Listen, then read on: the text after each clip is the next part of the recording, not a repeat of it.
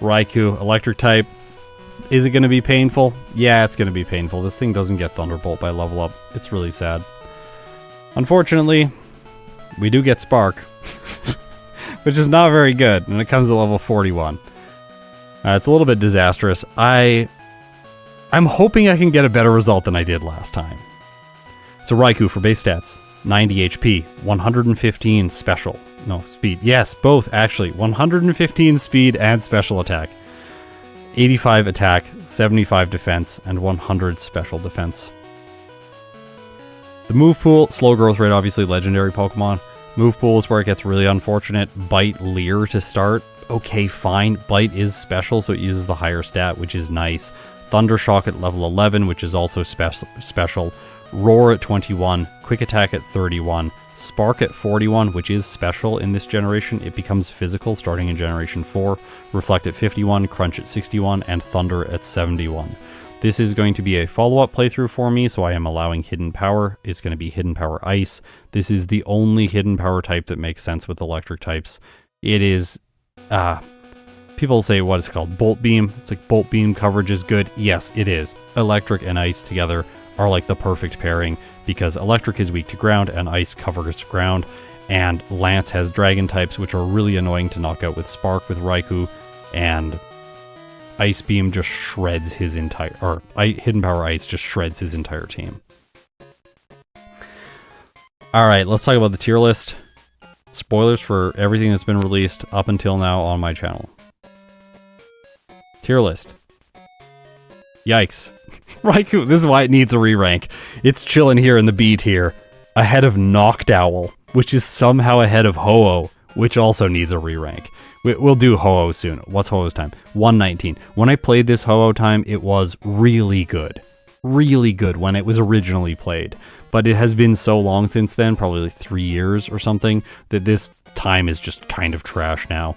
Raikou is similar. Of the legendary beasts, it was the worst one that I played, but all of them are currently in the B tier. Suicune has 117.02, and Entei has 116.46. They're actually all fairly similar. Raikou was the worst. It performed extremely badly in my first playthrough with it. It was actually worse than Elekid, because Elekid gets Ice Punch, I believe. It just has better coverage, so it doesn't suffer, but Raikou suffers because it doesn't get ice moves when I ban Hidden Power. You know what's more cursed? That Poliwrath is below Poliwhirl? Man. I actually don't think so. I think Poliwhirl is better than Poliwrath in this game. It's very close between them in Generation 1, but in this game I think that Poliwhirl is better, because it gets Belly Drum, and it's fast, and Poliwrath loses speed. Why you lose speed? Come on. So that's actually a more recent ranking that I'm not so torn up about. There are a lot of other Pokemon in this list that need re-rankings. Blastoise is one of them. Typhlosion is another one. Celebi is another one. There's a whole bunch. These Pokemon will be much better when I redo them. Apom will also be much better. Apom is a very good Pokemon in this game because it's medium slow growth rate and a normal type. Raticate might do better eventually. A little bit, but not so significantly that it's going to be game-changing. I do know that there are new Gengar strategies around too that'll massively improve its position in the tier list, and Espeon and Umbreon desperately need re-rankings. Because this year I started the whole season off with Eevee. It got a time of 1:28.28. Espeon has 1:29.05. It's obviously better than Eevee, but my tier list is always it's a work in progress. We're trying to do our best. I'm learning things. I am improving my play. I'm not staying static this entire time. That would make no sense. So I'm playing the game differently. I'm trying to get better, and because of that, the old results they're just, yeah. We need an annual subscription option for membership. Does YouTube allow that? I'll check. Yeah, if you want an annual subscription membership, sure. I will see if YouTube will let me do that. I know that Patreon allows that. Wait, is it fast growth rate Apom? Is it? It's pink. Kind of purple pink. I believe it. Is it fast? It is fast. Okay. Yeah. Fast is also good. Medium slow. I think fast is slightly worse than medium slow, if I'm being honest.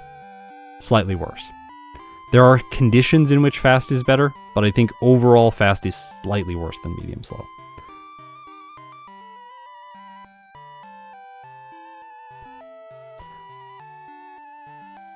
I am getting over being sick, so I got like a terrible head cold. I think it was the worst head cold I've ever had. I had such a bad headache, and I could hardly talk because I was so stuffed up. I'm still a little bit stuffed up, so if I sound a little bit weird, that's what's going on. If my voice is cutting out, that's what's going on. I'm doing my best. So sorry about that.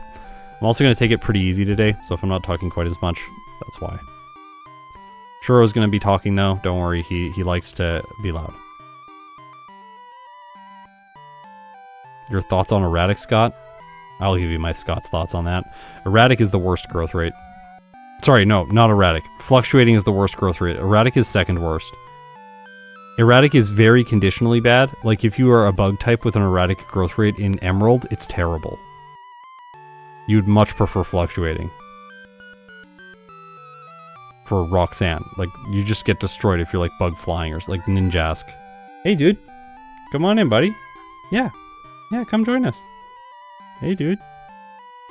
Poor little guy right now has really bad chin acne. I know. It sucks, dude.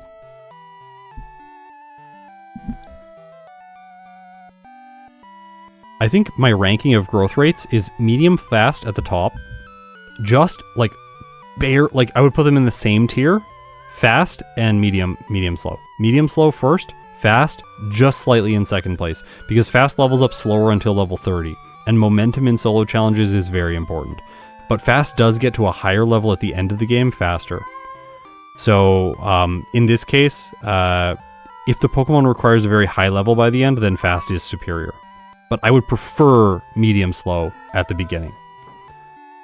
Then I think in like second place in the A tier is or maybe B tier. We skip the A tier. There isn't really a one there.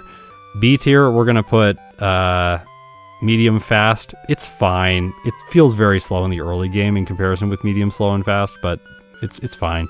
And then slow growth rate is obviously below that. And then I think that maybe tied with slow growth rate is the erratic growth rate. It's hard to know which one's better. Erratic is just very bad in the early game if you have an extreme weakness. I would prefer erratic. Maybe erratic is slightly better than slow.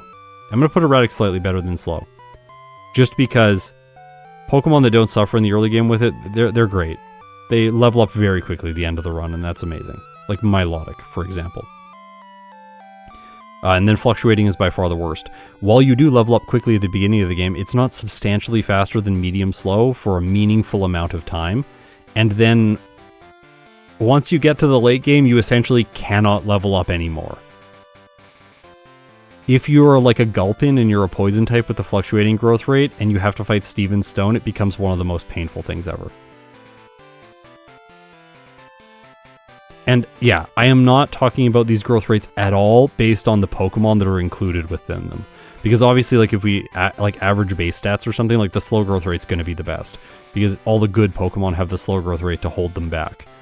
The erratic and fluctuating growth rates are weird because they're not applied to Pokemon like legendaries. You just like get like Volbeat with like a random growth rate slapped on it. Or which one? No, it's Illumise is the one that has the fluctuating growth rate. Like, why? Why? It's a bug. Why? It's not a good bug. You put the worst growth rate on it. I don't get it. So weird.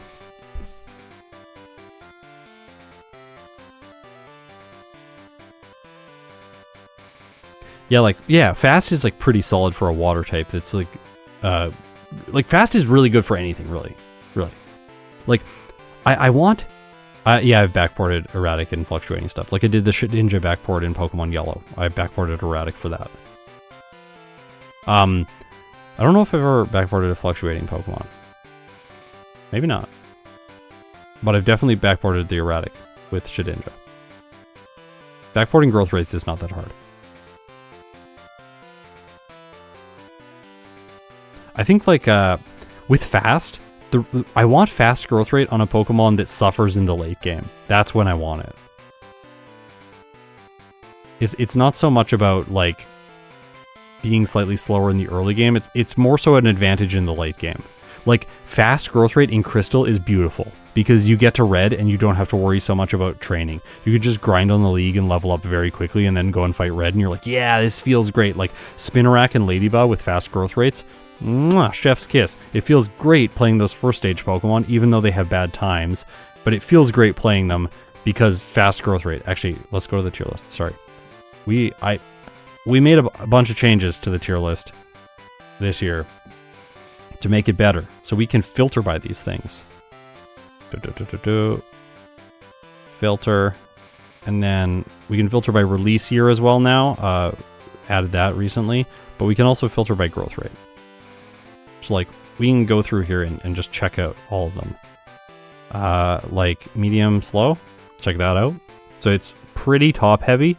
You can see there's lots of S tier Pokemon with medium slow, whereas if we go medium fast, there's also lots medium fast in S tier. That's more, though, if you look, there's a lot of Swords Dance users, or, excuse me, normal types. Whereas like medium slow does not have Swords Dance users or normal types, but still S tier in Crystal. So really like Crystal version is helping all these medium fast Pokemon get to the top, and then the growth rate is helping these Pokemon rise to the top. Typhlosion and Blastoise and Ampharos need re-rankings. They will all move up into the S tier, undoubtedly. Slow growth rate. Not so good. You can see that these Pokemon have good potential because of their base stats, but they are held back from peak performance because their growth rate is bad. Yeah, Porygon is missing. We have to add Porygon. Sorry, I don't know why it got deleted at some point. Anyways, I do know. I'm going to write a note for myself. Get out old trusty notepad here. Porygon, add into Crystal. Thank you for mentioning that again. Someone commented on one of my videos and I went and looked and I was like, oh, and then I didn't fix it. I think I was like out with my wife doing something when I was checking. Fast growth rate. So, unfortunately, the fast growth rate has a lot of bad Pokemon that I've played. So, Chansey and Blissey are terrible in Generation 2.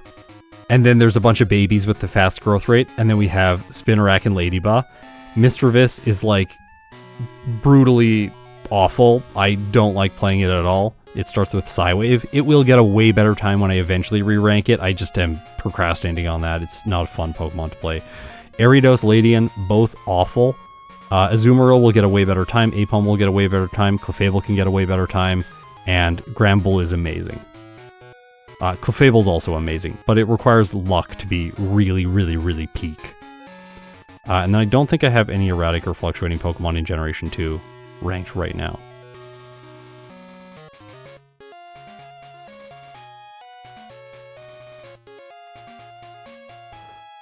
I will play Stadium Gligar at some point too.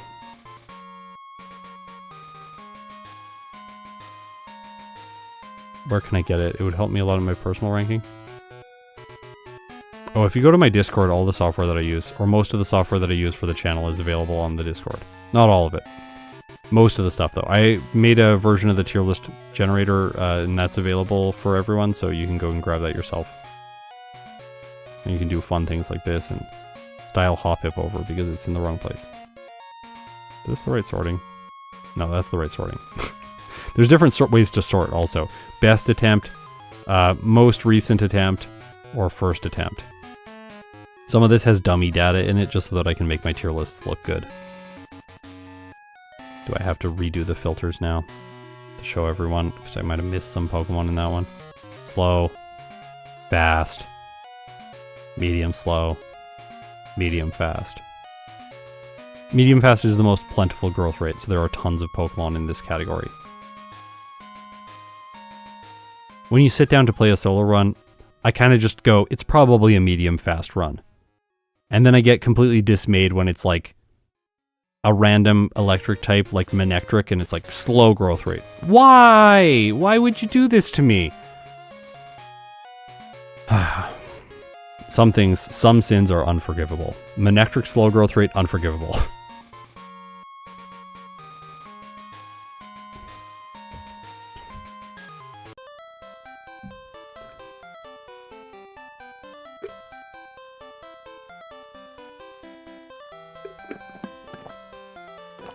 Yeah, Erratic and Fluctuating were introduced in Generation 3, and almost all of the Pokemon that are Erratic growth rate and Fluctuating growth rate were introduced in Generation 3. I believe there are, I think, 2 exceptions to that. Let me look again.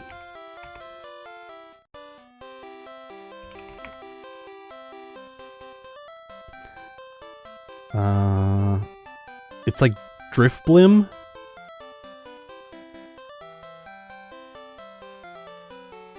They just stopped using the growth rates after Gen 3. It's very weird. It's almost strange that they haven't removed them.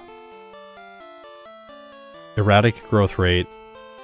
Applin. Okay, Applin has been used. Appleton. So it looks like Erratic gets used a little bit more. Flapple. Like, amazing. Hydrapple. And then they did use it recently with Tarantula. There's like Shieldon, which is Erratic. Oh, that's unfortunate. And Rampardos. Luminion. But it's pretty rare. Outside of Gen 3, pretty rare. And then the Fluctuating is the one that's like almost exclusively Gen 3. The only Gen 4 Pokemon is Drifblim and Drifloon in Fluctuating. Everything else is from Gen 3, and they have never introduced another Fluctuating growth rate. They like... Why did they nerf Drifblim and Drifloon? What? I don't understand. The music is not part of the emulator. It's there's a software that we have that watches the Pokebite tool that I have, which shows what track the game is playing, and then this software hooks into that and then plays the track at 1x speed. So it's like 3 pieces of software coming together to make it so I can play the game at 4x speed and play the music at 1x speed and synchronize it.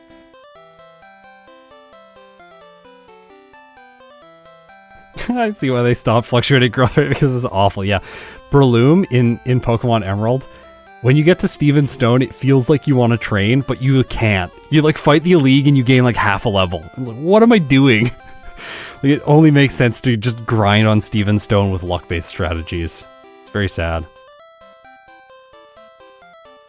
Yeah, like if Fluctuating was for box legendaries or like busted legendary, like give Mewtwo Fluctuating, give Rayquaza Fluctuating, give Giratina Fluctuating, all of the best Pokemon, the ridiculous Pokemon that get like, what is it, base stats 680 or 700, those Pokemon can get the broken growth rate.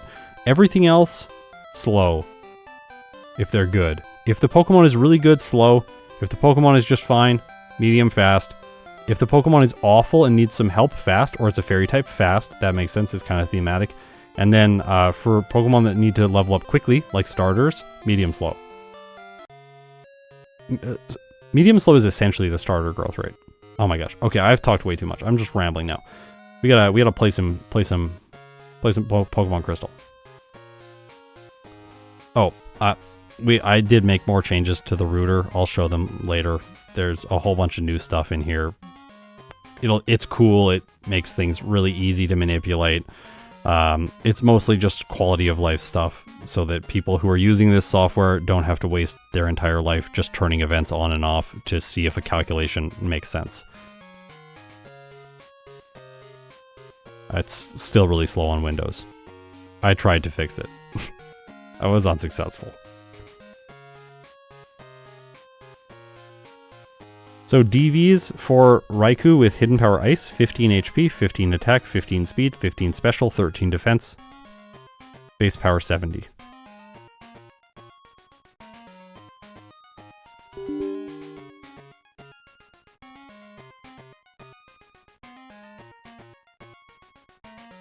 Windows sound.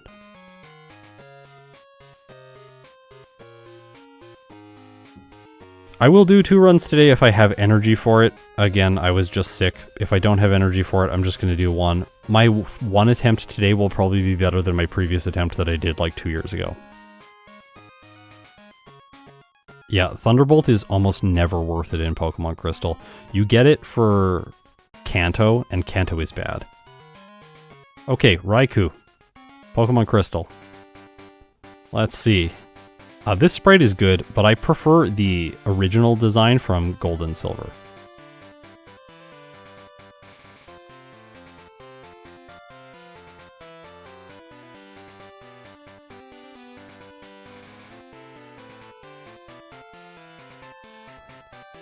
We are obviously going to go up against Bayleaf, so we will choose Totodile. To make things as awful as possible. The reason I prefer the gold and silver design for Raikou is because I caught it with like an Ultra Ball or something when I was a kid. I didn't like strategize or throw a Master Ball at it. I just randomly caught it when I ran into it once. Oops, sorry, I need to turn off encounters.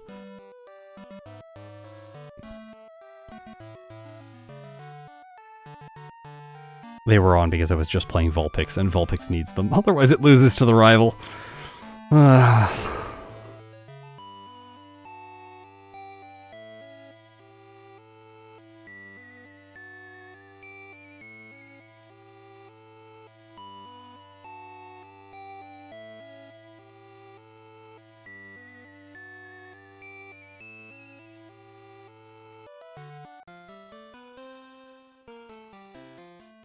Yeah, you can only get the Thunderbolt tutor after you beat Lance.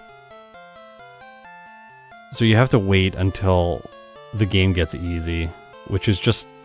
if you could get the Thunderbolt tutor after, like, I don't know, when you had enough money. If you could just get it with money, it would be... the tutors in Crystal would be so much more useful.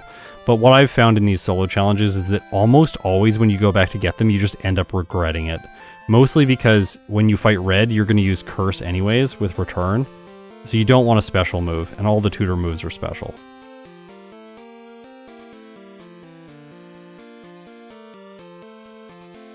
I think it was just them locking down the final designs, yeah.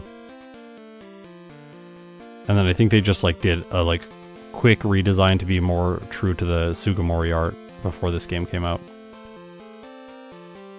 That seems to be what it was.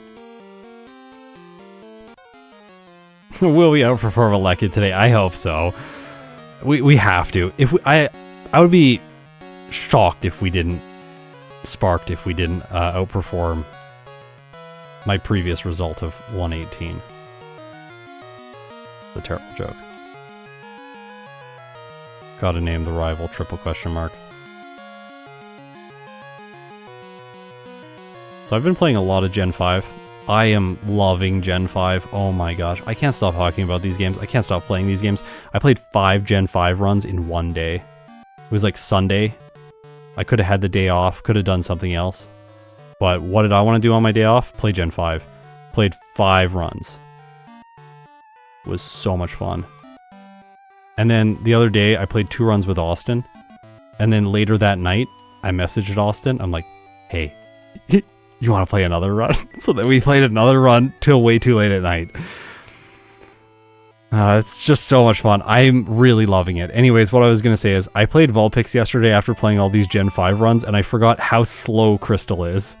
Because Gen 5 feels like the most fast-paced solo running game that I have ever played. And then you play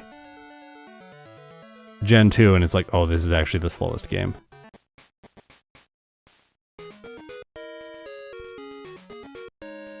I will do the Behemoth re-ranking at some point, by the way. I know people really want that one. I'm gonna do all of them. While I was sick, I played the Stoutland re-ranking. Surprise, it did really well. I'll talk about it in a video soon. And this weekend, we are gonna do Gen 5. Don't want to eat my berry. Oh, the flinch there was perfect. I want a potion and then fight Faulkner.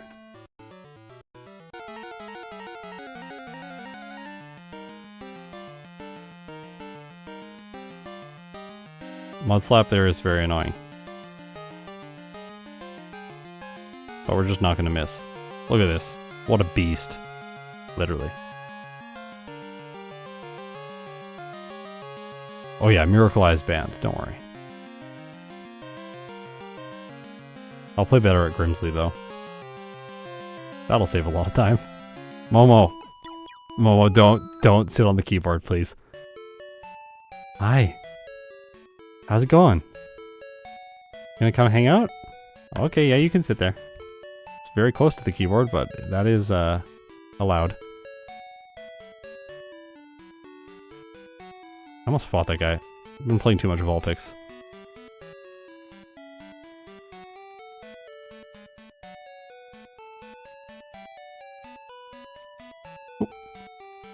He's turned off. It's okay.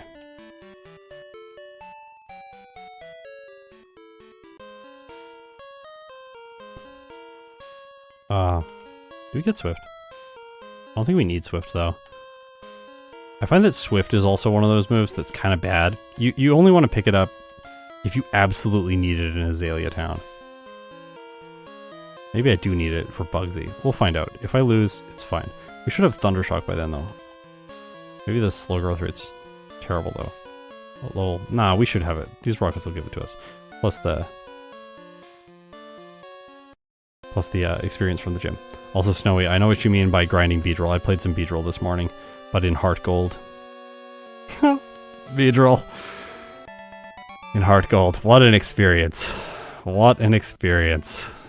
I recorded a voiceover for that video today. By the way, my voice, I'm sick. Like, I've been sick, so my voice has not been amazing while I've been sick, obviously, but nice flinches there. My voice is feeling so much better than it used to making these videos. I think I actually did damage my voice, despite what the doctors said. I think I did damage my voice, and then I was improperly using my voice for a while, and I have finally figured it out, because I can record voiceover every single day now. Before it was like once every other day, and every time I recorded, I could only record for like 30 minutes, which is maybe like 8 minutes of final video. Maybe 12 minutes of final video. So I would get like a video done over like a week of recording. And versus videos became very stressful because I just couldn't record enough audio. Amaranth, thank you for the $19. It's criminal you play Gen 5 but not the Cynthia fight. Ah, yeah. There's also post-game stuff with Alder. I'll play it, don't worry. I'm not going to play it in the starting series though with Evolution. The starting series with Evolution is going to take me 3 years to finish. I was originally going to do it over 4 years, like mini-series plus 4 seasons. I was originally going to do it like that. But I got so inspired this year, I decided to condense it down into 3 seasons instead of 4.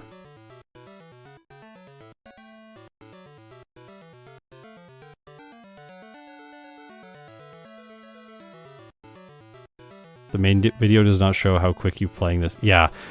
In the main video, we slow the footage down to 50% footage speed, and then sometimes even slow it down slower than that. Sometimes all the way to 25% footage speed. That's just so it's clear and easy on your eyes when you're watching. I really value putting together a beautiful visual product. Alright, so how bad is Bayleaf gonna be? And that's the real question now. I'm gonna save for the rival. Or maybe I should just blackout train there. I think I'll blackout train. I'll play more modern style today. If you heal here and blackout train after spending all your money, you can get experience from the Ghastly over and over again. I'm not gonna get all the candies today. We'll do some of these. That's fine. I don't need to spend more money.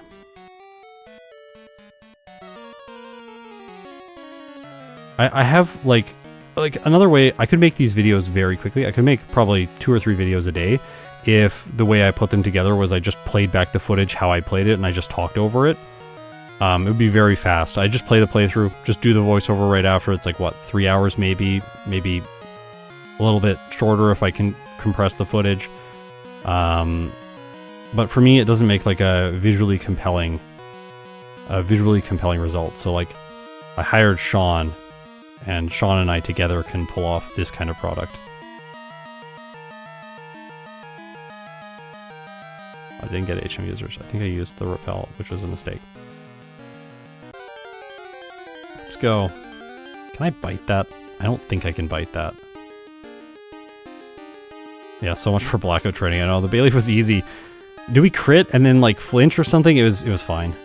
It resists electric moves, so that's why I thought it would be the most difficult to go up against. Psyduck is awful. Yeah, I knew that would one-shot. That's why I wasn't fighting it.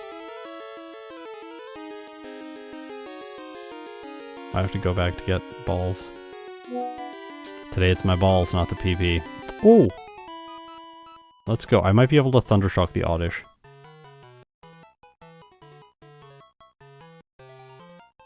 I see your videos and always lose or have bad moveset to eliminate good moves. Wait, what? I don't know what you're trying to say.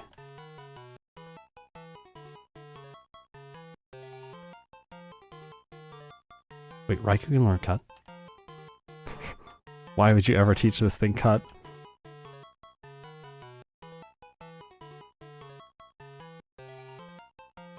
Super potion. Headbutt TM. Don't teach headbutt until you run out of repels, so you only have to open the bag once. The repel runs out very soon after, and then if you've just taught cut, you'll already be in the menu for it, and then you can just tab over for the repel. I'm not the fastest player, but I am trying to get more efficient this year. You can see that I'm not the fastest player because I just talked to the headbutt tree. Go to this patch. Sometimes you do have to use another repel for it. You just don't want to fight Todd. He's got like sniper vision over there. Fight these two people. Might as well fight them now because they're a terrible experience later on. The other guy has Magnemite. I don't know if this is more efficient for Raikou to do it now because this could be slow, but I think we'll two-shot everything. Yeah, we'll two-shot everything.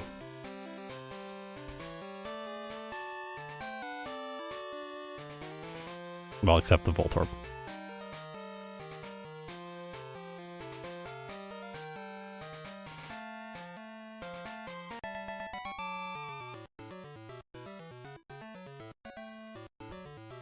I don't understand how you're talking for 30 minutes only becomes... Because if I talk for 30 minutes, I say a lot of things that need to get cut out. Like when I talk, I'm going to talk and try and deliver the sentence well. So if I don't deliver the sentence well or fast enough, or I have a little flub on one of my words, I'm going to do the sentence again. And then if I do the sentence like 4 times, and I take small pauses in between to think about what I'm saying and slightly rephrase what I'm saying, then 4 sentences becomes like a minute of work, and we get like 6 or 7 seconds of work out of it. So it's, the voiceover gets compressed quite a lot. Sometimes I go on a roll and I like narrate a whole battle and we don't need any retakes and we just chop out all the breath sounds and that's all we do. I forgot Abra. I'm so bad.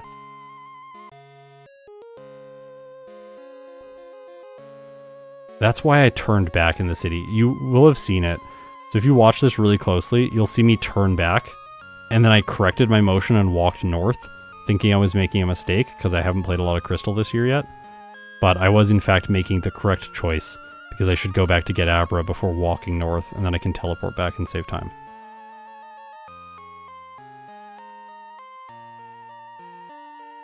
The latent error here is probably that I've been playing a lot of Gen 4, and in Gen 4 you don't do the same walking path in Goldenrod City. It's different. You have to go and get the radio card and stuff now. You always go to the game corner first.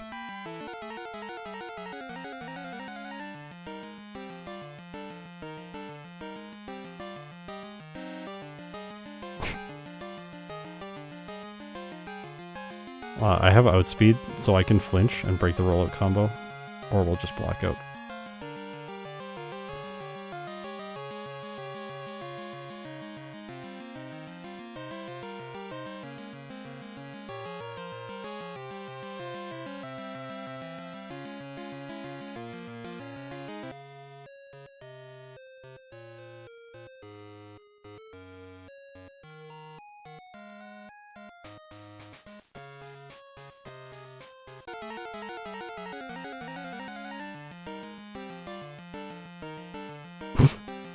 Oh my gosh. Guys. Most ridiculous stuff is happening right now.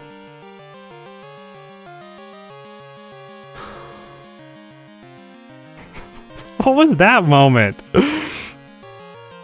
Metronome into transform. Transforms into Raikou. Alright, I'm teaching Dig. I'm gonna save this time. want to play better. I want to play this game well, but apparently the game is resisting me today.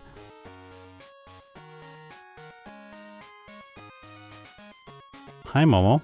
How's it going?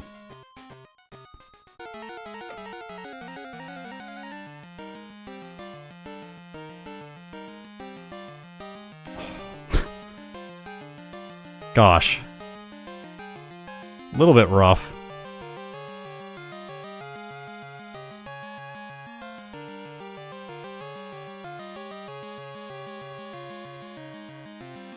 What?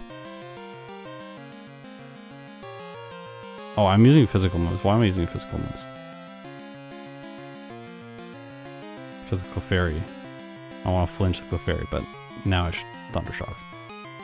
Oh, it still does like very little damage. This is not good. So maybe we want more levels for this?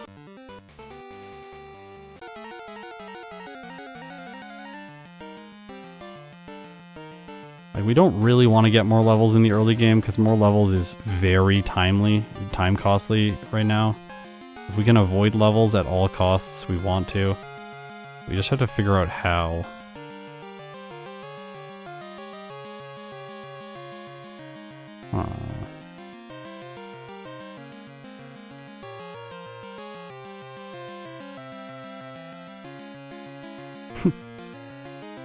At least it didn't get transformed.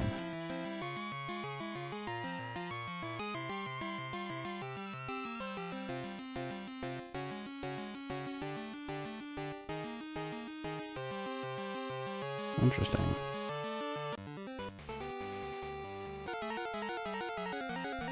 Yeah, like with slow growth rate, we could fight like one person and get 18. 18's not going to help that much. We probably want 20 if we want to dramatically change the outcome of this fight.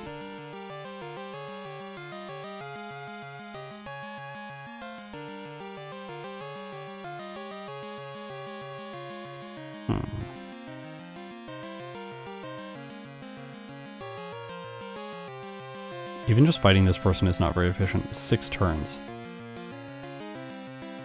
So one thing we could run here is Goldberry. I don't really want to run Goldberry if I can prevent it, because it costs a decent amount of time to go and get it, but it does really substantially change the fight. Oops, yeah. I always exit this way, but I forgot that she's a trainer. If you haven't beat Whitney, you have to fight her.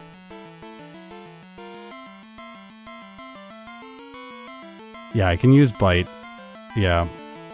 I was thinking of paralyzing the Miltank with Thundershock, but we're just not getting it. Oh, sorry. We need to go here. Probably don't have enough money for this, because we blocked out. Huh! It's like 62 Poké Dollars, too few. Cool.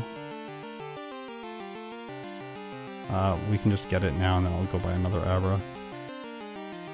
Okay, so how this works is you trade for Machop. You trade your Abra for Machop, and then the Machop that you get has a Goldberry. Yeah, 10% paralysis is not like it. I know. Obviously, it's not likely.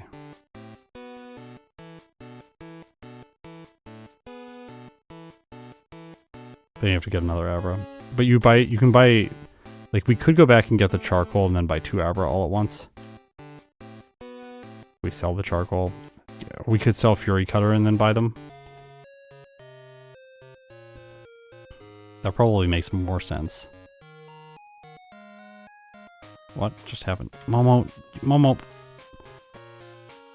Guys, cat-induced error. Momo, that's my mouse. Please don't click that mouse. Clicked somewhere other than the game. Okay, I'm back in control now. The cat has been taken out of control.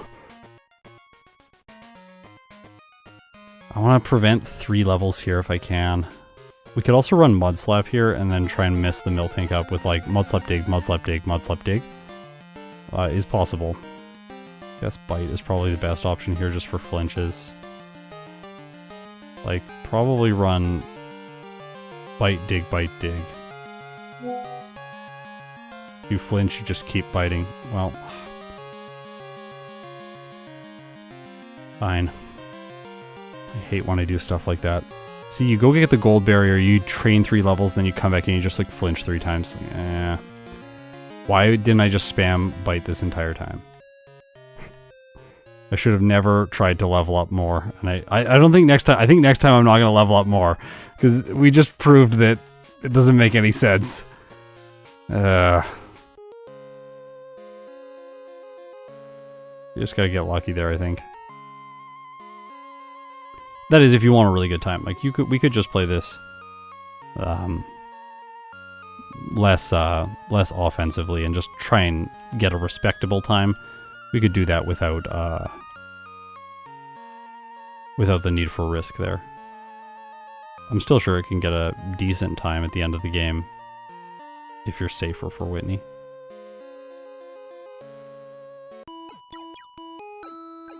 Yeah, maybe 18 is enough, because it's like 1 extra trainer. 1 extra trainer is fine.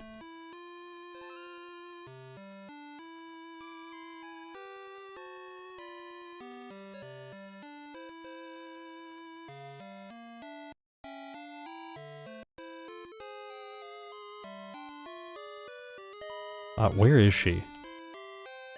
Okay, she's on that tile in Crystal. She's on the other tile in Hard Gold. Breaks my brain.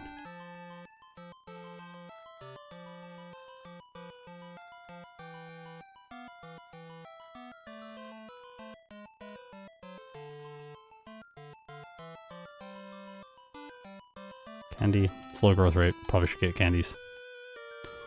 Also, last time with Raikou I used them all before the Elite Four, before Will, to get 55. And I didn't pick up any Kanto candies.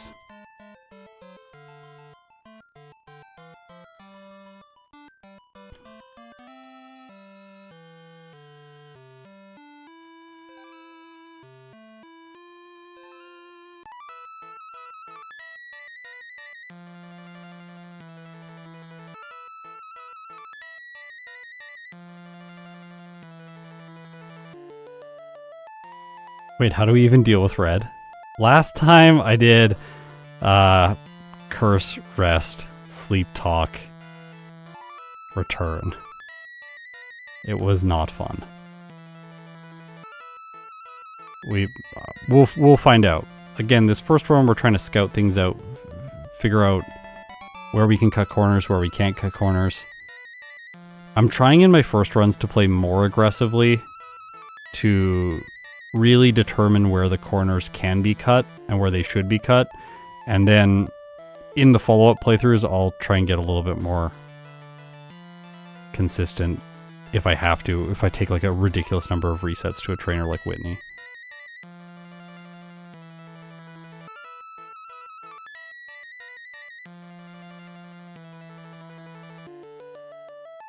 Yeah, luckily we can just set up on Pikachu. The problem is the Charizard does a lot of damage. Flamethrower is pretty brutal.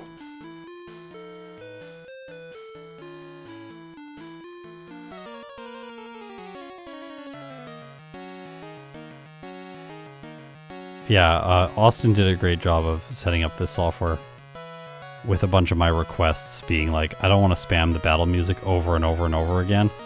That was one of the problems that I initially noticed with it. We would just repeat certain tracks way too often, so we had to like, he built a streamer mode for me.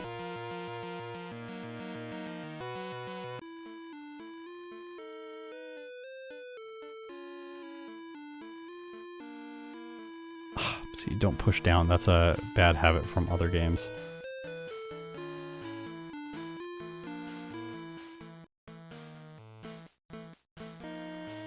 Luckily Bite has infinite PP.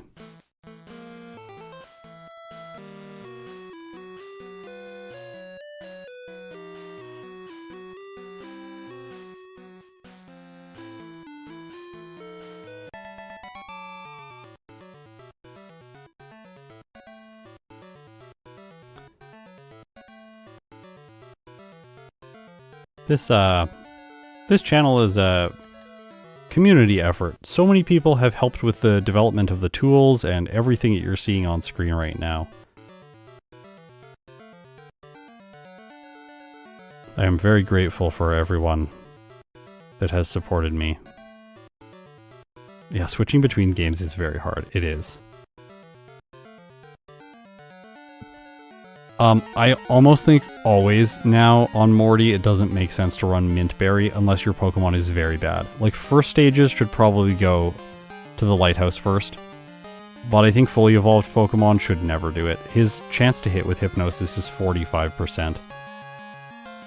Just fight him. Like, there's no reason not to.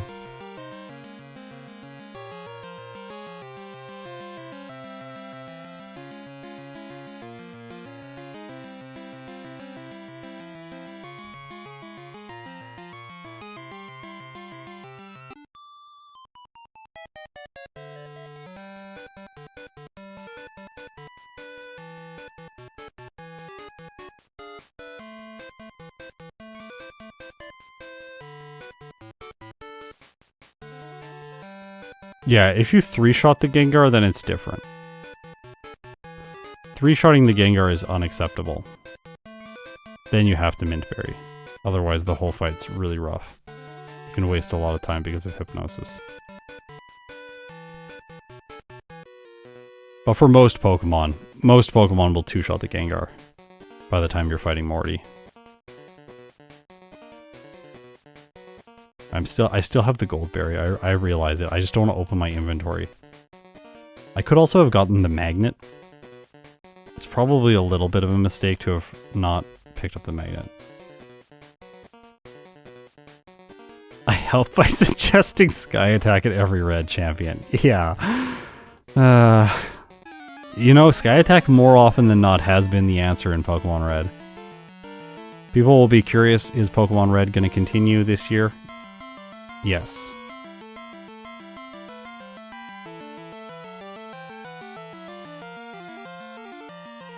Gotta fight Dennis.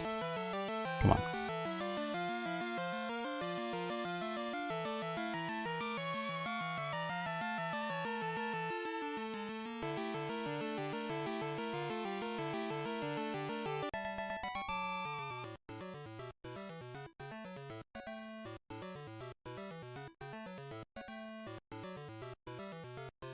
Yeah, Mint Berry can prevent a save for sure. Actually, what I want to do here, I should do this first, because normally what I do is I surf on the water and then I realize, like, oh, I should have done the repel, and then I open the bag again and then I use the repel, and it's really inefficient. Also, that one repel is a mistake. I should buy one less repel initially. Although that does usually get you there. If you encounter a Pokemon in like the last 2 tiles, it's so painful. You don't want to have that happen. I didn't heal in the Pokemon Center, so I'm going to save here.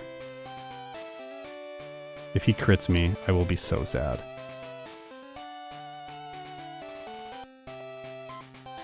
Well, this is just brutal. Well, I'm glad I had the gold berry. Gosh. Might have to dig these Pokemon because they have really good special defense.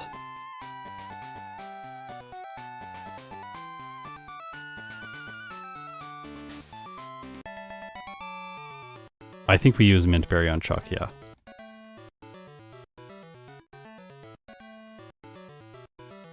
Yeah, our damage is not good. Thundershock is not a good move.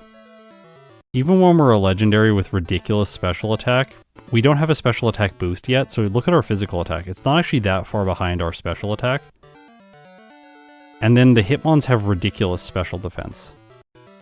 So either we were wasting time using Dig for physical damage, or we keep Headbutt. I don't want to keep Headbutt because there's Magnemite that we have to fight.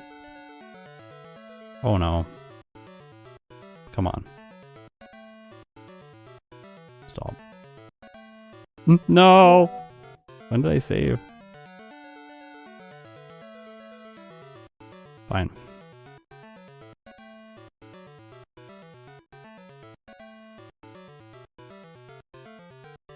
The tutor is after Lance. In Goldenrod City.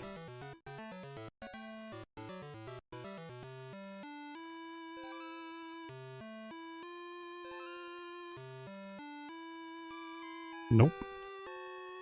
Well, again. Get to test this, I guess.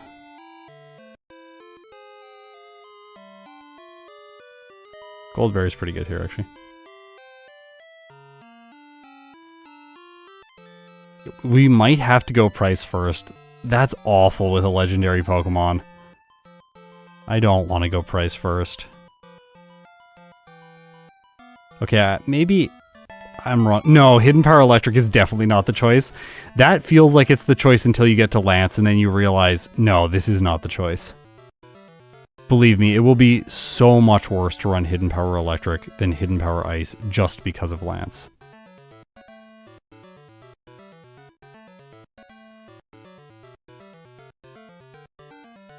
I ran no Hidden Power once in this game with Spark on Lance, and Hidden Power is only 5 power more effective than Spark, remember? Spark for Lance was awful. I lost so much time just trying to beat Lance. Yeah, trust me, you want to run... Yeah, we don't want to run anything else. It's very, very, very important to not run anything else.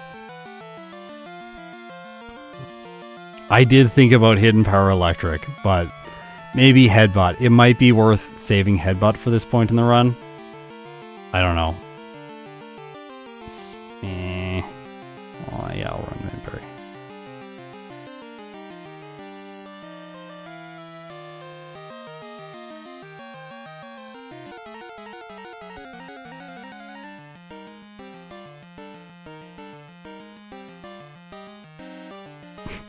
Gosh. I 3-shot this with Thundershock. This is rough. This is so rough. Okay, well. It's good. It's a good thing that Dynamic Punch is really bad.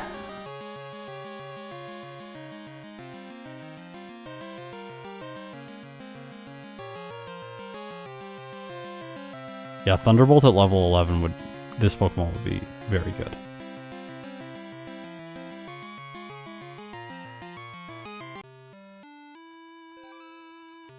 Bite is honestly for Morty, that's it. Yep.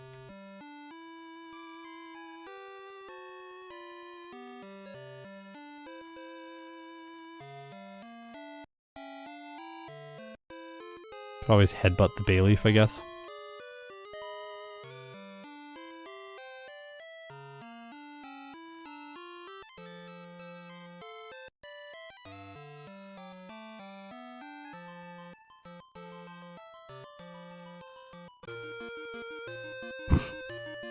Lovely.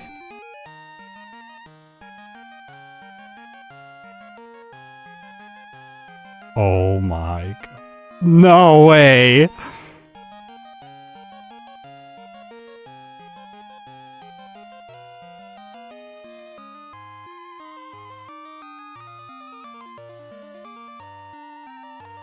Can't believe the red Gyarados survived a Raikou Thundershock.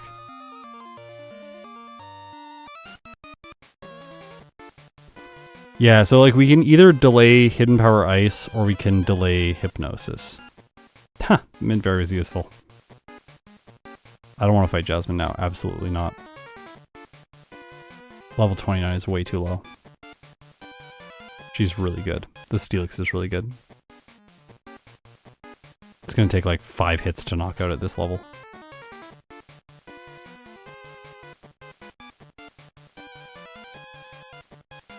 Maybe 4.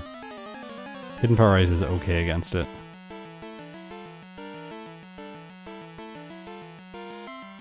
Yeah, honestly, this is how I felt the last time I played it. It did not feel like a legendary Pokemon. It just felt like a quadruped, like Arcanine, that got the slow growth rate and suffers as a result.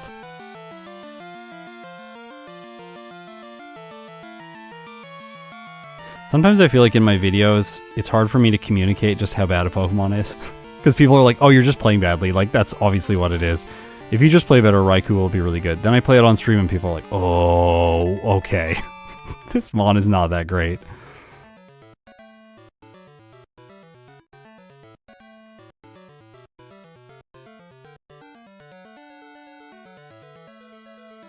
This is another reason that Hidden Power Ice is useful for these runs. Like, this Gloom, We would have to 2 or 3 shot it with my other moves. But we can 1-shot it with Hidden Power Ice. Because while Electric is not necessarily weak to grass, we don't have strong offenses against it. There's a protein over there, but I'm going to skip it. Gotta talk to this guy again. In Heart Gold, you do not have to talk to those trainers. They just give you the password.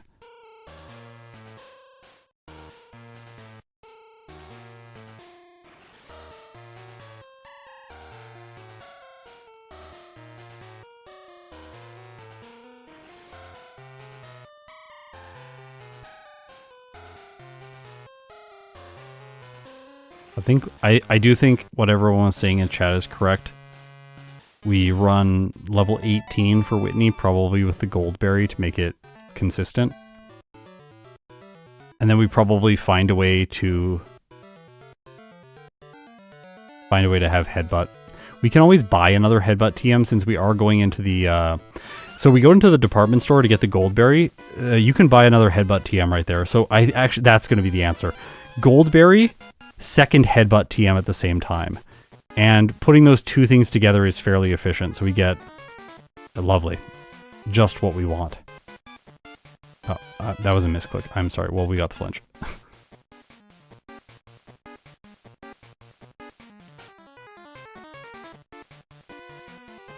Some of the rockets are better. Some of the executives in the radio tower are better in Heart Gold. They can cause some problems for weak Pokemon.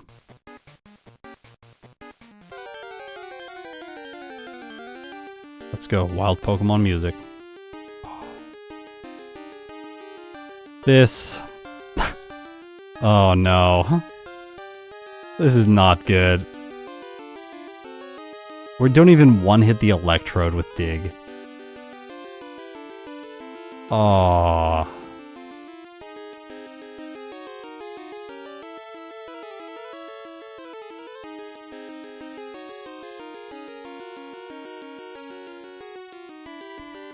Could you be more specific about the video freaking out? In what way is the video freaking out? Have you tried a different browser? Have you refreshed your browser? Is it freaking out for everyone?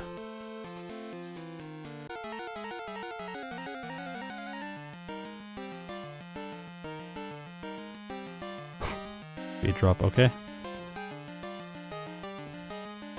Also, you can't hit this thing with electric moves, so we need something else. Don't heal it. He's gonna heal it, isn't he? And we don't 3-shot. It likes Fury Attack. That's cool. Thank you, Price, for just being absolutely terrible, but... Xbox One. Most people are saying it's okay, so...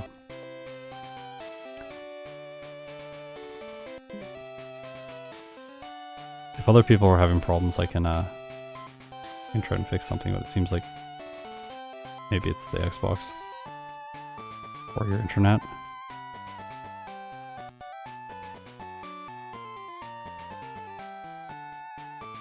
Oh, sorry, that was so slow.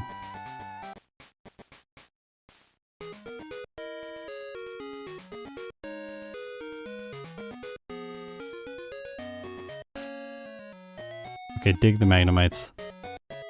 Hidden Power the Steelix.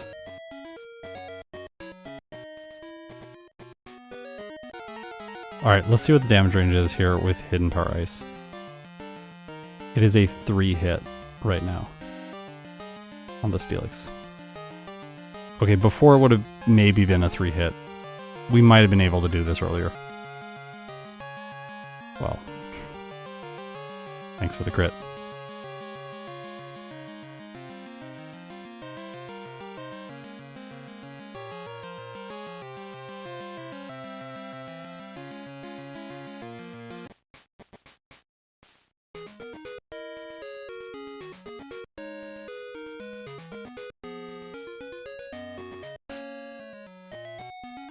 Oh, sorry.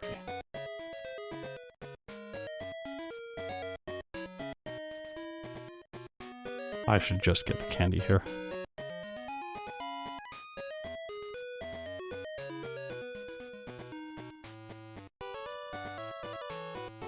Imagine if this thing could just get the move tutor once you arrived in Goldenrod City. It would be pretty good then. we wouldn't be having all these problems. We'd just be one-shotting everything with Thunderbolt and then Ice. Hidden Power Ice for ground types. I guess Dig for the Magnemite, but... yeah, Iron Tail Stab is really good. Yeah, it does a lot of damage.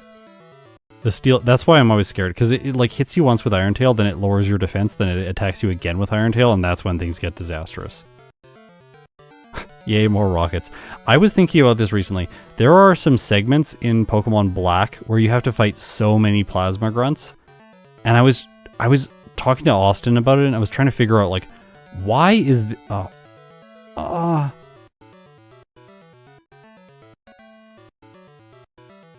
I can't believe it. Anyways, I was talking to Austin about it. I was like, why is this not as tedious as it is in Pokemon Crystal? Like, what is it about Pokemon Crystal that makes this so much more tedious? And interestingly, one thing about Pokemon Black that makes those fights a little bit more interesting is there are Pokemon with Swagger and there are Pokemon with Super Fang, Watchog and Scrafty. And so occasionally if you're not paying attention or you mess up, you will just instantly lose one of the fights. And it happens really fast because the engine is so fast-paced as well. So even on the most boring battles in the run, in Generation 5, you still have to be a little bit dialed in.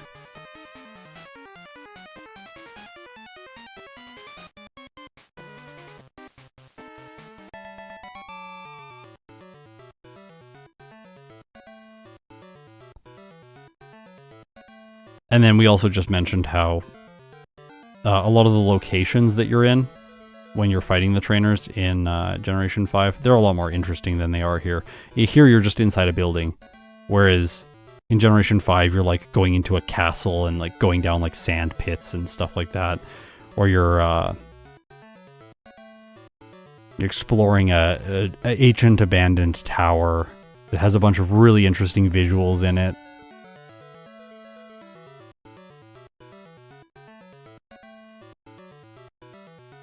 Dig works, but it 3 shots these Pokemon. Or 2 shots and then 3 shots the Weezing. Like, yeah, Dig works. Works badly.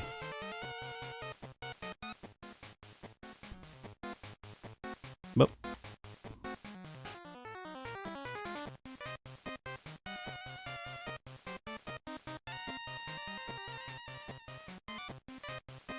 might want Bitterberry for this. Dear God, he gaming. I'm gaming. Painfully gaming. Raikou's letting me down today.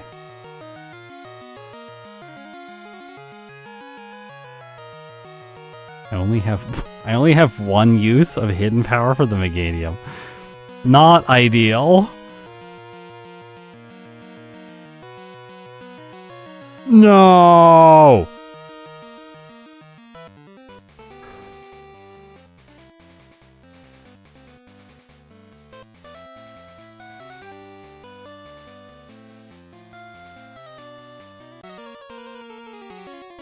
Yeah, Dig is really just for the Magnemites at this point.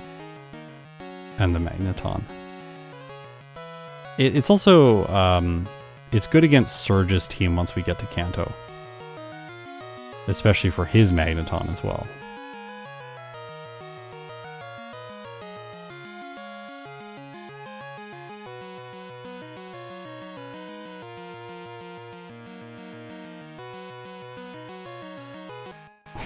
Yeah.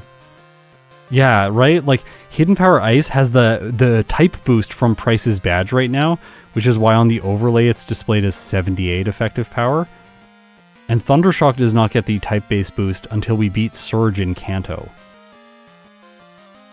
That's another disadvantage of running an electric type in this game. We get our type-based boost really late into the playthrough, whereas like a normal bug or flying type gets their type-based boost right away in Johto. And if you're a physical attacker, not a special attacker like Raikou, you get the physical boost from Faulkner's badge, whereas I just got the special boost from Price's badge.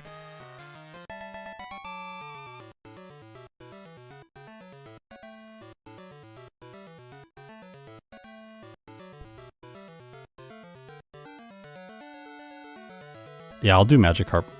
I'll do Magikarp. Not today, but I'll do Magikarp. Yeah, yeah, Magikarp will happen. Yeah, we should beat Surge as soon as we get to Kanto. I agree. Hey, Momo. Yeah. Are those headphones a nice pillow?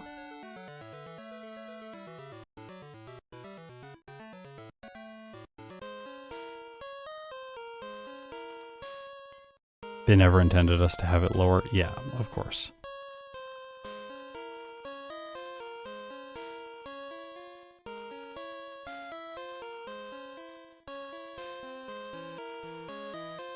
Yeah, it could have started with Spark, right? Like, yes, we were never supposed to have it at 41, but maybe when you pick up the electric legendary Pokemon, it has Spark? Like, that doesn't seem like too much to ask. Yeah, more reason Hidden Power Ice is goated. Yeah. There's so many reasons why Hidden Power Ice is just the best Hidden Power type. You don't lose attack DVs. You don't lose HP DVs. You only lose 2 defense DVs. All hidden powers are the same for special and speed. Also, look at my PP here. This is looking real good. Oh, talk to this guy. I did this once before. I did need sleep talk last time, so I'm going to take it, but I have since stopped using sleep talk strategies extensively.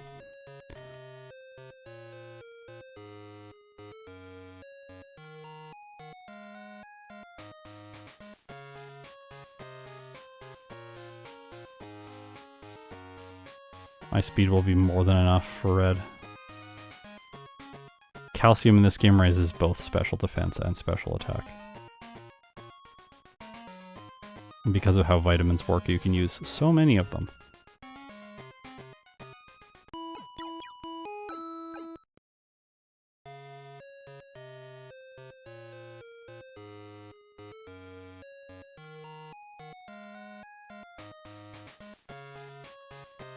Don't forget return. Oh yeah, I did forget return. I'm honestly just thinking, oh, we're a special attacker, don't get return. No, I should get return. I need it for red. This isn't Heart Gold.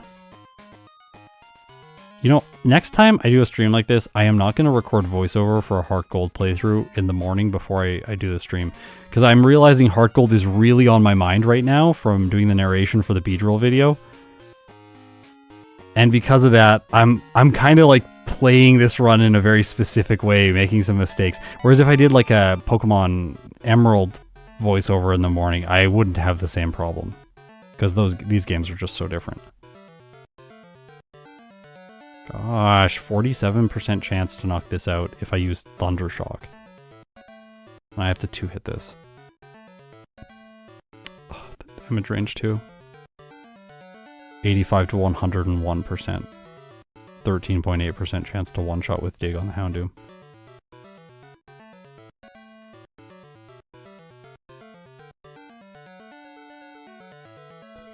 Does it feel weird to not have Gen 1 anymore? I still have Gen 1. Gen 1's still in my heart. No, it feels refreshing. I'm seeing Zealous Pawn playing Pokemon Yellow every day in the Discord. And the only thing I think to myself is, I'm so glad that's not me. I'm like, I really burnt. Like, I took too long to beat Yellow. And by the end, I was so tired. So we're gonna get Spark right before Claire.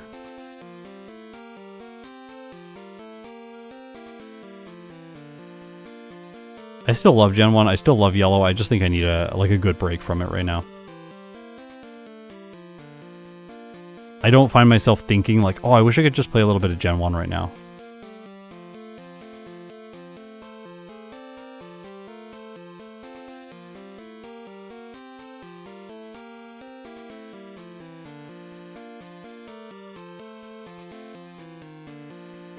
Momo, that's awfully close to the mouse.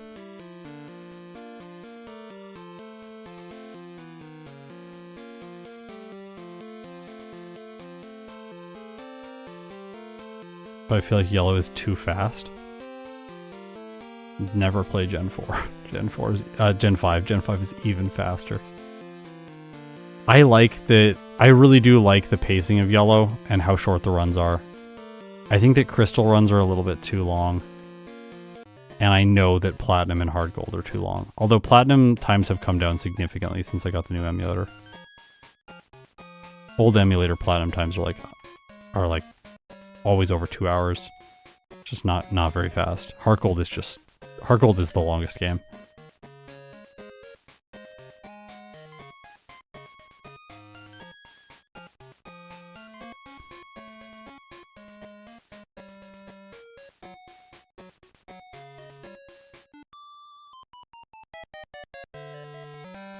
Look, Thundershock one-shots something for once. Yay! Spark! Oh my gosh, it's special in this generation, so this is actually quite useful.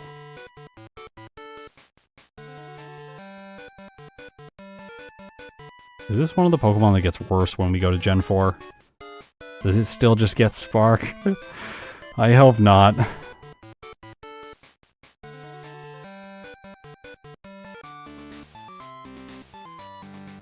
Also, I'm just gonna say this while I'm on stream. I love Pokemon Crystal.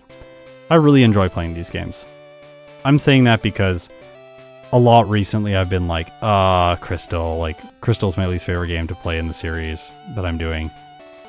And like, yeah, I think, like, I love solo challenges so much. I don't play any other games, essentially. I just play Pokemon solo challenges. So, of my favorite genre of game, the only genre of game that I still play, Crystal is my least favorite. But I really like this game, especially the aesthetics of this game. They're really gorgeous.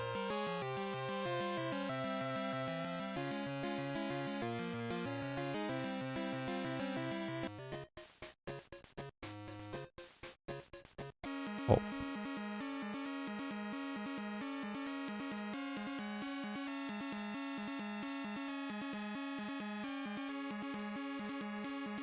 Gen 4 Spark at 29. Okay. Like, I guess.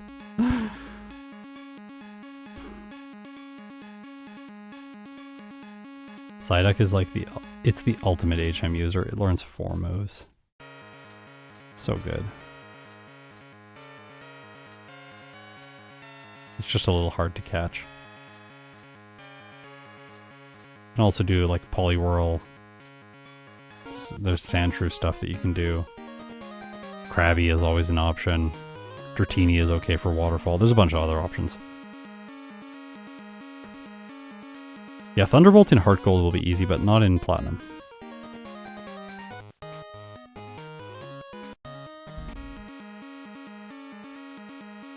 Now we get the slow rare candies because we're an electric type. This one's like 19 seconds or something.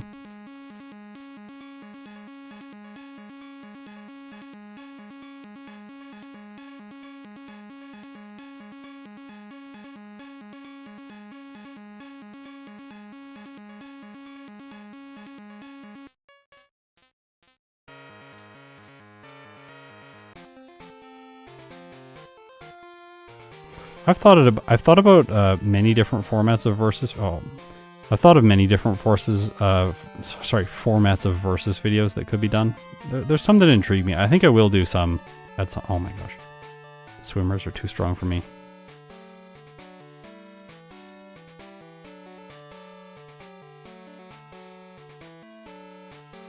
Extrasensory is nice. That's very nice. At least a special move for ground types.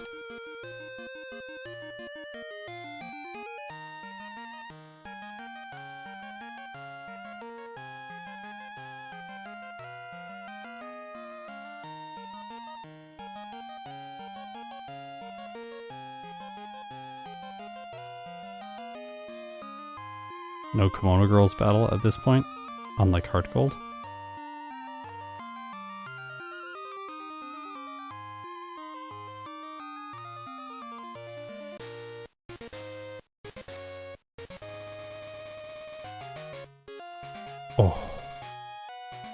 She almost got me because it's different in Heart Gold. In Heart Gold, you press right when you come out of the cave. But you gotta press hold down when you come out of the cave here in Crystal.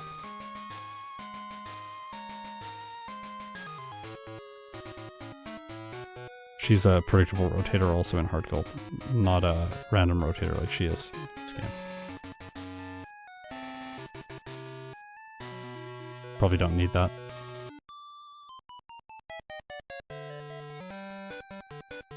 I have to two-shot.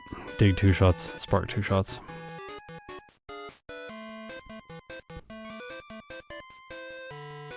Have you played the new Pokemon games? I've played Scarlet and Violet, but I did not play Legends ZA.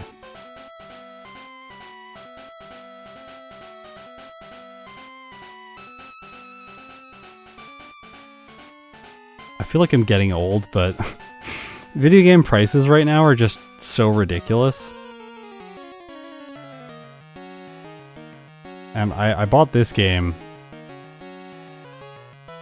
ages ago and I still play it. I love it.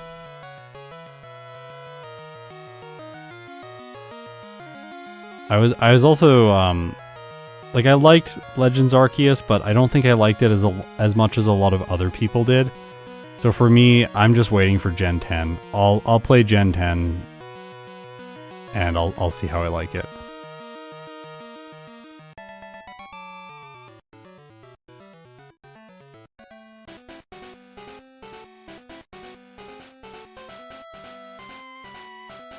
Okay, so we're level 44 right now, which is a lot lower than last time. Why 11 of those was I trying to buy? Just because it's faster.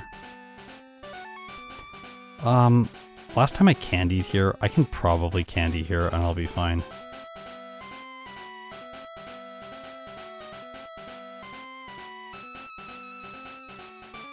I definitely don't want to reflect. Will is bad. Snowy calls Will the lost juggler. Pretty true. Oh, we have to two-shot this? Flinch? Oh.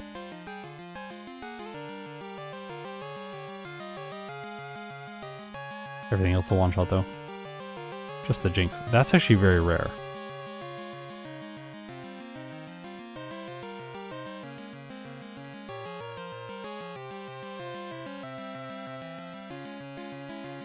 Yeah, I'm hyped. I hope they announce something really cool for the anniversary.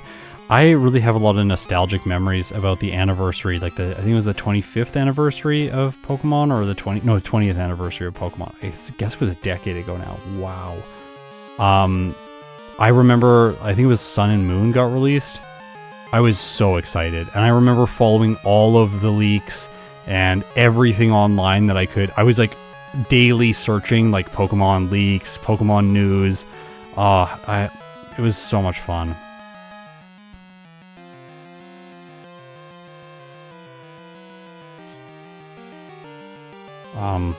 Alright. This was very concerning.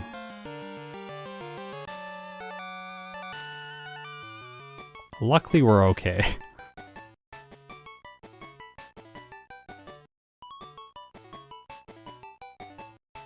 I think I should probably just run the Nevermelt Ice. Like, I'm not gonna use anything else.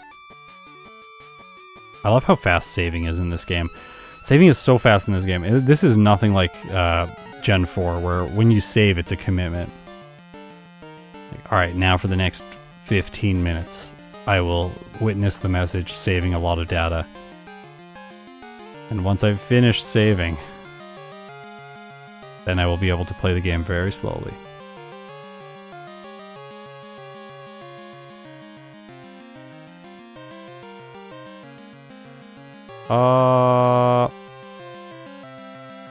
Not ideal.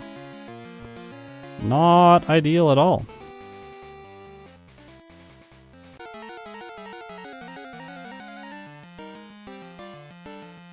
Yeah, I do think Sun and Moon was 10 years ago.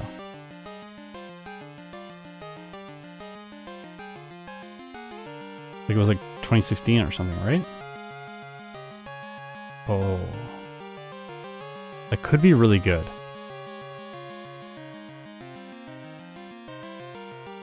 It's not really good.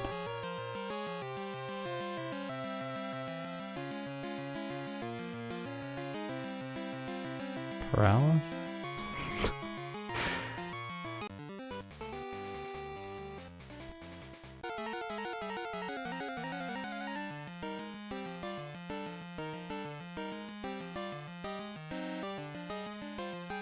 I just did this in Hard Gold, that exact thing.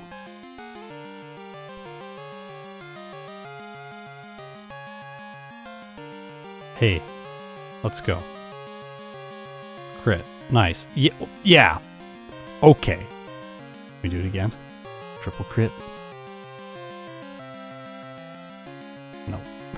Double crit. Crit both the Hitmonlee and the Hitmonchan. We need a better plan for that next time. Probably return.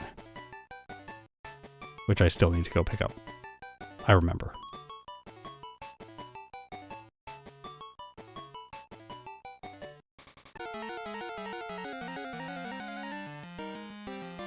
Three hit. This is a... Ah! This Pokemon is so frustrating. I am gonna get a worse time than I did last time. Well, I guess that's good that my old time kind of holds on. It's not the worst time in the world. But... it's... okay. Well, we don't take damage from that when we actually knock out the enemy Pokemon. We'll take one hit from it. Oh. Oh. Oh. Cool. Never mind. So, remember early on when I was like, I don't want to train, it's going to waste time. We need to train with this run. We have to do something, or we have to have just a much more intelligent plan. Brute forcing this is just not going to work.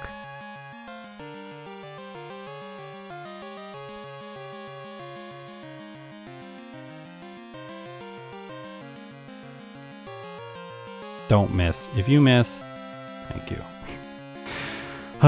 Lose to curse damage.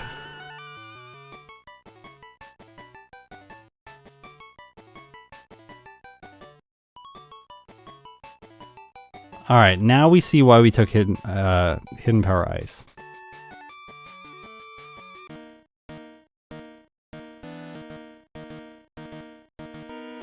We one-shot every single Pokemon here.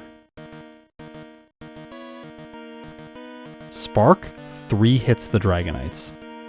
3 hits the Dragonites. And it has to two-shot... no, it one-shots both the Charizard and the Aerodactyl. So, if you run Spark, you get free knockouts on Gyarados, Aerodactyl, and Charizard, but you have to 3-hit all of the Dragonites.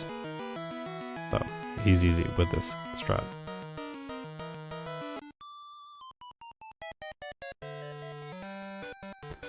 Interestingly, Dennis is actually pretty solid for experience, because he's got a fully evolved Fearow, and he has 3 Pokemon.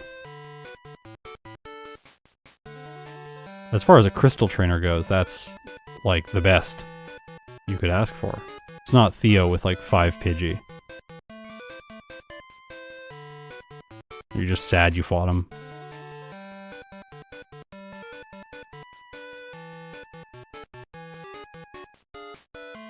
Power 65.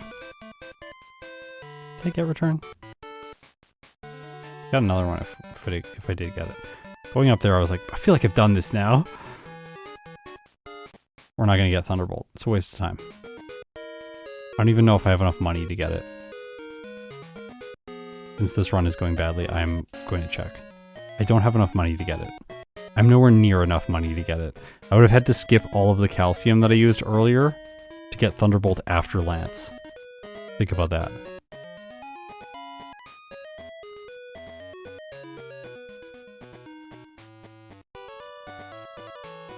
Red's gonna be brutal. Why did I beat him with no... I'm pleased that I skipped rare candies before. It shows that I was trying to cut stuff and not just go in at a ridiculous level.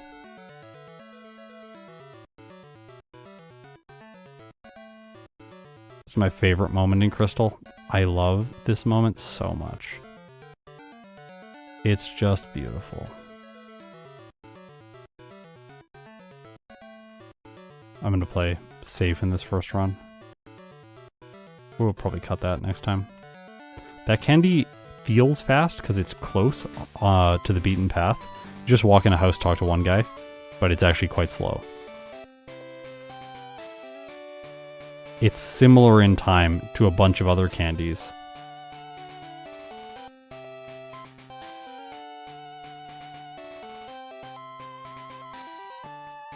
Yeah, Nidoking is so good in this game. It's so good. By the way, we do not have a guaranteed one-shot. Oh my gosh. We do not have a guaranteed one-shot on every Pokemon here. The Electabuzz is a 66.5% chance. Come on.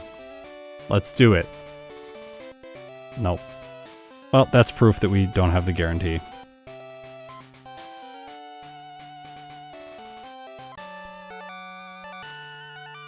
It's not a manip, it's I control it.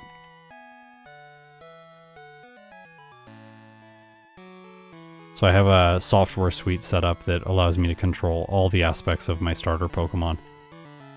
And my starter Pokemon is exactly the way I wanted it to be.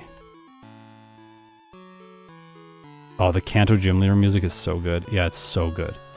It's the best track in this game. I love it so much. It has so much energy. It's beautiful. The intro is awesome. Groups of 7. Everything is good. We get Protect. Protect is more modern than Sleep Talk. Raikou's a modern dog. At least today he's trying to be, and honestly not doing so well at it. Okay, imagine I skipped Hidden Power Ice. Imagine. It would be bad.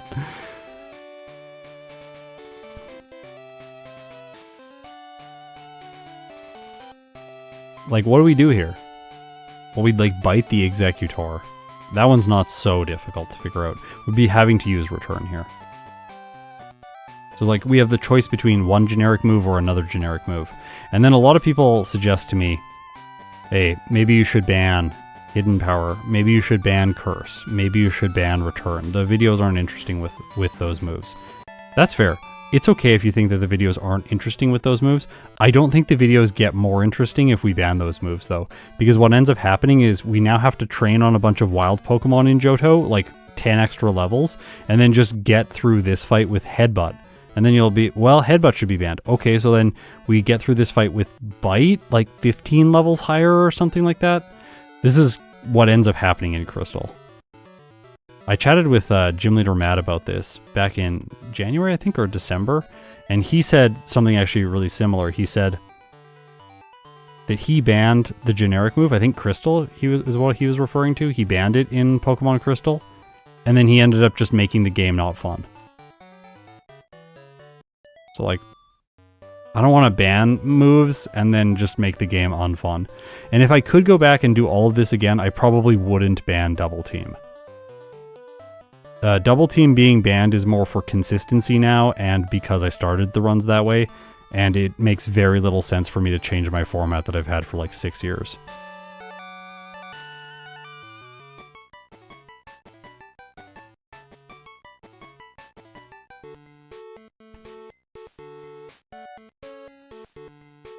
So for me, it's not so much that I don't get, like, I don't have the same sense that playing Crystal with Return is boring.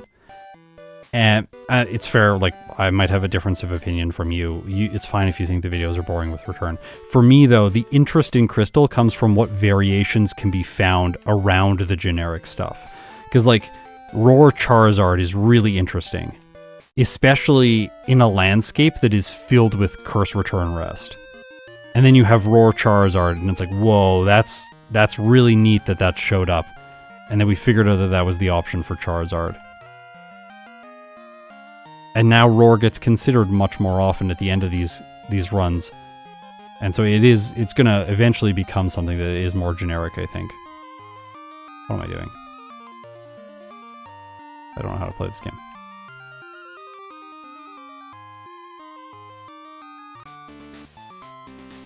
The Kanto Gym music plays for Red, I believe, just so you know. So if you're like, oh, why is it not playing? That's why it's not playing. Because we're saving the best track for last.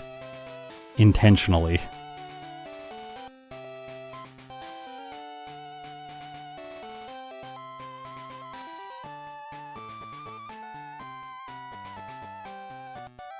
I also feel like that there is a little bit of a slippery slope.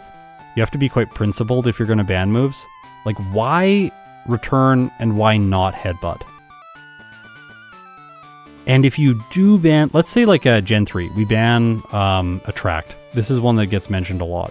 People are like, why is Double Team banned but Attract allowed? Well, number one, Attract is similar to Sand Attack in how it is used. It affects only one enemy Pokemon, and you have to reestablish it every single time you want to continue to mess the Pokemon up. Whereas Double Team, you establish only on one Pokemon, and then it applies for every other Pokemon.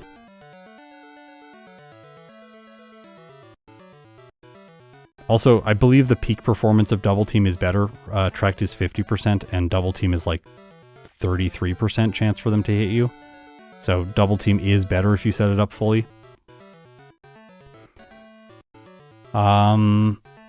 But what happens if we ban Attract? Okay, if we ban Attract, we have to fight Steven at a higher level, and then the game starts getting boring because we just have to grind.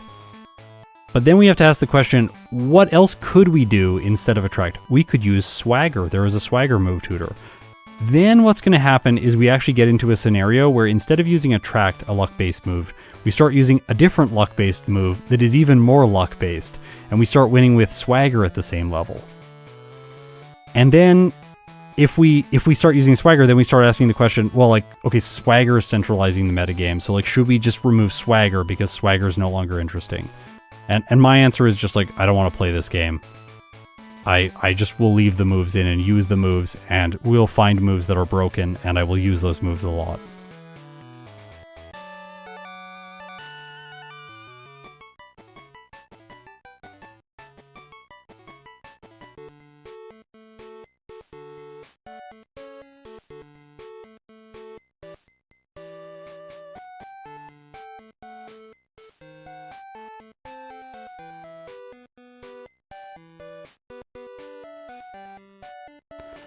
There's also a limitation, though, if you're considering like how long it takes to establish Double Team and what the risk of doing that is. You have to remember that I can target which Pokemon I'm going to set up Double Team on in a lot of cases. Like, you can go like, well, like this person, they can't do anything to this Solomon, so like I can just set up Double Team right here. They'll never break my substitute or something like that. The other thing about Attract is that it doesn't work on some Pokemon. So, for example, Metagross you can't solve with Attract. You have to find a different way. And another thing with Attract is you can't use Attract against every trainer. You have to choose which trainers you want Attract to be good for. So I choose Steven Stone, which makes sense because he's the most difficult trainer in the run. But you don't have to choose Steven Stone. You could choose, well, I want to use it on female Pokemon, because this Pokemon really struggles fighting female Pokemon, for example. There's a gym leader that has a female Pokemon that I really need to fix. So, for me, Attract is a lot more limiting than Double Team is. Whereas Double Team is just like, it applies to every battle. You can usually find a place in any battle to set it up. Like, this Rhyhorn's pretty useless for a lot of Pokemon. It has Earthquake today. This Onix also is pretty useless. Oh, sorry. That should be Spark, obviously.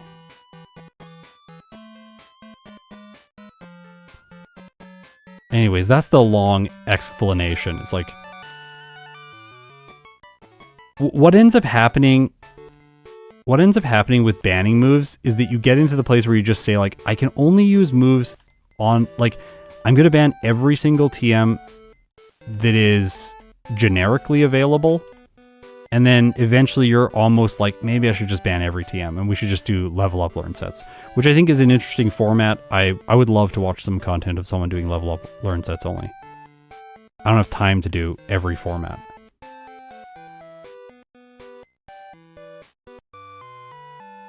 I value series, and I value giving people like continuity between a series, so I don't want to jump around and just like dip my toes into a bunch of different kinds of things. And I find that I really like playing runs this way, so works out.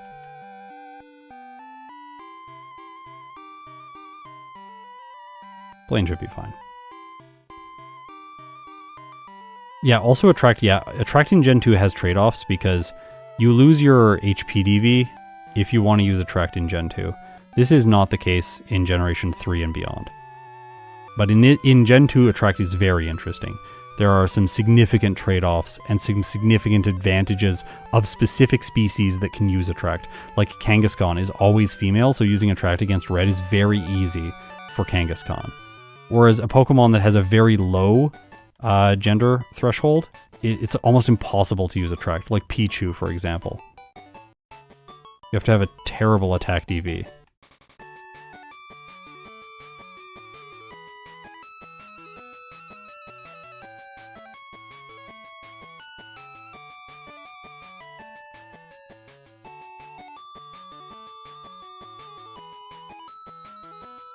Yeah, banning broken moves leads towards finding other broken moves. That's the simplest way to put it. Like, we banned double team, so what did we find? Like, all of the other broken moves. Attract, substitute, all of this stuff.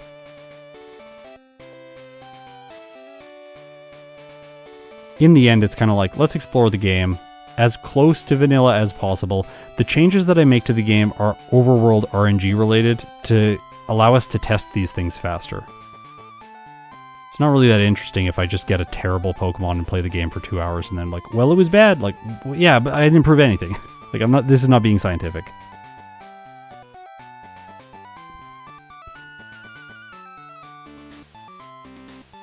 Does this one shot? Yes. This is why you run Hidden Power Ice. Failing the one shot there could be bad. Oh my gosh, we got Crunch. We got Crunch right after we knocked out the Alakazam, just in time for it to have lower base power and fail to knock out the Executor when Hidden Power Ice would have been better. Thank you, Never Melt Ice. Oh, it still doesn't get the knockout. Love that. Raikou. Amazing. Just a great Pokemon. Oh, that heal is very bad.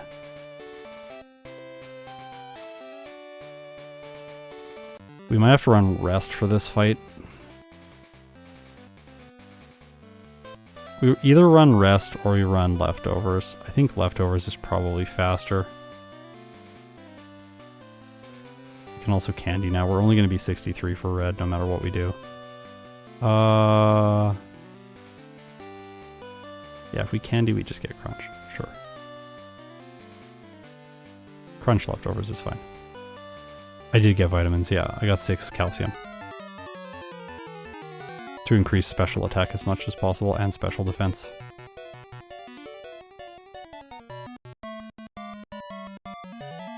As a competitive player, I can't think of Raikou not having Hidden Power Ice. Yeah, it makes sense that this is what it would run in competitive. Yeah, it gives it great coverage. Can we get a defense or a special defense drop here? Oh, it just Solar Beamed this time. Alright. Is this better? No, not really. Oh, the crit.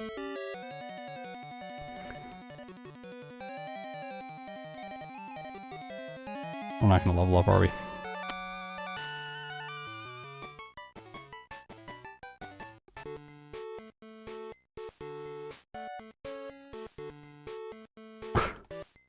Oh my gosh. I have some stuff to talk about Gen 2 that's also a little bit interesting. I find it interesting for the solo running format in this game. Because this sort of thing would not have happened in Gen 1.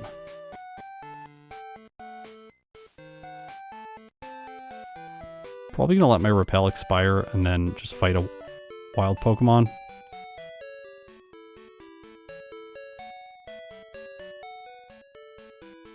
Oh, the rare candy's in a different place in Heart Gold.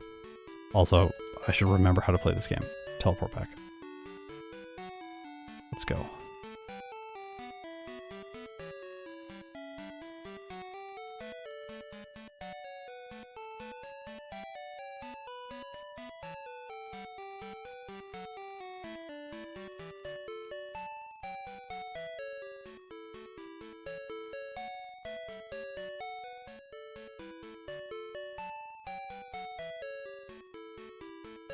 I did get returned before.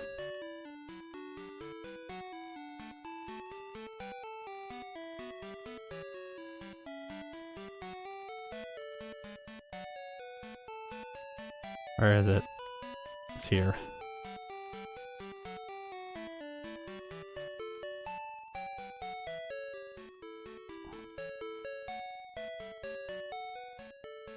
Play a modern Raikou. Protect.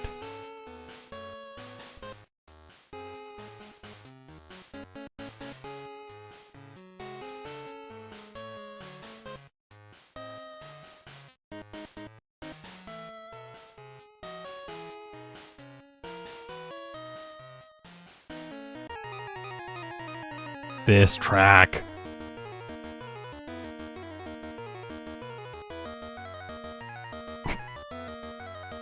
What a nightmare. See how much damage that crit thunder did? On Pikachu, it is best to rest as soon as you get paralyzed. With pretty much any Pokemon. Gosh, I thought it almost got me there. Nightmare Pikachu.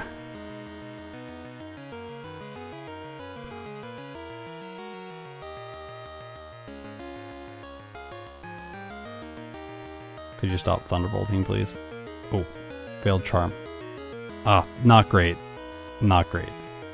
What's the order here? We go Espeon? Okay, Espeon's gonna do a lot. And then Charizard is gonna do a ton with Flamethrower, right?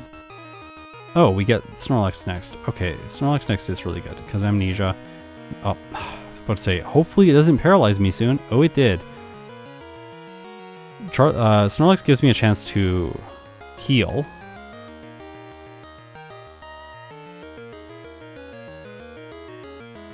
Okay, no paralysis on the turn we attacked. That's good. Venusaur will just go to... Okay, Sunny Day on Venusaur is very bad. That's gonna rain... Oh, I thought it was gonna rain dance. It blizzarded.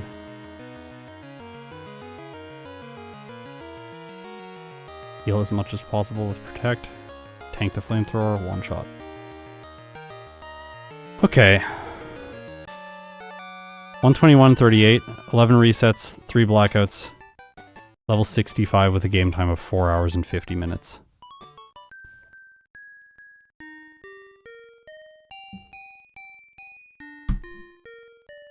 Ugh.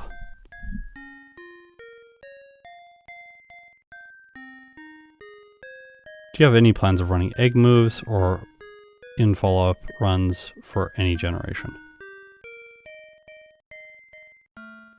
Better than the time from your first video? No, it wasn't.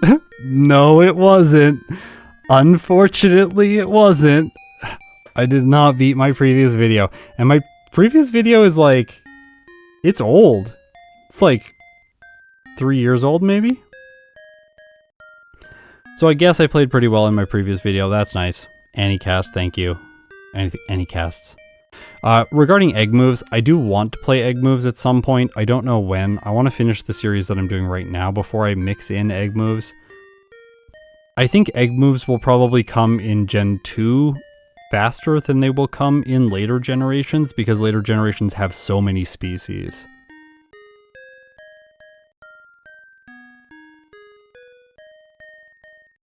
Gen 2 is not canon, Scott. We can just pretend it never happened. Okay. So the decanonization of Gen 2, yeah, I think we're just going to end the stream there. This is not a real run. This doesn't exist. In all seriousness, though, I just want to explain something about the Gen 2 tier list, which I think is really weird, that isn't really the same in any other generation. Base stats matter much less in this tier list than other factors. Move pool is the most important thing in Generation 2. That is not the case in a bunch of other games. In a bunch of other games, even if your move pool is not great, if you have good stats, you can sometimes make miracles happen. In Gen 2, it punishes bad move pools more than any other game. It is so brutal to have a bad move pool in this game. And Raikou gets both a bad move pool and a bad growth rate. And then we get results like you just saw.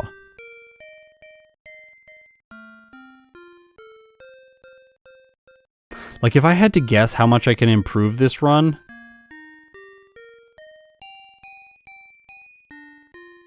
I'm gonna save a good amount of time at Whitney. re-rank it to C.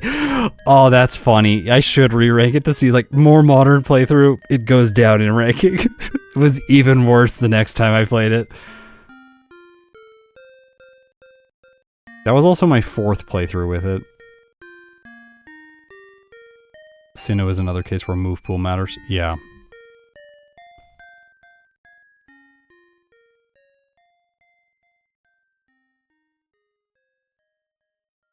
Like, I can probably get this... I think I can get it to A tier. I don't think I'm ever going to get it under 110. Unless I grind my life away and play, like, 30 Raikou playthroughs. We do need Giraffe Rig replay at some point. Giraffe Rig's way down here, but Giraffe Rig is amazing. It is amazing. Very good Pokemon. Raichu is actually really good in... Gen 2. Go and check the video out. Raichu is very good in Gen 2.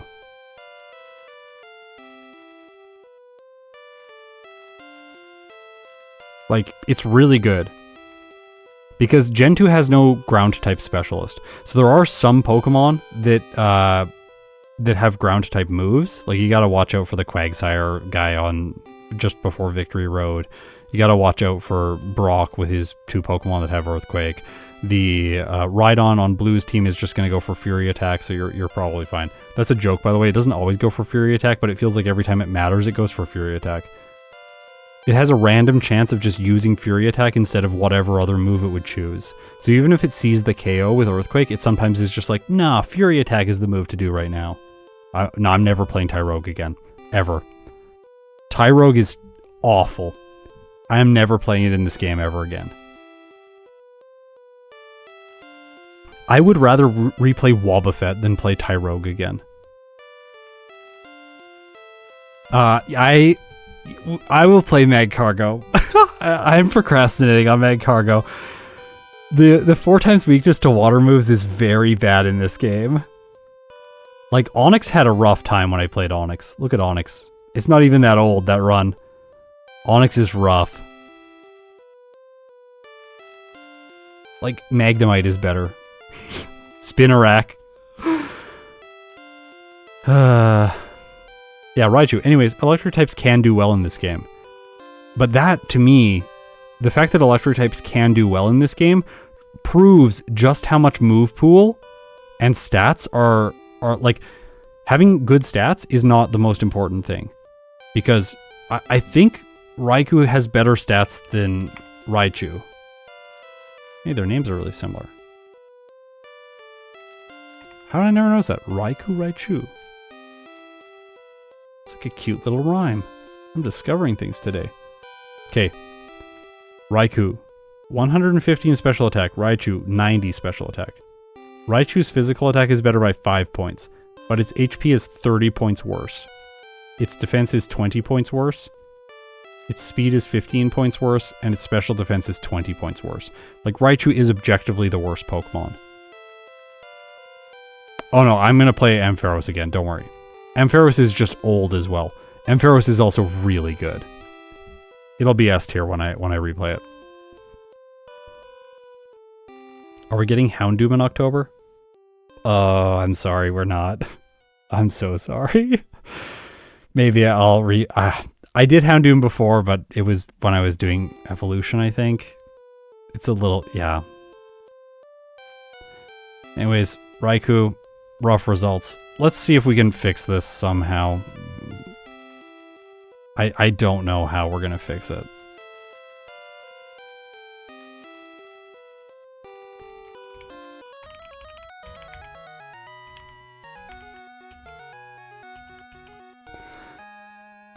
Alright. Let's turn on the filters, and then I made a hotkey that just turns on all the useful filters all at once.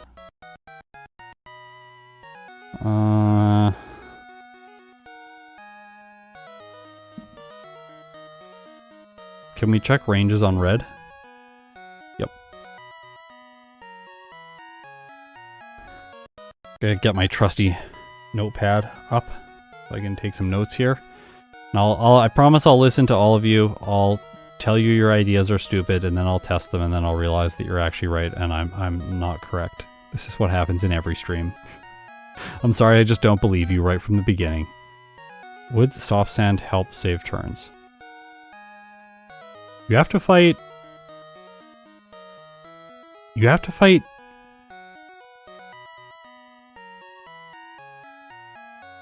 You have to fight 6 Pokemon to get the soft sand. I think just fighting the 6 Pokemon to get the soft sand will not make the soft sand worth it. Really, I only find the soft sand is useful if you absolutely need some critical damage range on Jasmine, and Jasmine is brutal. Like, if you can reduce the Steelix from a 4-hit to a 3-hit with the soft sand, you can't really do training, you're already using rare candies, and you get like 2-shot by Iron Tail. Like, okay.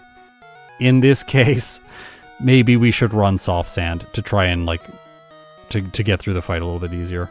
Beedrill. Okay, yeah, like there's some cases where soft sand is useful, but normally I like to skip it.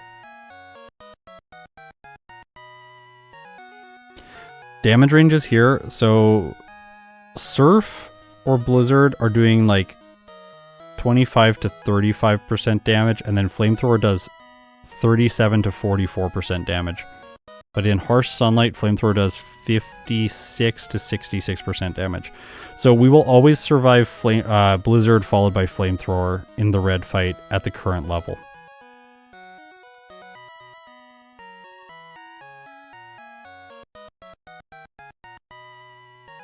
Yeah, the Whirl Islands candy is very slow. It's like 30 seconds.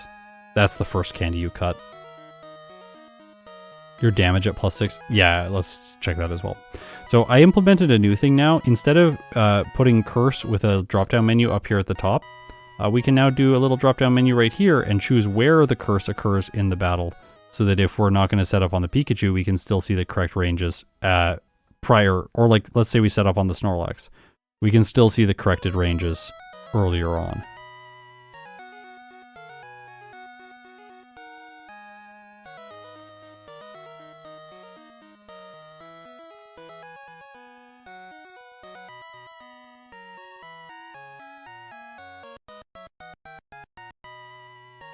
Oh no, did I crit Blastoise? Oh no. No. We're gonna watch it back. Thanks to Snowy, we now have instant replay.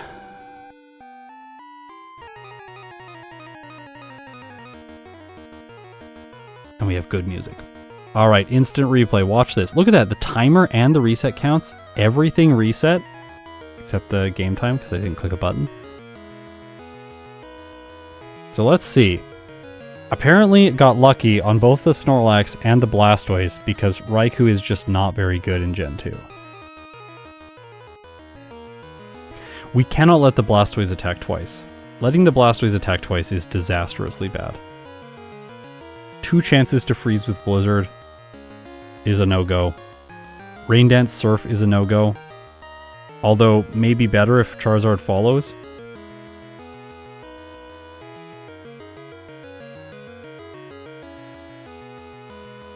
I think that's why I was a slightly higher level last time. I think last time I probably went into this fight at 65. Because one more level is probably gonna solve this. 69% chance to knock out the Blastoise in one hit, one more level up. Oh yeah, the stat changes aren't showing. Maybe if I refresh it, it will show. Now it's good.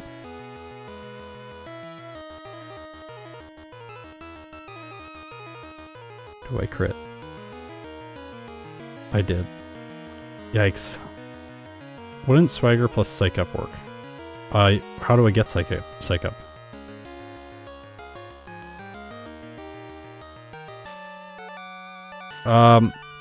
Up as a TM, I hate to mention this. Let's look at the, over here, it's crossed out. See how Psych Up is crossed out? It's because you cannot get that TM.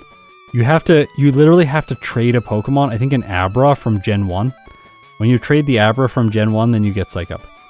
I think that trading Abra from Gen 1 is against the spirit of these challenges, because then we're not solo running Pokemon Crystal with Raikou. We're solo running Pokemon Crystal with help from Yellow. Or Red or Blue. So for me, it feels better to just not allow that kind of trade. Which is why in Heart Gold I didn't evolve Magneton, because I would have to trade it to a different game to evolve it, and then send it back. Even if I, like, equipped a rare candy to it and sent it over, and then they just used the rare candy in Pokemon Platinum and sent it back, I would still have to send it to a different game. If I could trade it to Pokemon Heart Gold and then trade it back and have it evolve, that would feel fine to me. But that doesn't work. So, unfortunately, Raikou's damage ranges here are not great. We probably need 68 to get the damage rounding threshold to one-shot these. Yeah. To make it really, really, really solid, we need 68.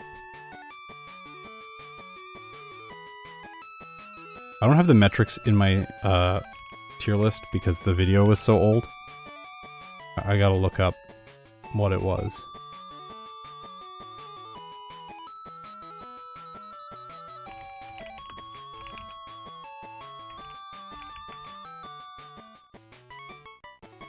I might play my voice, I'm sorry.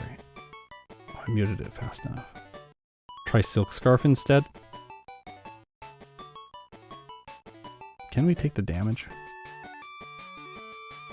We'll test it, we'll test it. Where's the data? Yeah, last time I was 68. Yep. Makes sense. That's why I did it. But lefties. At 63 and 65. Yeah, sure. Let's try it. Like, we obviously want to try all of the options out. Oh no, it's not called Silk Scarf. It's called the Pink Bow.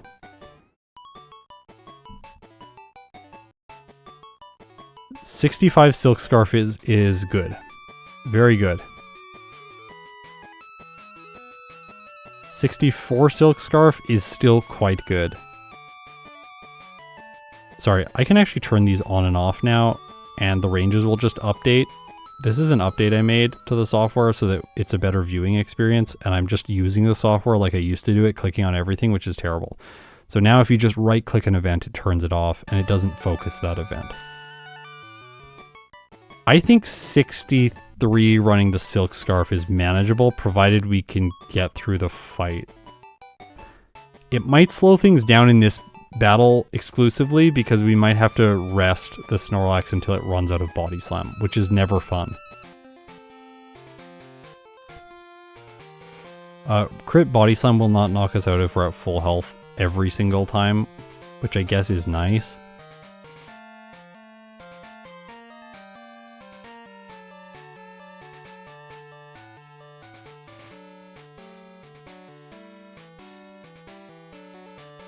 Blastoise will never freeze you? No, it will. Because the Venusaur sets up Sunny Day and then it chooses Blizzard. That's what happened in this run.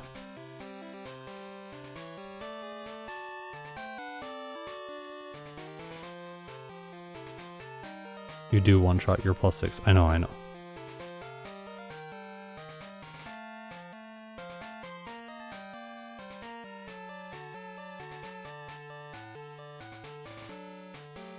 Sunny Day prevents freezing? Really?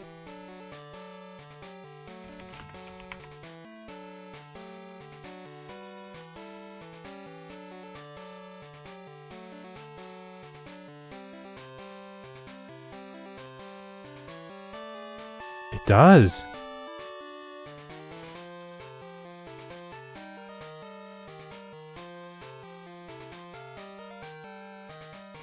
Hey, that's sweet. Nice. So, yeah, Sunny Day isn't a guarantee. I would rather fight the Blastoise, though, with no sun. If the Venusaur goes Solar Beam, I'm so happy. Because we one-shot the Venusaur, Blastoise comes out, sets up Rain Dance, we one-shot the Blastoise, Charizard comes out, Flamethrower's damage is nerfed, and then we one-shot. So, actually, yeah, this is a win-win, like Ike the Killer said. Because we can't get frozen by Blizzard, but we do survive the hits from Blizzard followed by Flamethrower if Sunny Day is active, because these damage ranges are with Sunny Day on the field. We can take away Sunny Day and change them, but this is Sunny Day. Oops, sorry. This is Sunny Day. So we will survive this. I think Pinkbo at 63 is the correct choice. Yeah, I think that this is correct. We're going to test it. Let's test it now. We're just going to jump into this replay. The timer is going to go away when I turn the replay off, just so you know.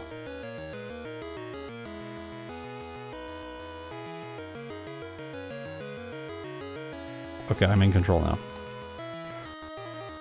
So we are 64. I created inside my overlay a little Pokemon recalculator thing, so I can tell it what level I want to be. And it will take my default, like the stat experience that I currently have if I use this, and then I can just click update, and it will update my Pokemon to the correct stats for that level. So this is just for testing, in case I need to go down levels, because sometimes when testing I arrive at the end of the game, and I need a lower level than I was before because I played too conservatively, so that's what this is for. I also need a specific held item. I'll grab that just now. Oh, also we have better save states for testing all of this stuff in the new emulator. The old emulator's save states are not ideal. They took so long to use, so I never ended up applying them in my streams. But now we have way better save states, so I can just go into the battle and then save state when I need to. It's like I'll probably just set up on the Pikachu and then save state right after the Pikachu, and then we'll just keep doing this portion of the battle over and over again. Because we know how the Pikachu goes. If it crits a bunch or paralyzes us, we'll lose. That's annoying. If it charms a bunch at the wrong times, that's also annoying. We'll lose.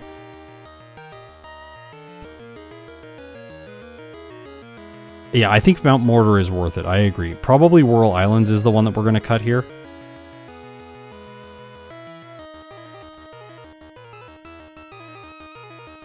Yeah, Hail is Gen 3.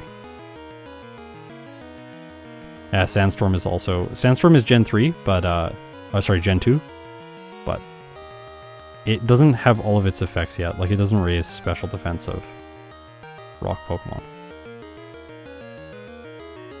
See ya, the Trav. Thanks for hanging out. Hopefully you had fun. This is so bad.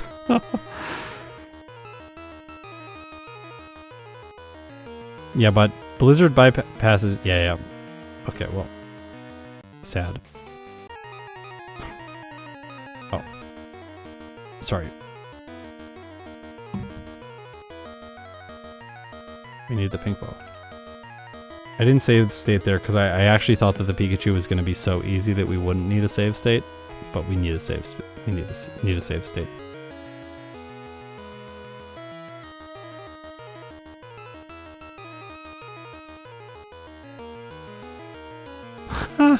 What is...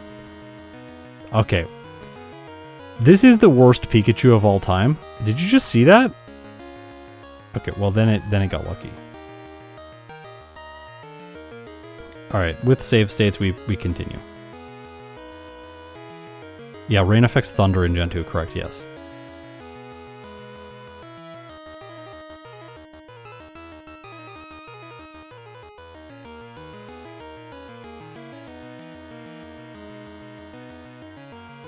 Like, Protect doesn't do anything here, other than buy time. So do we take 3 body slams and then attack? That's a lot of HP. I think we die. Wait, we'll save state this. But, okay, if it's Sunny Days, I think we die. Well, it couldn't... Okay, Charizard comes in second. We definitely die. Unless Blizzard misses. If Blizzard misses... Okay, so... Is it always going to Sunny Day now? It is.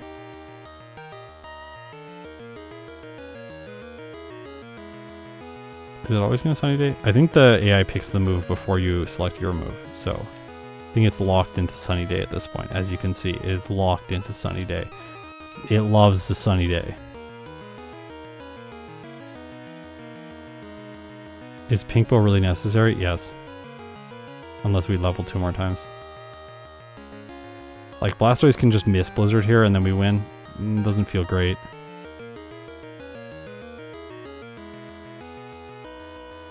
No. Ike, did you look at the damage ranges? We don't have guaranteed one hits if we don't run the pink bow. We two-shot the Snorlax and two-shot the Blastoise. And then pink bow raises them at level 63 to like 60 and 80%. Yeah, this is with +6. Like, it's bad. It's really rough. Yeah, we could like pump Raikou with protein. We could do the protein Raikou for sure.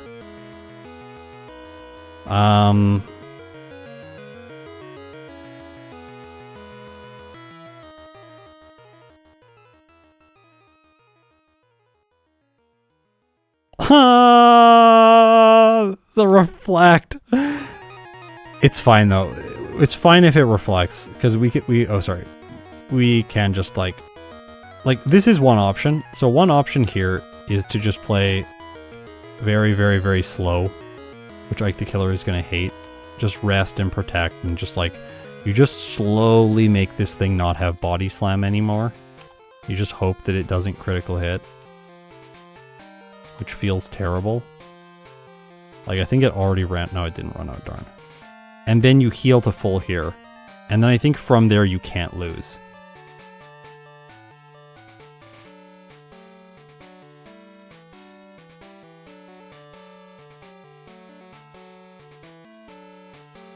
Because when it will start just spamming Amnesia and doing nothing else. See this?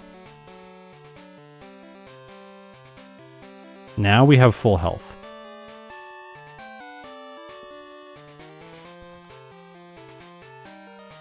Sunny day. Grab that save state. We'll tank this flamethrower, and then we'll tank whatever the Blastoise throws at us and we'll win.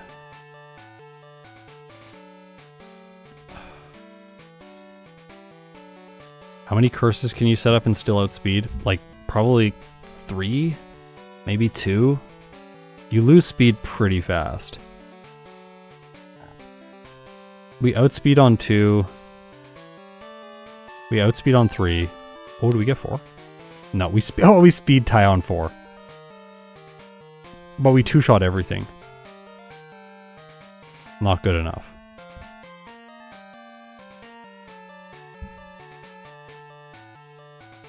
Two-shot is okay if we one-shot other things, I think.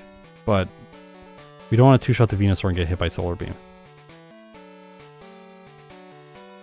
If Charge Beam was in Gen 2, we would not rely on Curse with special attackers. Yep, Charge Beam would change a lot. There's just not good ways to raise special attack in this game. Which causes the curse, the necessary curse, because Amnesia on Snorlax is just so brutal. You can't do any special damage to it. Okay, I'm going to change the calcium that I did earlier. I'm going to change those calcium into protein and see what our damage ranges are like.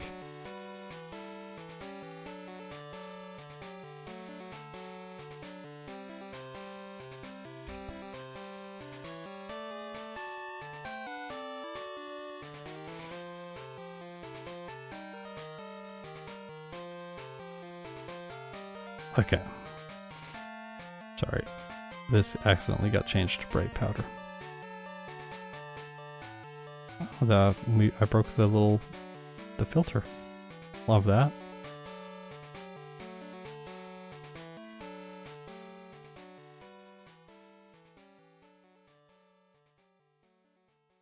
Where is this protein? Come on. There it is. Oh, also I have this new function where I can jump between trainers quickly. So I just press the number keys and it goes to that number for the gym leader, and then Control 5 will go to the champion and Control 6 will go to the post-game battle. So I can move around in these files a lot quicker. Alright, this is with Pink Bow. After 6 protein, we get the guarantee on the Blastoise and 90% on the Blastoise. If we remove the Pink Bow at 63, we have 54 and 37. 55, 38, if we went around. At 65, we have 76 and 90. So the question is, do we want to finish 5 levels lower than my previous run, or 3 levels lower than my previous run? No, Raichu, I don't think Raichu needed Curse. I'm pretty sure it just dynamic punches the Snorlax. Let's go. Hey Momo, how's it going? Momo is lying right in front of my monitor, by the way. She's so sweet right now. Yeah. Yeah.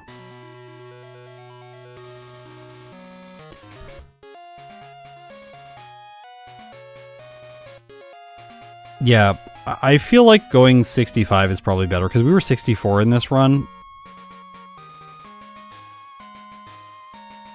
I would rather just run the leftovers and have a faster red fight as well. Like, we could spend... Like, imagine this scenario. We get set up past Pikachu, we move on to the Snorlax knocks us out with a critical hit from Body Slam because we're buying time to stall out its PP because we're running Pink Bow.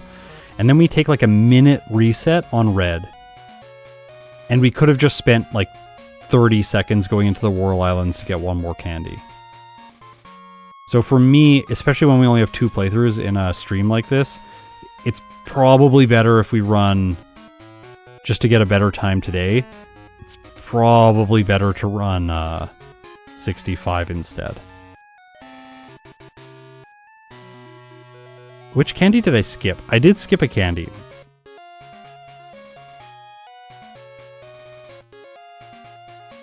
One, 2, 3, 4, 5, 6, 7. Use all those. And then 1 Cinnabar candy. No, I got all the candies. All 10.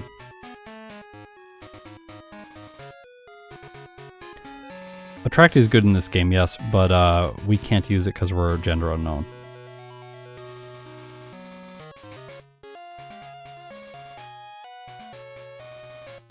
Yeah. You'll see Attract on my channel in this game very soon. We're going to talk about it in depth in a video that's just right around the corner. There's a lot of really interesting nuances around Attract in Generation 2 that makes it a very interesting move to use in these games. Much more interesting than it is in Generation 3. Yeah, I skipped Tin Tower, okay. I don't really consider that a candy in Crystal. It is a candy in Gold and Silver, though. It's one of 2 big differences between Gold and Silver and Crystal. Three big differences. Move Tutors, mandatory rival in Burned Tower in Crystal, which is optional in Gold and Silver, and then Rare Candy in Tin Tower, which is not available in Crystal. Gold and Silver are slightly faster games, I think. And the Move Tutor seems like it's going to help a lot, but it doesn't really help that much. So I think Whitney... Oh, that's funny. It recorded it as a trainer Raikou that I knocked out because it transformed into Raikou. But that's not what I did. Luckily, it did not offset things so substantially. So just fighting this 1 extra trainer in Whitney's gym is going to give me level 18. I don't really need to do anything else out of the ordinary in the early game. Oh my gosh, Momo's like rolling over. Torpedo vs. Camerupt was my favorite video of yours. I'm glad. Torpedo played some fun strats there. Rage is a really, really cool move in Gen 3. Rage is an interesting move in every generation. It's gone through a lot. So I think we figured out that Bite is the correct strategy for this fight with the Gold Berry. I think that it's obvious that we have to do that. When we flinch, we just keep attacking. If we don't flinch, we dig to break the combo. And we just pray.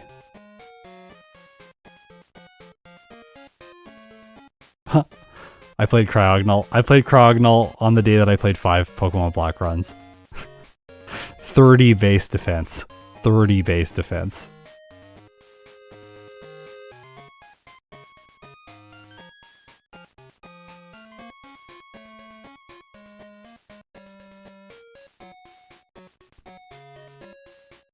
Oh, I'm pretty happy with the level 18 Whitney. I don't think that we need much more like level 18 Goldberry Whitney. We get seconds headbutt TM when we're at the top of the tower.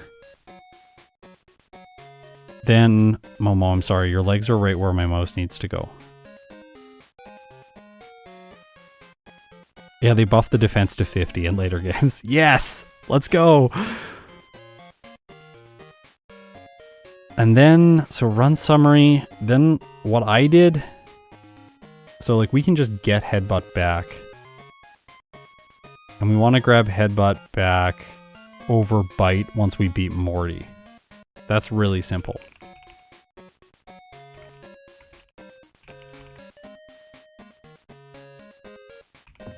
Because then we can run Hidden Power Ice for the Bayleaf in Rival 3, Bite for all of the ghosts, and for the PP, and then we overwrite with Headbutt, excuse me, for Chuck's gym. So let's put that in. I'll just get another one of those so that it doesn't complain about the route. Headbutt over Bite. I don't know if we need Birdkeeper Dennis, but I'm going to leave him in. He's a staple on the channel. Black Belt Yoshi. Okay, Headbutt is about the same as Dig, but we get the advantage of flinches here, which is going to make Headbutt quite a bit better. There is also the ability to walk back and get the pink bow to 2-shot here, I think.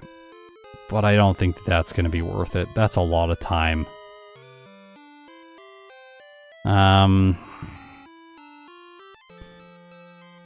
Like, at some point in the run, we were going to have to do a little bit of extra training if we want to get level 65 by the end, because this current route right now is getting us to 63 by the end of the run.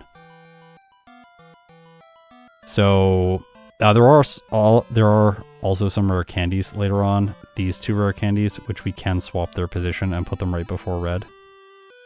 So we can do the rare candies here, all in a stack of 3, which might give us 64.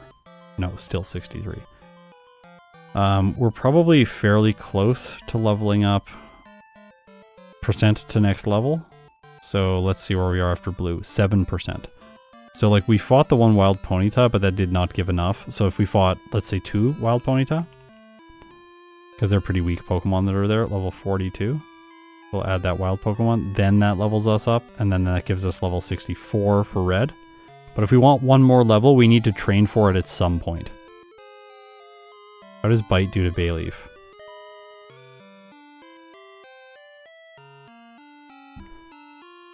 It's 64% to 4-shot. I think we just teach Hidden Power. Why wouldn't we teach Hidden Power?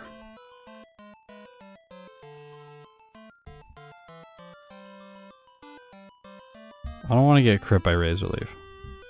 Like 3 times. Yeah, I know I can battle blue at a lower level. Battling blue at the lower level is fine. All these damage ranges are fine.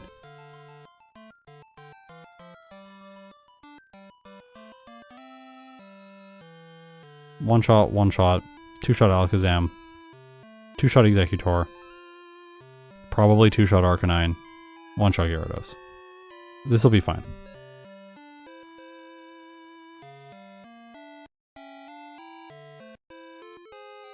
Hidden Power mid-game backtrack is slow. What? Not really. It's not really that slow.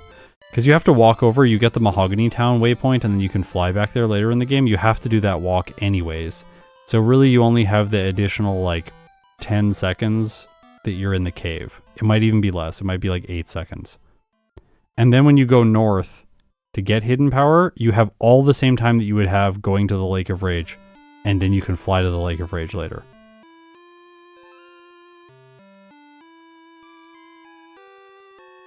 I don't actually think the Hidden Power backtrack is actually very costly in Pokemon Crystal, because you just teleport back after getting Hidden Power.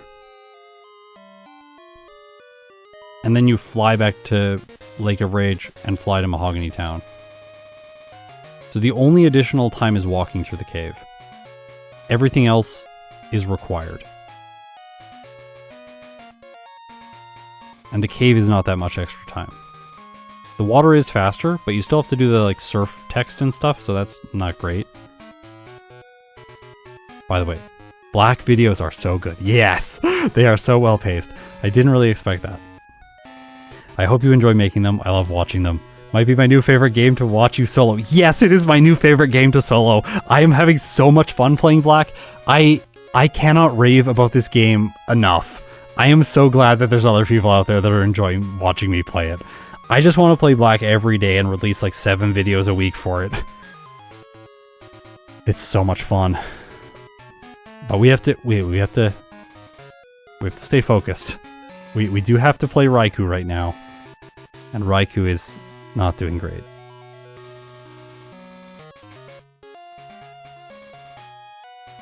I use the Olivine PC when possible. It orients things so very well. You need hidden power or not Morty.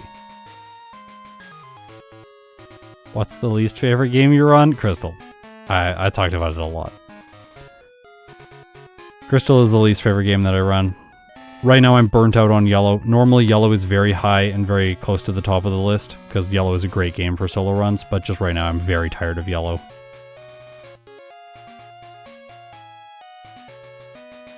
Lukio79. I love the Black videos. It's the first series I'm watching live as they come out. I'm quite a new fan. Well, it's great to have you. It's great to have new people here. Yeah, there are so many. Oh, Volcarona. Yeah. It's Volcarona's coming this year.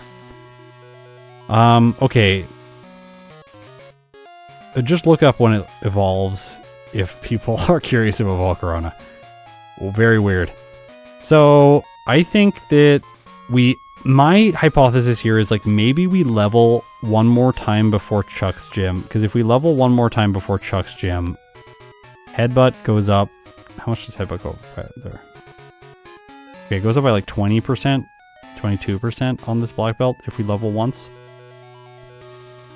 Does that one level here give us 65 at the end? Probably not. No. Also, something to note is that there are really good trainers on Route 41, or there's some good trainers on Route 41, I should say, that can be fought quickly with electric types where we normally don't have that advantage. Like, Kirk has 2 Gyarados. So, like, we can fight him quick. And then get 27. We might have to get 2 levels here, so we might fight a few extra people. I want to fight the lady that has Starmie. Kara, I think. Yeah, Kara. Because Kara and Kirk are close to each other.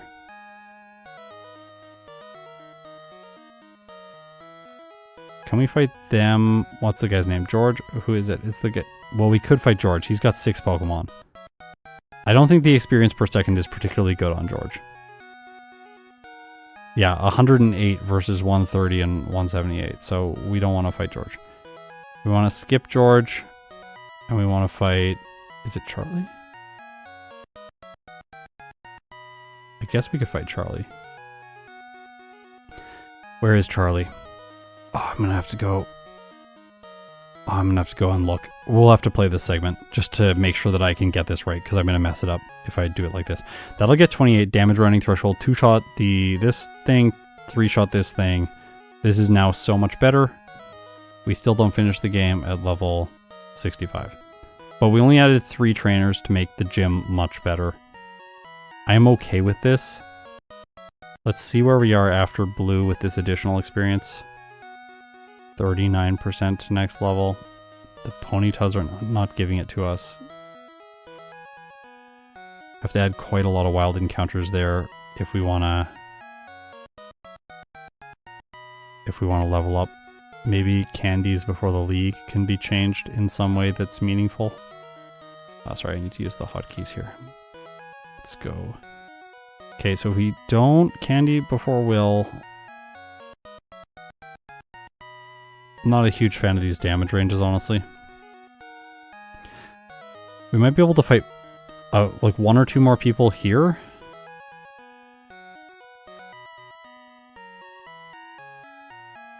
I don't like fighting this guy. Blake is scary. Blake needs art at some point. This is fairly solid of a fight to take on Beth. Starmie Nidoqueen Starmie. It's good experience. like 319 per second, so that's quite solid. Almost as good as the rival in Victory Road.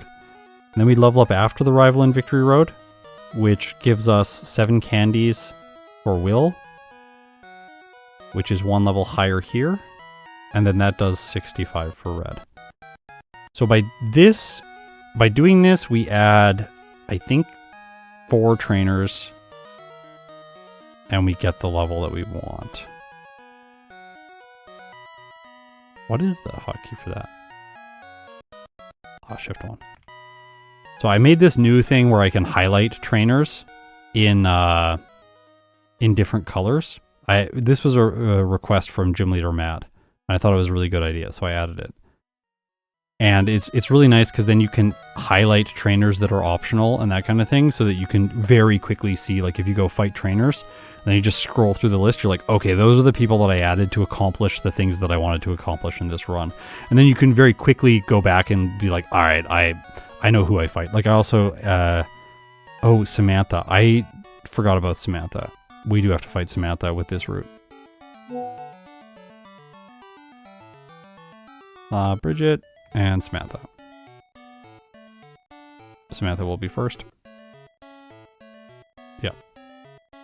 And that gives us 18. Can we take out Samantha? No, we can't. Well...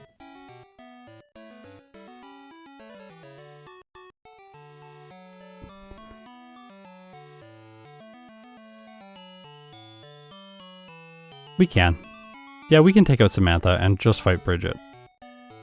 Can we do Samantha but not Bridget? No.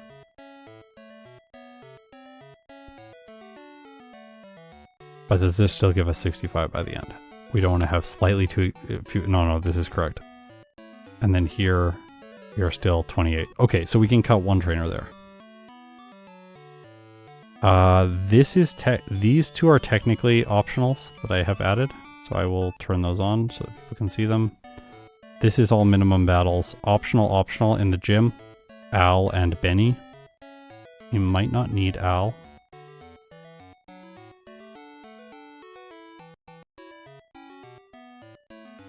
That doesn't give us the level up though for... I think we just fight Al. I don't want to fight the other guy. With the Paris. No. Then we fight... Yep, those are mandatory. This guy actually helps. The Magnemite guy. He helps. He lets us skip Samantha. We have to fight him later, so he is good. Rival. Minimum battles in Morty's gym. Dennis. Well, Dennis gets his own special color, I think. And then... these 3, and then that's Yoshi with a 2-hit with Headbutt. 3-hit here. Hidden Power Ice for these. Headbutt, 2 shots. That's better than before. And then we have Chuck. Do we run the magnet for Chuck?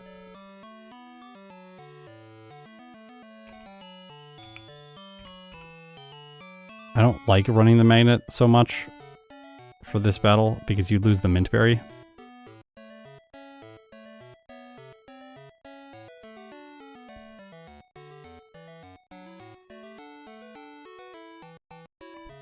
No, it doesn't materially impact the fight. No magnet for Chuck. Price was easy. Jasmine was easy. I guess we could think about fighting Jasmine right after... We could fight Jasmine right after Price and see what happens. No, 4-hit the Steelix? Absolutely not. Iron Tail is gonna drop my defense and I'm gonna lose. She's gonna Hyper Potion, I'm gonna be so sad.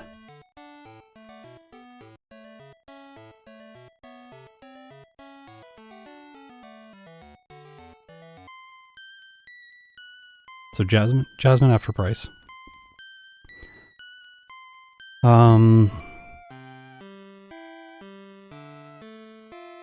All of this makes sense.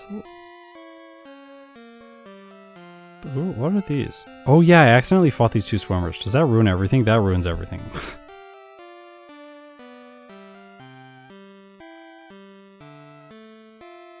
No! I wanted to fight Rena. Now I'm sad. Okay, well, Route 27, we can fight someone else. I don't want to fight Megan. Well, these are all one hits. Okay, that's not so bad. She's right on the beaten path. It doesn't line things up nearly as nicely. Do we fight her and not her? Megan and Beth doesn't give us what we need. It's 51. Jose is off the... We have to take way too long to fight Jose. Sand Slash guy. It's not going to solve things, but maybe with Rena, Sand Slash guy solves things. He does. Brian. Rena and Brian here. That does get rid of one of these accidental trainers, and it'll be just as fast, because one-shotting this Staryu or one-shotting the Sand Slash is equivalent. You just get more experience from the Sand Slash. And then everything here is really straightforward.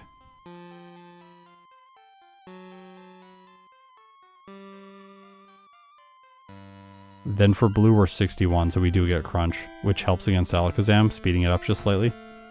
Helps, well, it's neutral against Executor. That's better than at 59.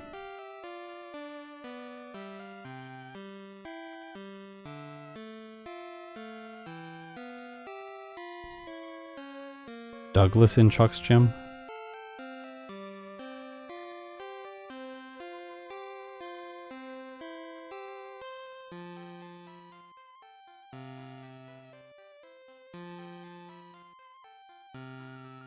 I think this will be okay.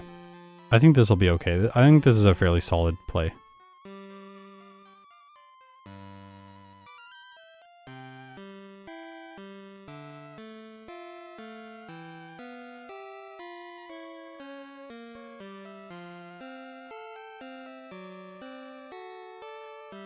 Bridget. I'm just gonna forget Bridget.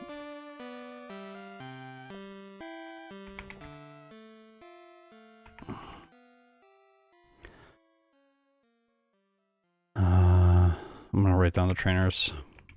Al, Benny, Bridget, Dennis. Then we have to go scout these. Charlie, Kara, and Kirk. Hey, it's all like C and K sounds.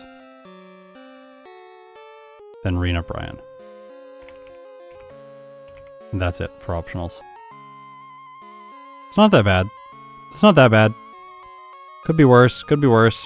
Let's go find these trainers.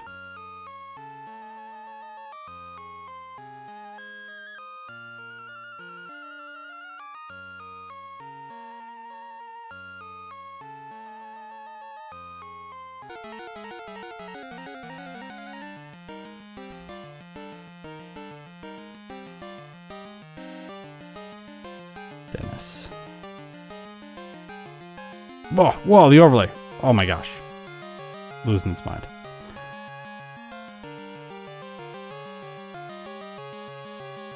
Okay, so they should be over here. Charlie, looking for Charlie. That's not Charlie. Where are you, Charlie? Is this guy Charlie? Charlie? Charlie. Alright, so we go straight down, hugging the side like we normally would for the fast route.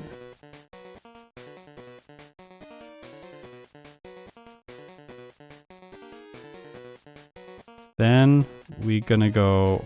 This guy's an erratic spinner, so we can get by him. This is Kara.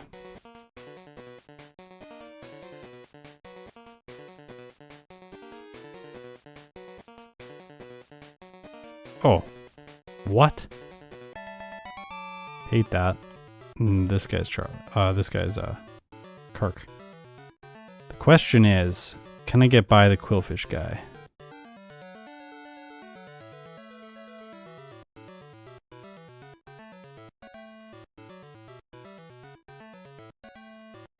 Yep, I can. Because I can go by the Quillfish guy and then come out here, and then the path is not that inefficient.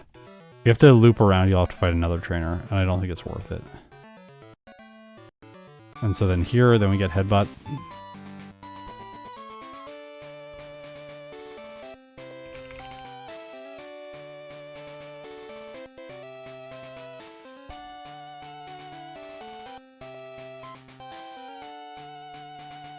Oh, this is so much better. This is so much better.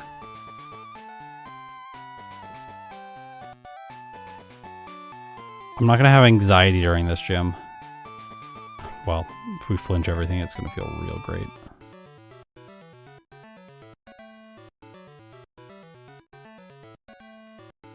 Are all runs from Gen 4 onward going to be evolution lines where you don't do a follow-up playthrough? For now, yeah. I'm going to do follow-up playthroughs in all of those games once I finish all of the evolutionary lines. And just evolutionary lines from the introductory, like the species that were introduced in that game. So like I should be done all of the introductory runs for Platinum this year. I should be done all of the evolutionary line runs in Heart Gold in this year. So then we'll do second playthroughs with just no evolution starting as fully evolved Pokemon in both Fire Red and Platinum starting next year. That's the plan. And then still evolutionary lines in Heart Gold, Heart Gold and Black. We'll still have evolutionary lines for a little while. Heart Gold for... I don't know if I'm ever going to do species in Heart Gold. The game is so long. Doing multiple playthroughs is just... it's a lot.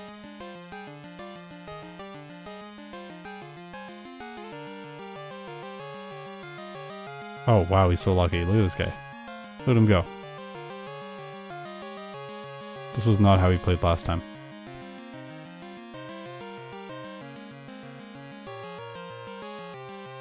Okay, that's not that bad. Those trainers are easy to get. Let's find a Sandslash guy.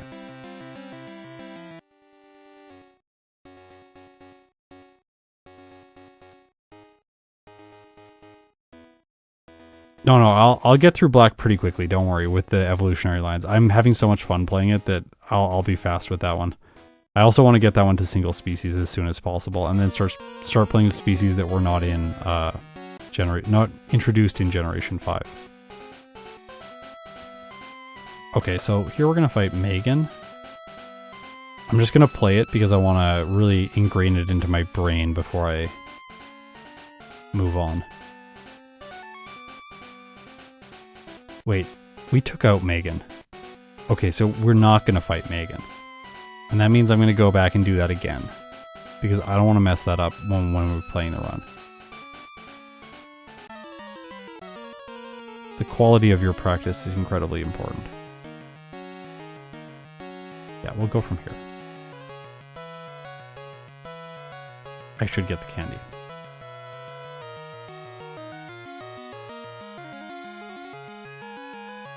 Do Mark instead of Bridget?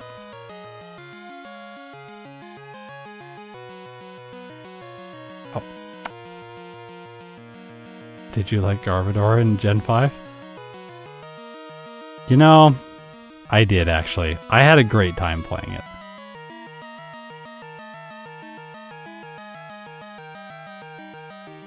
It's gonna be an awesome video. That's all I'll say. In Goldenrod, yeah. Who is that? What does he have? Who is he? He is Brian.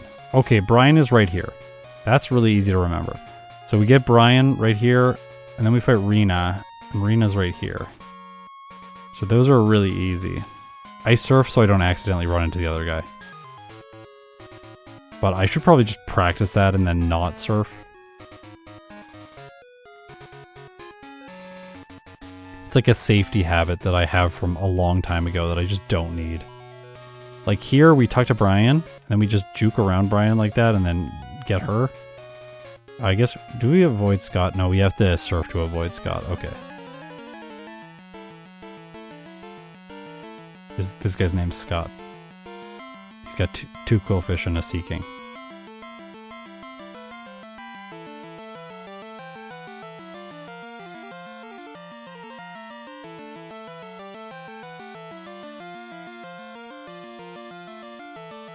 Okay, I'm gonna look at Mark in up by Goldenrod City. Bring that up in the router. So Rena, Brian, this works well, but Rena comes after. And then if we go back here, Bridget, so we can fight Mark instead.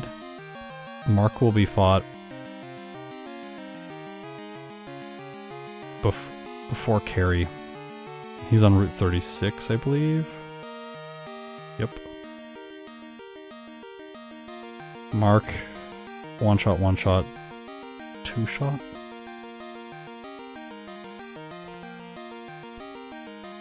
Much better. Yep. 4 turns instead of 6.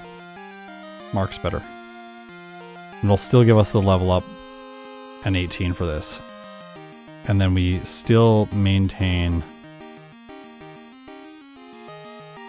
everything to get this to 44. Which gives us 52 for Will and then 65 for Red.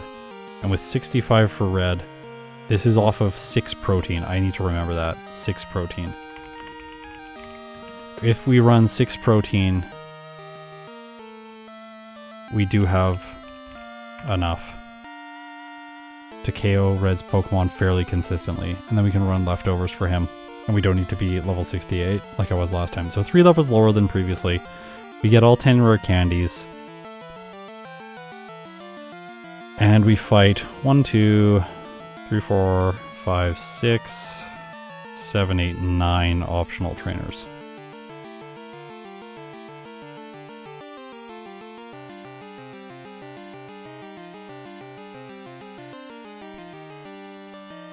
Yeah, fighting Mark is good, yeah, because we also don't have to dodge the patch of grass or use a repel. So yeah, it is pretty solid.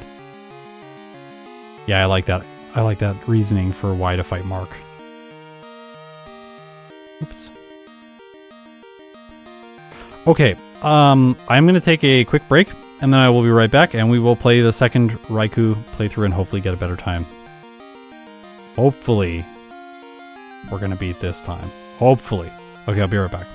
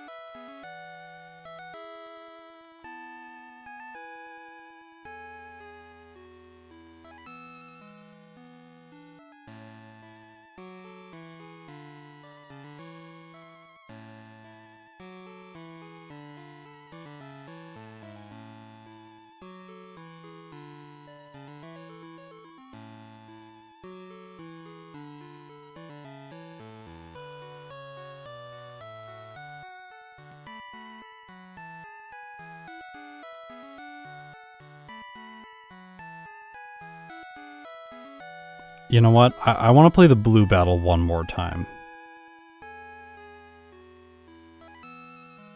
I am a bit concerned that I'm going to mess it up when playing live, so I'm going to practice. Oh, where are you, Blue? Here you are.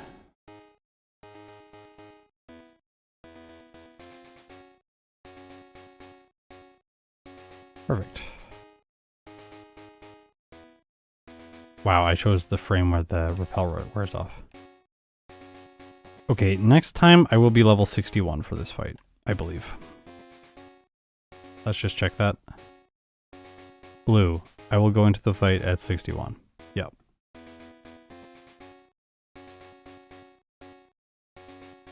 Which perfectly gives me crunch. Run leftovers for it.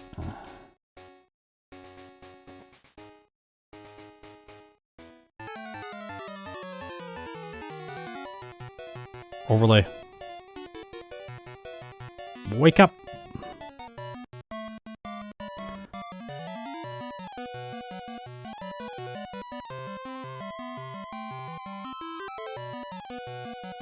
Does the length of the game affect your performance in it? 100%. 100%. To me, it feels exponential as well.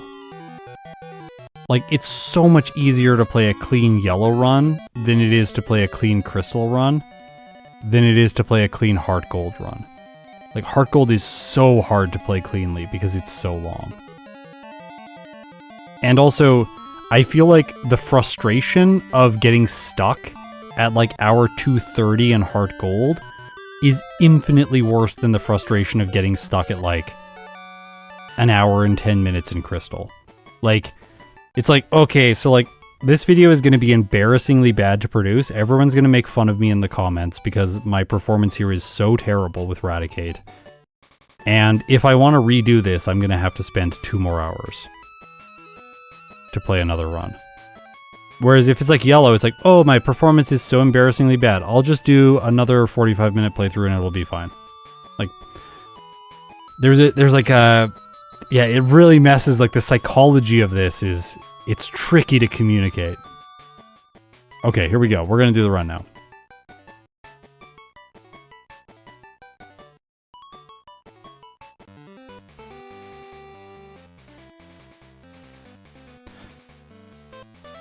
Okay.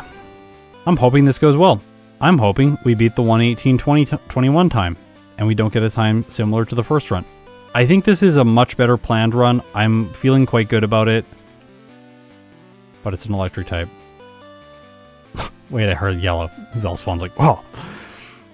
Gotta get in there.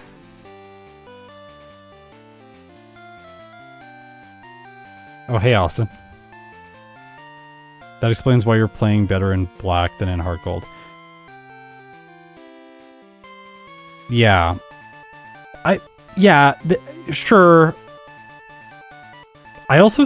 Okay, 1 second. Brief intermission here. I do want to talk about this. I think that the way that you first practice a game is incredibly important.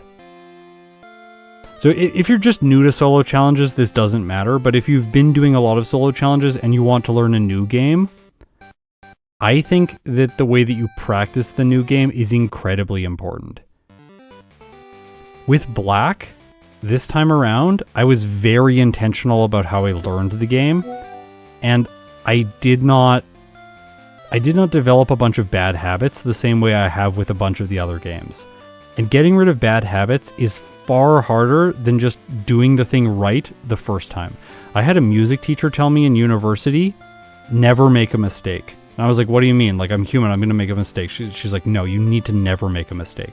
You need to start playing the piece so slowly that you never make a mistake.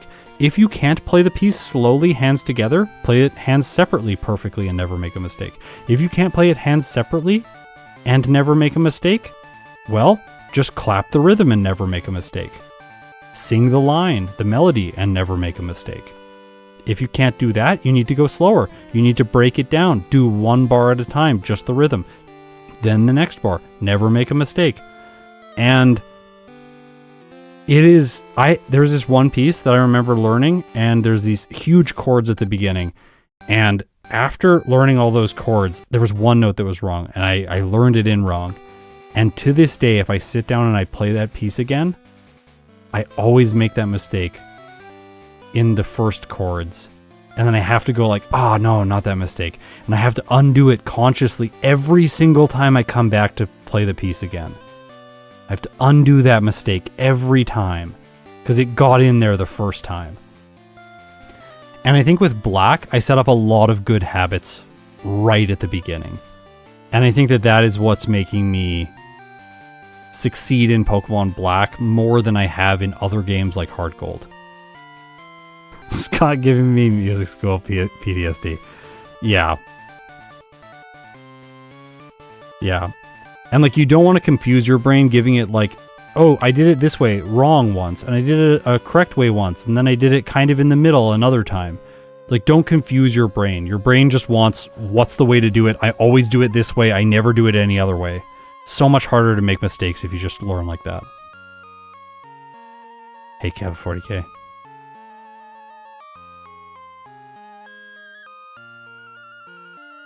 I think it can be applied to a lot of things. That is why I wanted to share it.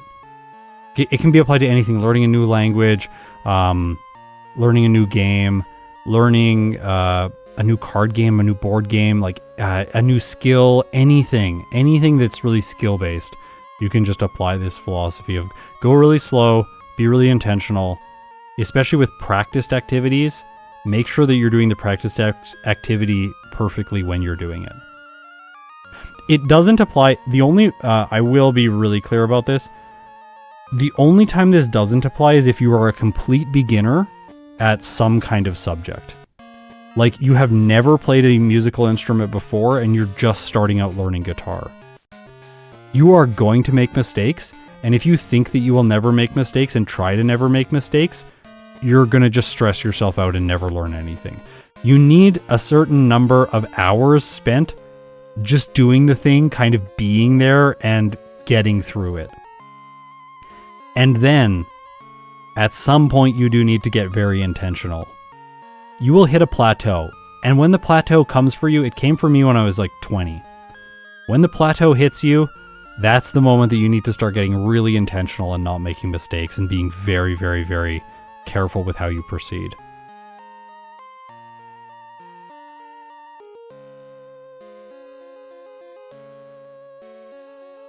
It does break to some extent creativity. You're right, Cody. But I'm not talking about creativity. I am talking about performance.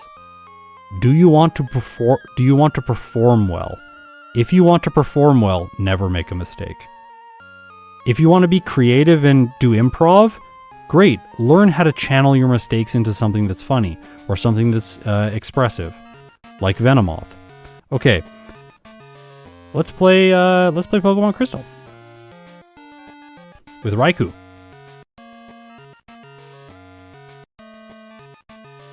I'm gonna forget all this. Everyone remind me about everything I'm supposed to do. No forgetting anything. Always remind me like 30 seconds before I have to do it, or a minute before I have to do it. Otherwise I'm gonna forget. I'm gonna be sad. Electric Doggo. I love this guy. I wish he was better. He's my favorite of the three. It doesn't sound like it when I'm doing this stream. I really like this Pokemon. People have in the past accused me of biasing the results towards my favorites. And I will assure you that that is not the case. I think Raikou is the worst of the three. Remember to grab the bike. Yeah. Thank you, Austin. I got really honest about the bike the other day when I was on Discord. By the way, at my Discord, you can check it out in the description. Sometimes now I'm streaming over there, just playing some runs or going and chatting with people and hanging out. I was over there the other day, and then Zelspawn asked me, he said, like, your rules with Gen 2 are really inconsistent. Like, it's silly to not allow the bike. And I was like, yeah, but if I allow the bike, then I have to admit defeat to Snowy.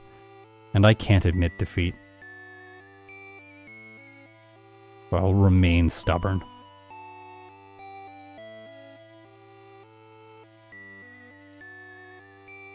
There's a bunch of extra stuff you can pick up in the early game. Don't waste time. Love it when it growls me and I'm using Bite, but it's special. only Gen 2 things. I guess Gen 3 as well. I think Bite is the only move of all time that has been physical, changed to special, and changed back to physical.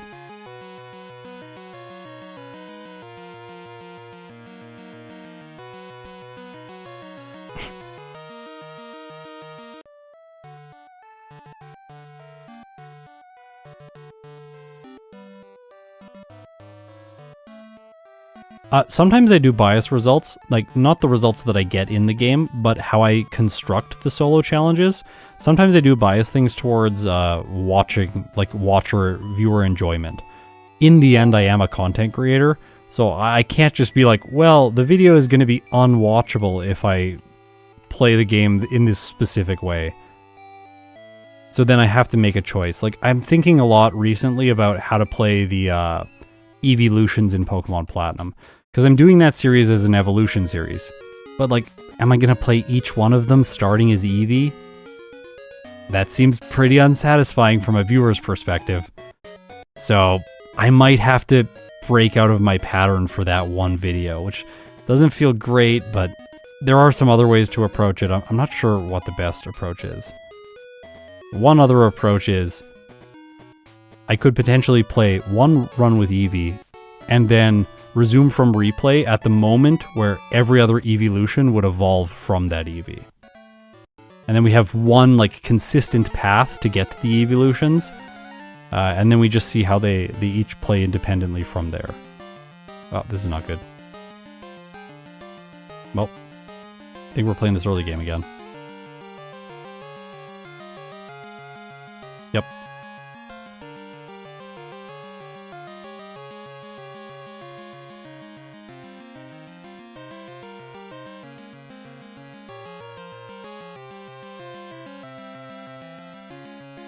Yeah, I think for the evolutions, I'll probably play them as single stage Pokemon.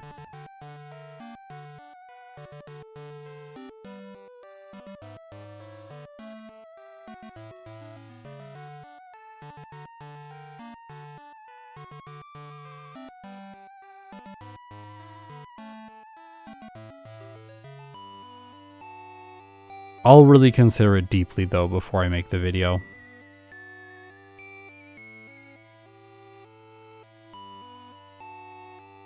What's Scott thinking today? Thinking that Raikou is my favorite, but pretty bad. Wish it was better.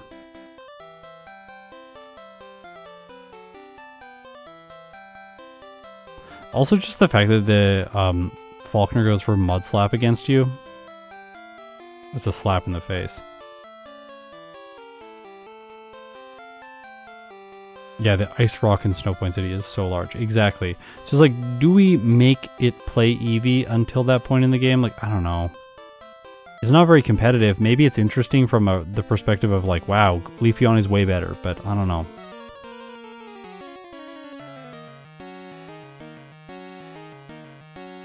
Do you like the Paradox Legendary Beasts? They're okay. I prefer when they go the route of intimidating Pokemon. I was watching a video, I highly recommend this video if you like Gen 5, and I like Gen 5. I was watching this video earlier today from like Ember's Journal, I think is the channel. And the video was all about Gen 5 and how it's an amazing game. And I feel very similar. And there was one point in there, and I don't know what the source is, but the point said that like Junichi Masuda was talking about how they approached the Pokemon designs from the perspective of like, what about people who grew up with the games and who are a bit older now? Like, what kind of Pokemon would they like to see designed? And I think that that's one of the reasons why Gen 5 I like so much. There are a lot less silly designs and a lot more designs that are intimidating or scary or intense. I personally prefer that in my Pokemon designs over silly designs. So when I see something like the giraffe Raikou, I'm like, okay, like Raging Bolt. It's fine, but there's a little bit of silliness going on, and I wish it was more of a serious design.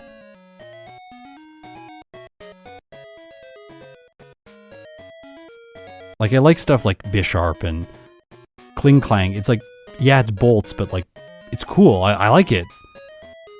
Gigalith. Gigalith is one of the coolest Pokemon ever. The design is exceptional.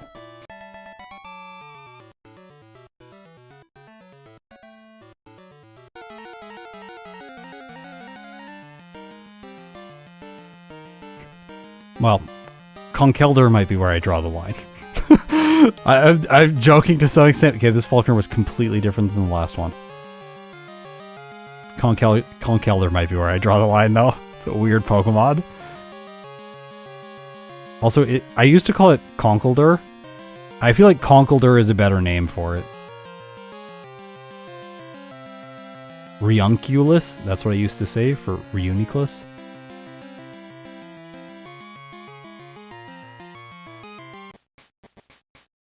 There's some really hard Pokemon to pronounce in that game.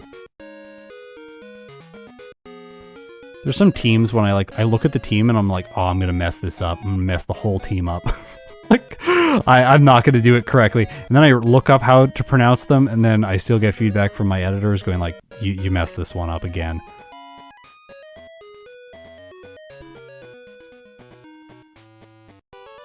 Cofagrigus is one of those. Always want to put a D in it.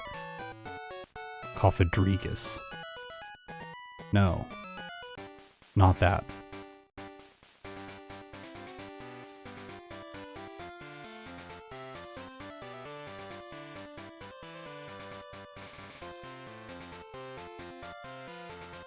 Oh, the genies. Those are bad Pokemon designs. I take back everything I said about Gen 5 designs being good. Genies are bad. Monkeys are bad. Nothing redeemable in those designs.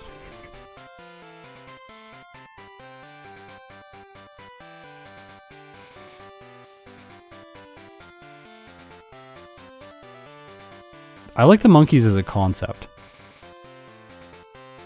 It's nice having like a Pokemon that's a complement Pokemon to your starter that isn't just a starter from a different generation. This is why I got the full heal, by the way. Because like, I don't really like in Gen 6 where they just give you one of the Kanto starters. Like, it would be nice if they made starter complements in each game like they did in Generation 5. I think that would be very interesting. But make a cool trio that is similar to the starter trio where you're like, wow, that's an awesome complement to my team. I'm excited for it. Instead of just like, oh, it's the same monkey copy and pasted with some small AI tweaks to it. It's like, what if the Will Smith spaghetti AI was asked to make a monkey Pokemon? I feel like that's what we get. The monkeys from Gen 5.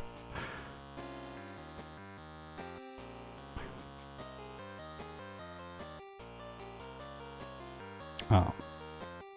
I lost here with Tyranitar. I'll remind everyone that.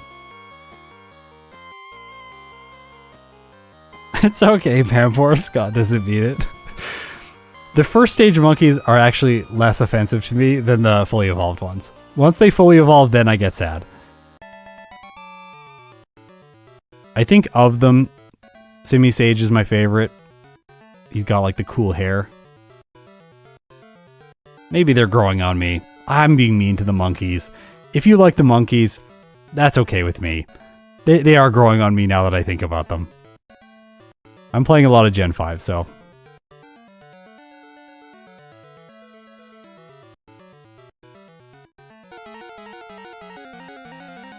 Ladybot does have a type advantage, or a Tyranitar. Yeah, I guess that is true. Kind of.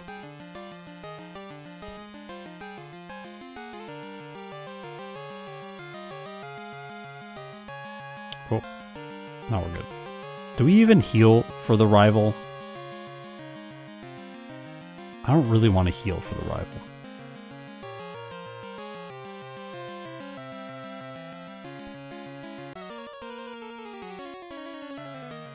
The monkeys get workup, and they're not normal or fighting types. I think they might be okay. Let's go.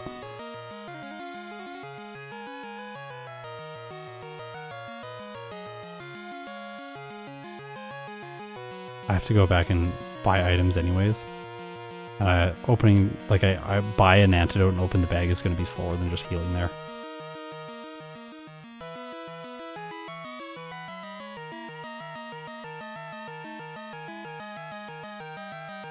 Alright, Psyduck, please. Please.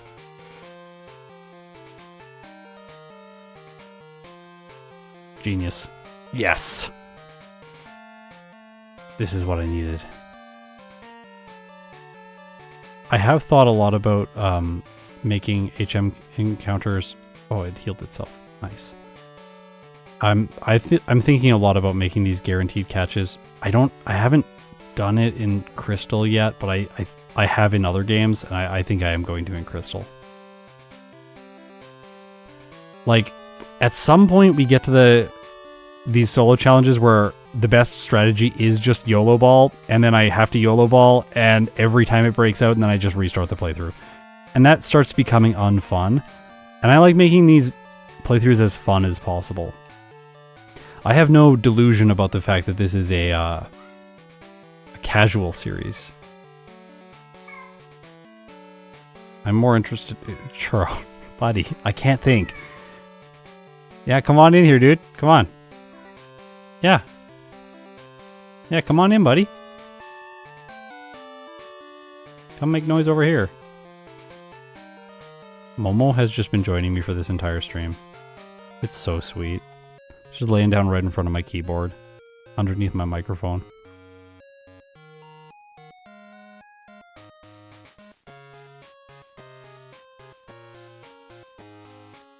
We have a foster cat right now. Her name is Crayola. And, she's very cute. But she also wakes us all up at night because she comes into bed and then bites Churro trying to play with him. And then he's like, stop, I'm trying to sleep. Hey, buddy. That's Momo. You're waking Momo up now. Buddy, please, please. Can't see. There's always cat-induced errors in my videos now. That's another reason this series is casual.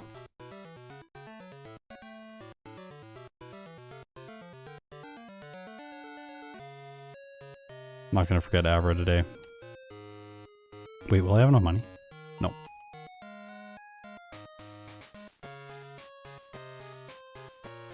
So, I made a mistake there. Should have sold these in Azalea Town. Which is okay. Oops, sorry.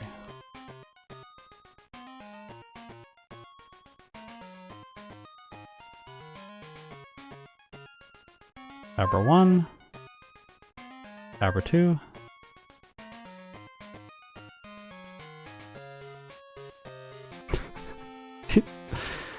My wife is like, we should get a cat. I'm like, well, at least it'll be quiet.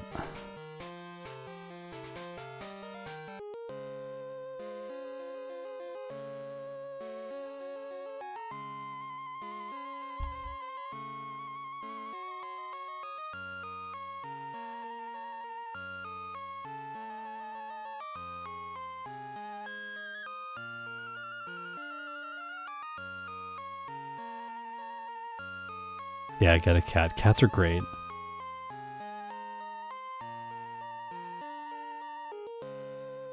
Smash Math. Try to time it slightly earlier than that, because I got that while I was in the battle.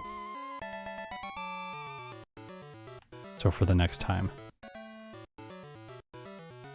Luckily I remembered this one. I don't think I need this heal. Bad play.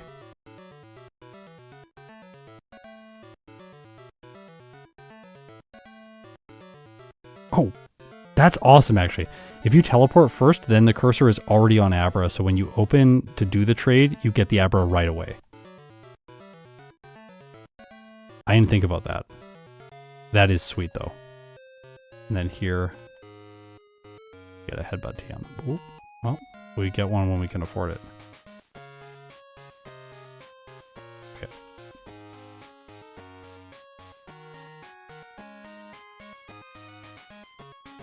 Come on. Stairs shouldn't be this hard.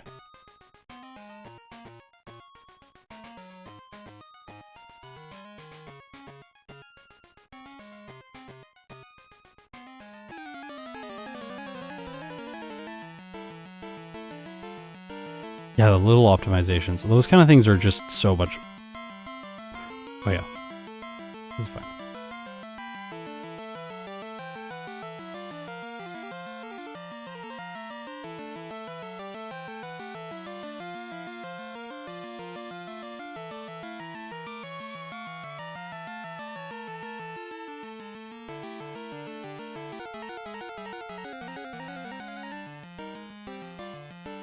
I'm a bit worried about this.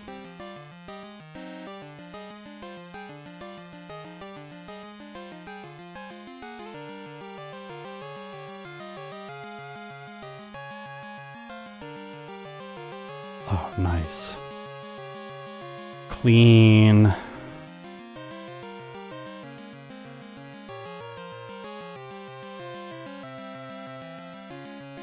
Just a second. Realizing we are not comparing splits at all, we might as well do that because we have the technology.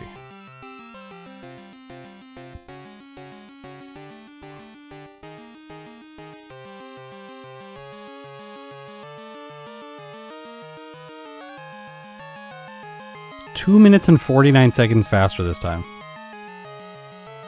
Why Bite over Thundershock? Because they do the same amount of damage and Bite can flinch.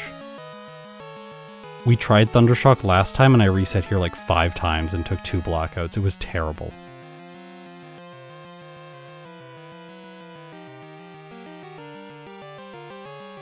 Yeah, it's like a massive difference on Bite.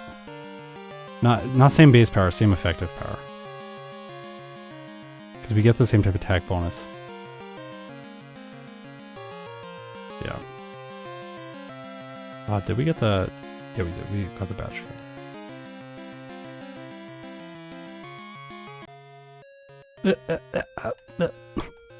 Not great. It's okay. Did I get this? Yeah, I did. Okay. My brain's malfunctioning. This is what Snowy was talking about before. Now that we've cleared Mark, we don't have to go through the grass here. We can just go like that. Which is much faster. Oh, why is the clock off by so much? Yeah, sorry. I know why that is. The clock is off by so much compared to the split because it's running a different clock. This clock is what the clock is. It's getting the splits from. Well, maybe we don't show splits during this. That is a more extensive fix. I didn't even think about that. We might have to refilm the Vulpix video because of that. I have to make a note about that. Vulpix video. Good catch. There are 2 timers running right now. My overlay timer is running, but also Super Shucky's timer is running. So the timer you're seeing right here is Super Shucky's timer. But the timer that you're seeing here is my overlay timer. The overlay timer probably I forgot to restart before I did the run after losing to Faulkner.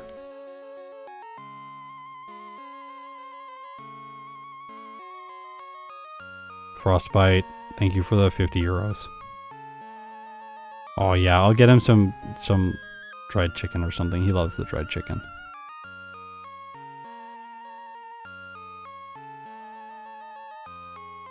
Okay, just a second. I think I can fix this. Auto splitter. Da.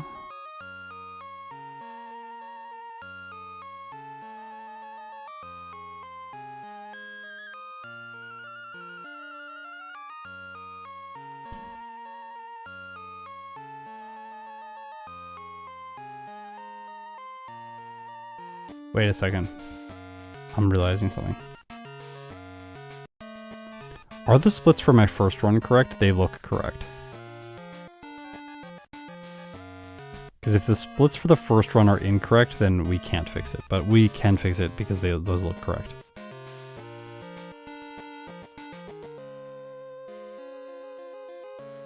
I have to go look at my implementation in Gen 5.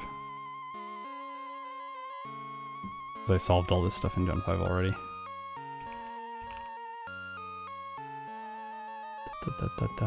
Trainer name. At a time equals that player. Oh, I added Shucky time as its own thing.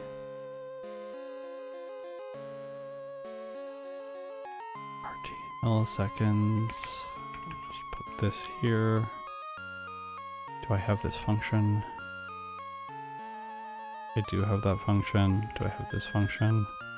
Do have this function. Then where does Chucky real-time get used? Chucky real-time gets used there.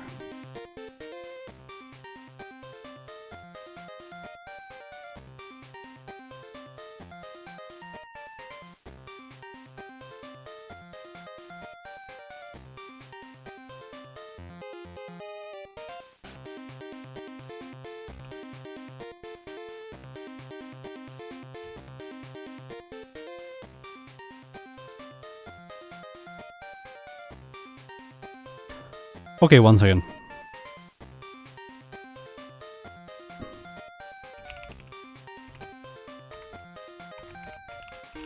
I have to figure out how this object is structured.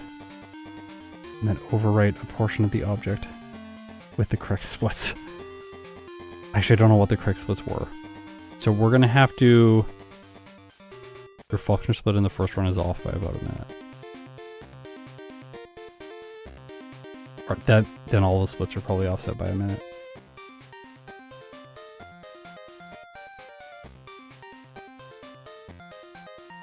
Well, I think we're just going to go from here like this, and hopefully the splits will now start showing up correctly.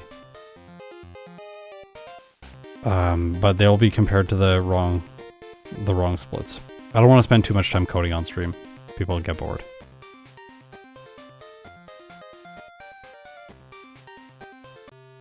I don't think we need that. With some amazing Pokemon, you can just skip going into this Pokemon Center and avoid all of this dialogue, which is quite extensive. Raikou is not one of these Pokemon.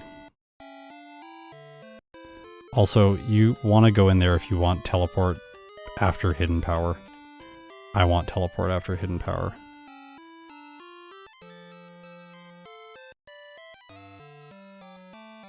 So we get the Mahogany waypoint here.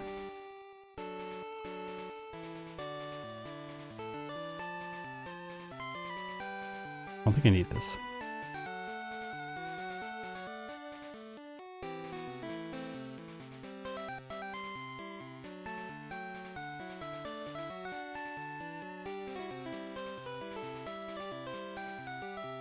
Now we're getting the Lake of Rage waypoint plus the candy, which we would come up here to get anyway. So there's no extra steps involved in this. This is just investment now that we would have to invest later anyways. But we get an excellent move out of it.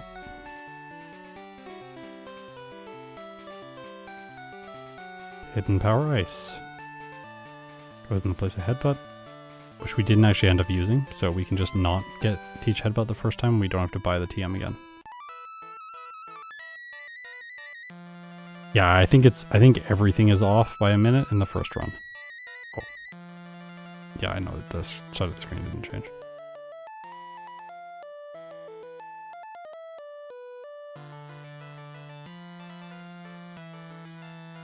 It's my fault.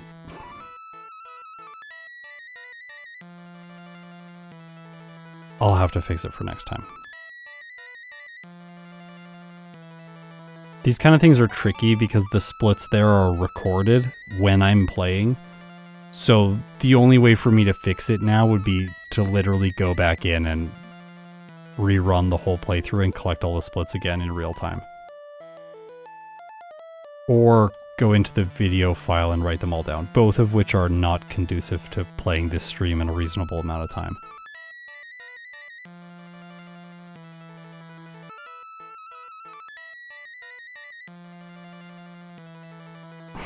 That was Churro, yeah. I get that comment quite frequently, actually, of people being like, I thought it was my cat, but nope, it's Churro.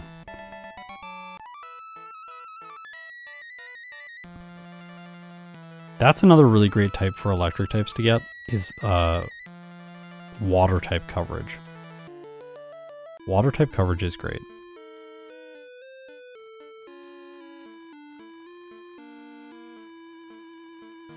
Stunfisk, for example.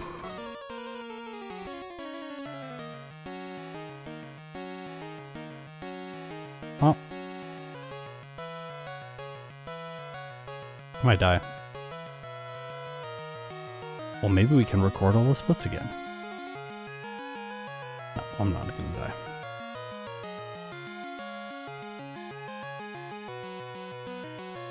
Quick pause again. This run's taking forever. Keep pausing. I think that's one reason to go Ice Beam there instead of skipping Ice Beam as well. Is if you that becomes sketchier if you don't have Ice Beam, because then the 4 hit on the Bayleaf becomes you lose because you didn't get the KO on the Haunter.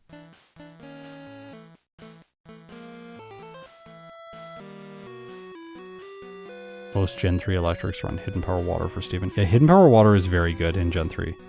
It's good for both Flannery and Steven, and those are 2 tricky trainers in the run. So solving them with a single Hidden Power typing is not a bad idea. The only problem with Hidden Power Water is that it's very bad against Wallace. But obviously if you're running a water... electric type. Yeah, if you're running an electric type, it's fine. Because you're already great against Wallace.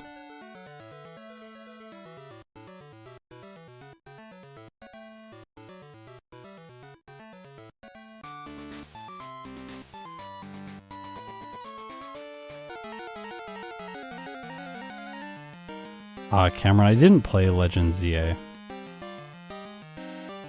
Thought about getting it, but I didn't really have time because Daily December was so busy this year. This is also a reason to not save in front of him because Hypnosis is 45% accurate. Plus you can just flinch him right away and then if running Bite.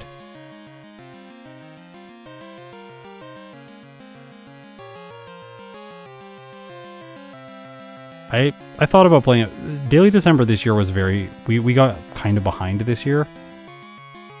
So it required all of me to pull it off.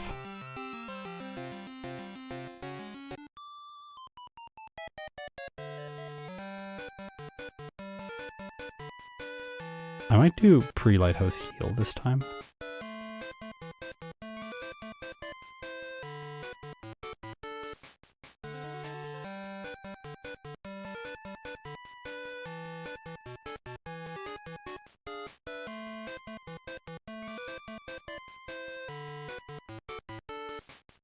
Normally I don't like to do this.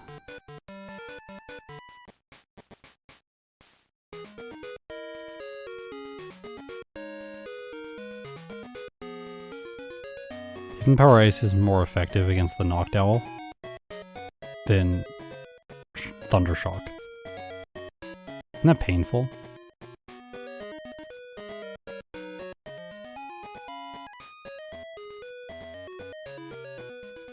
Seeing you fight that trainer and not the other one? Why? They both have Pikachu.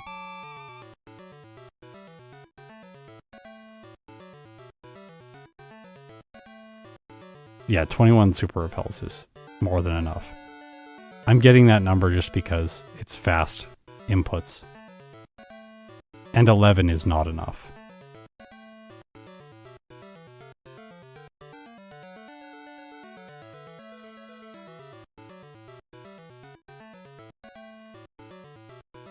The male trainer means you can return. Yeah, that is true. I don't intend to return.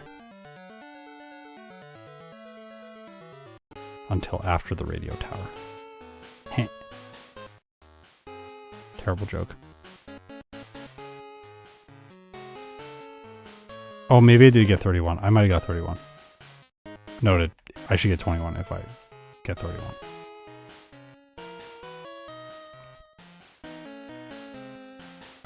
Oh no, I did it. Let's see how many I got. Did I get 31? I got 31. I think I always get 31 now. I'm scared. This guy. Charlie.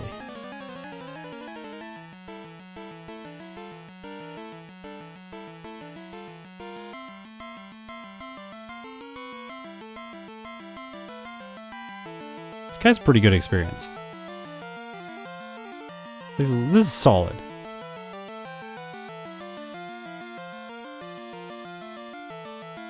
You gotta dodge Quillfish guy. Hopefully I'm successful. If I mess it up, I'm sorry. He's only got one Pokemon, it's okay.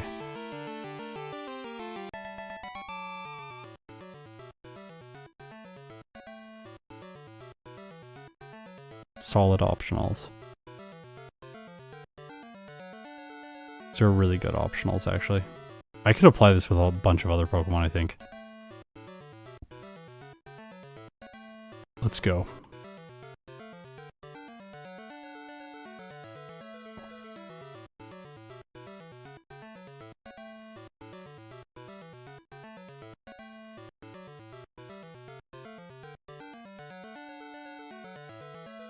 Remember how awful this was last time? Just in case. We don't want them to crit. Jump kick crit or something. And then like ice punch freeze. Like this could go. Oh well, I messed it up. Well, it's fine. Nice.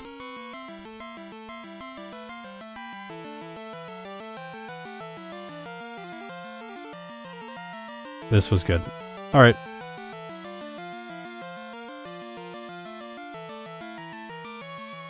Solid.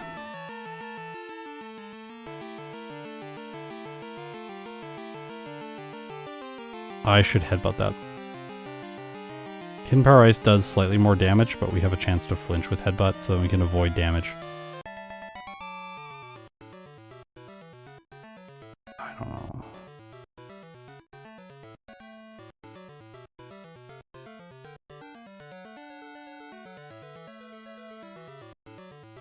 And then we just gotta get lucky.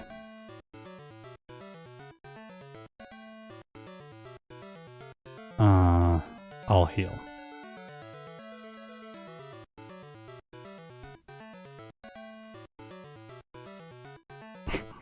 The Hitmonchan is so bad sometimes, like freezing and then thawing. Just like, yeah, let's go.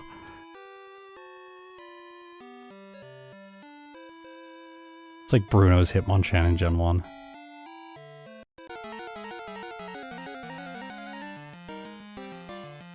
Okay. Nice. No defense drop. Pretty solid.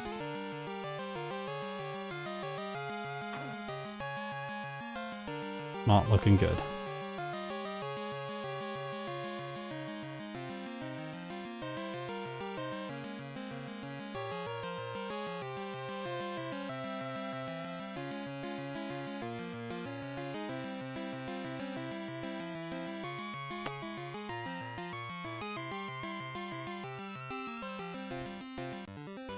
Okay. Is that 4 dynamic punches in a row?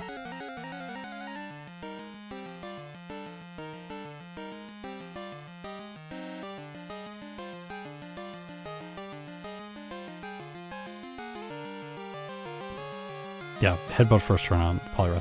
It can be either first turn or second turn. In the first battle, I went second turn.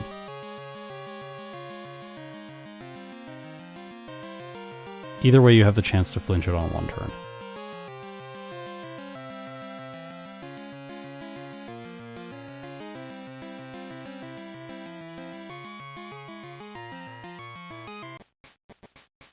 Yeah, this was a great Chuck performance. He did well. His wife should be proud.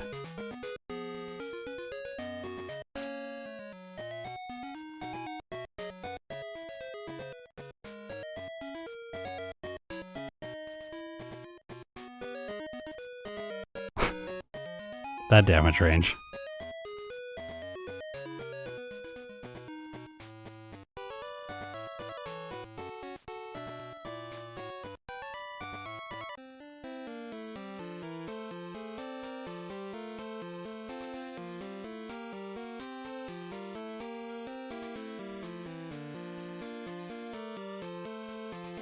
Remember how that put me to sleep last time? I used my mint berry there. Splits are way off now. Alright, well, they're broken. They're broken. That's what we got.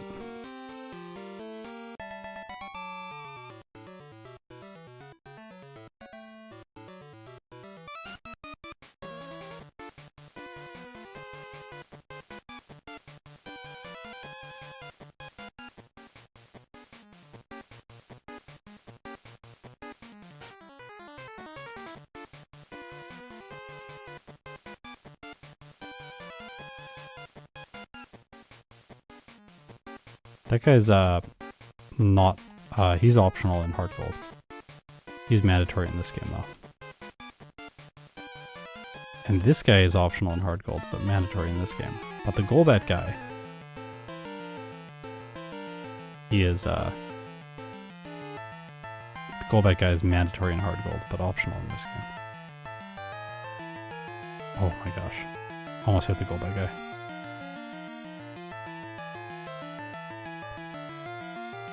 I will fix the splits for next time. Sorry about that.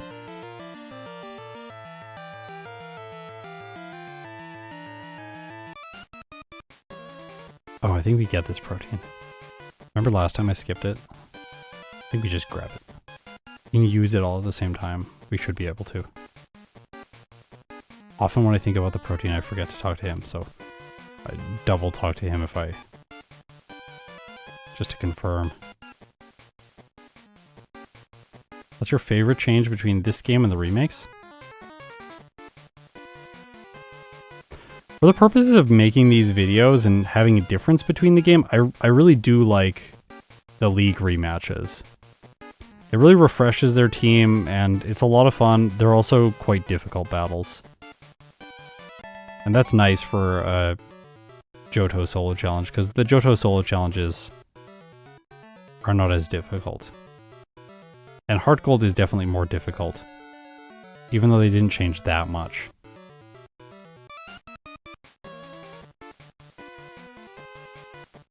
Following Pokemon is amazing too. The implementation of following Pokemon is peak in Gen 4 Heart Gold.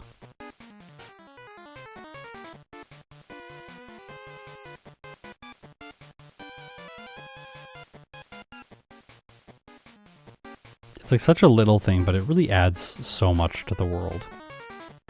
It's one of those changes that once we got it, we should have just always had it.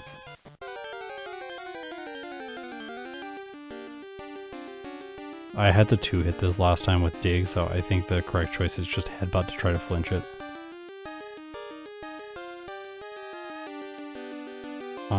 I should survive a self-destruct.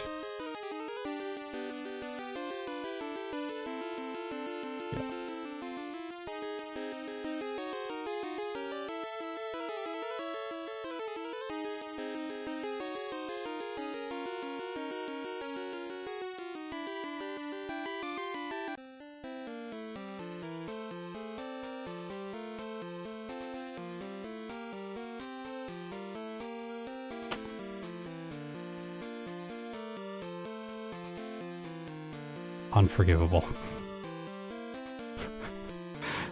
The Endure guy. These are...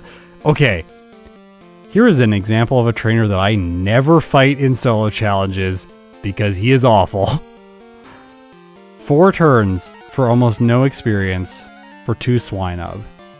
That battle does not make sense even with the worst Pokemon in the game.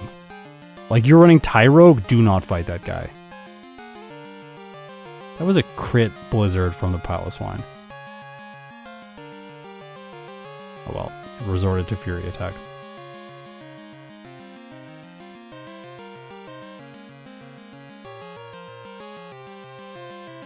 Oh yeah, my like splits are just like... They just stopped.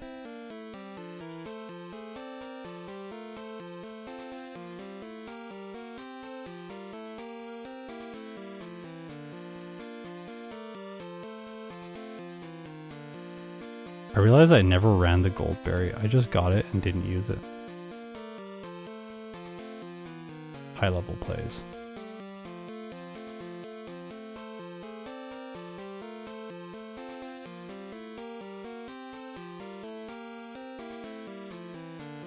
Good thing the bite strategy is just excellent for Whitney.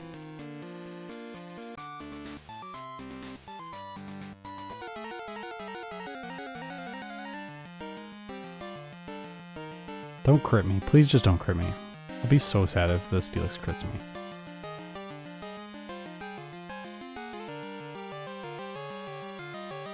Okay. Oh no.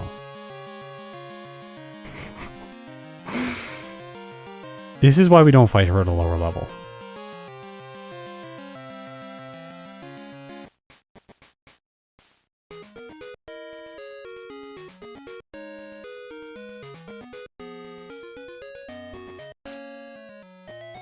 Happy birthday! Good to have you here.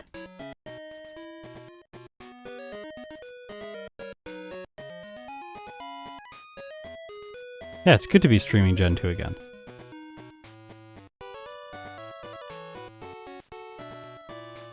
Do you find that making this content is more or less fun now that it's your job? More or less fun? Like more or less fun than it was before? I'm gonna be honest with you. I'm a weird person, and I really like when my passions and my career align. I get so fueled by it, but I know for other people it drains them because they like the thing that they loved then becomes a work thing, and then it's not fun anymore. Because it's fun when you get to do it whenever you want, but it's not fun when you have to sit down and do it every day. But I thrive on, I have to do this. This is my mission. This is what I do day in, day out. I thrive on that. So for me, knowing that I have to sit down and do voiceover every day, do solo challenges every day, I really thrive on it. I really enjoy it. So I would answer, it is more fun now that it is my job. I don't know, I might still be doing solo challenges if it wasn't my job. I'm not sure. Because there's part of it being the job that like fuels me to make it better and better and better all the time. Like I love the pursuit of how do I make the video more beautiful? How do I make the video, how do I make my play better? How do I make all of the tools that we use to make the videos more efficient so that we have to go through less pain to put the frames where the frames need to be.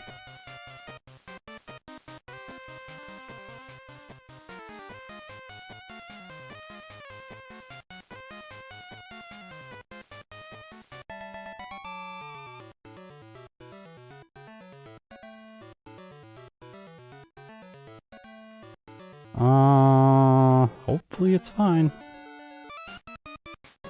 Why are you only live on Twitch and not YouTube? I am live on YouTube. There's a bunch of people on my YouTube channel right now watching.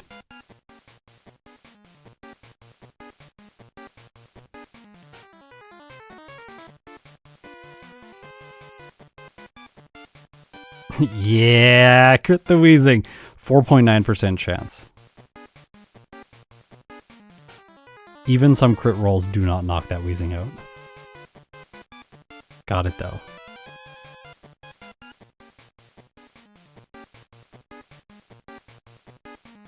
I'm trying to multi-stream all the time now unless the stream that I'm doing doesn't feel like it's quality enough for YouTube to be there in perpetuity.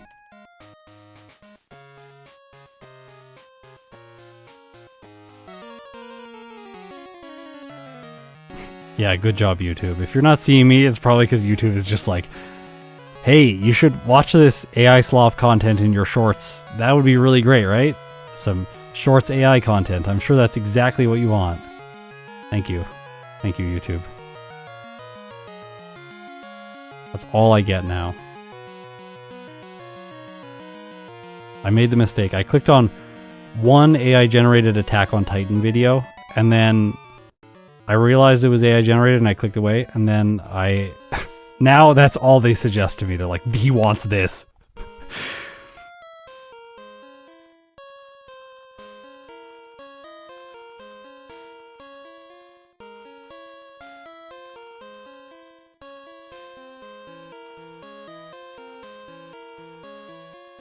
Those ports you gave me the link to worked great, beat most of them. Nice.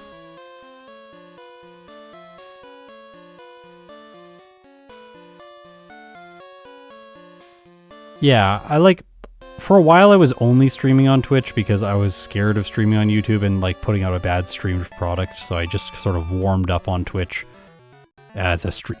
Oh my gosh, my voice. I just kind of warmed up on Twitch as a streamer, and then after a while I was like, nah, I should probably stream on YouTube too. So then I started streaming on YouTube. It went really well. So then I only streamed on YouTube for a while.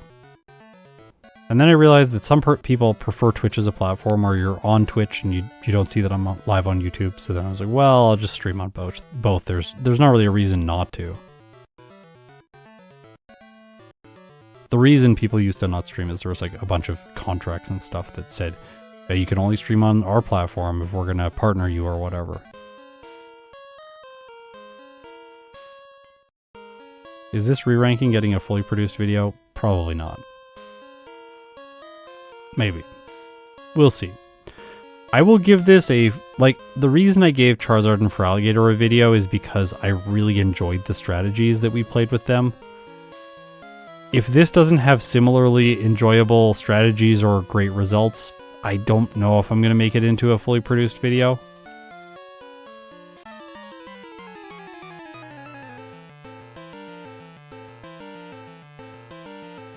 Shouldn't have done that. Should have saved Hidden Power Ice for this. It's okay.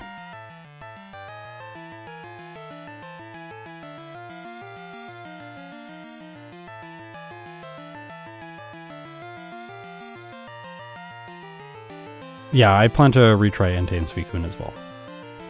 Honestly, yesterday night, like, I was just trying to figure out what I should stream for today, and I was thinking it had to be Crystal.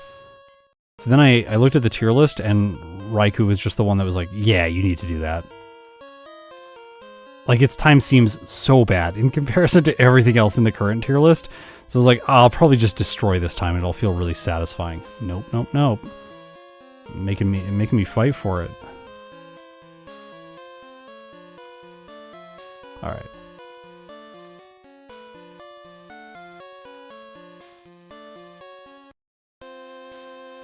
Nice.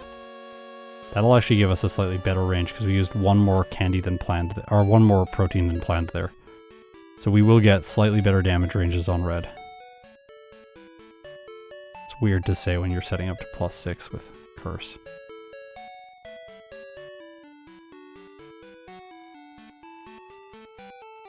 YouTube has had a really weird relationship with streams. For a while, the streams on YouTube were performing better than my produced videos. And it's like, I don't know, like a fifth of the work maybe, and I don't have to pay someone. That was the golden age of YouTube for me. And then, like, obviously keep making the produced videos because that's what everyone wants. So, like, I'm not going to stop doing that and just stream. So I kept making the produced videos, and then they changed something with the algorithm, and now streams they're like much worse now. It's like they're like maybe a quarter of the size they used to be.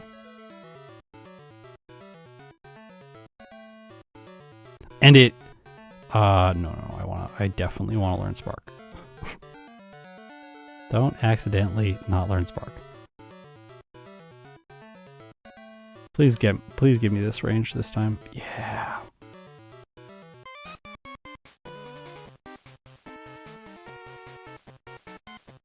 Is Rain Dance Thunder realistically available? Yes, you can run Rain Dance Thunder with this Pokemon. And with others. If you want to see a legit Rain Dance Thunder strategy that I think is better than the alternative, you should check out Magnemite's video. With that one, I do think that Rain Dance Thunder was the best way to play red.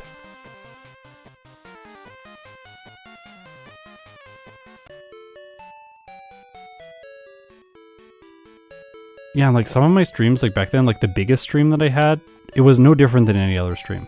I just turned on the game and played Drowsy in yellow, and it did like 350,000 views. It's a 4-hour stream.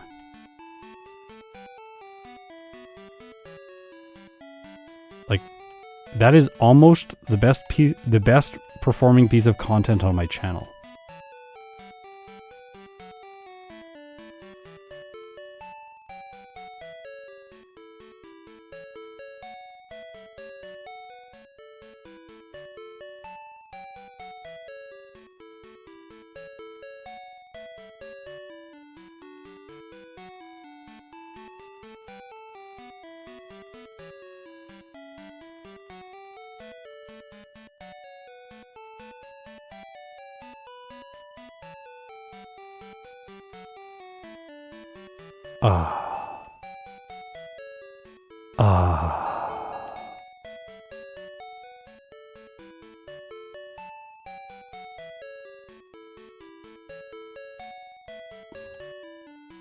Yeah, Drowsy, yeah, that is true. I did get destroyed by Erica in the gym for the Drowsy stream, so maybe that did boost it in the algorithm. Okay, that doesn't work.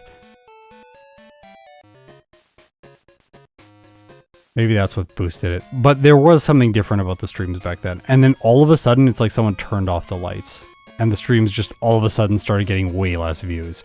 And I thought like for a while that it was just like my content. Like it's not a trendy subject anymore. It's like, okay, so viewership's going to go down. That's fine. That's fine.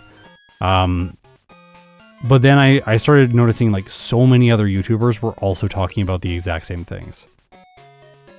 And how like long form content, especially really long content and streams, was being weirdly prioritized for a while. Like I saw like an interview with Linus Tech Tips, and he was talking about it, where like you just have a ridiculously long stream and it would perform really well for no reason or no apparent reason.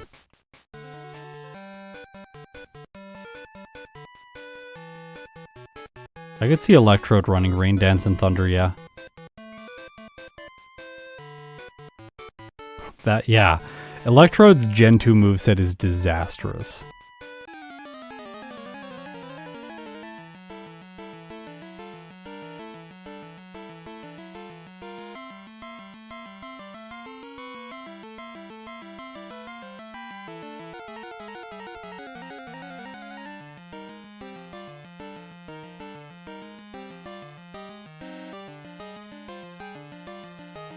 Hopefully I don't die here because I didn't save and I have to 3-shot this with Spark.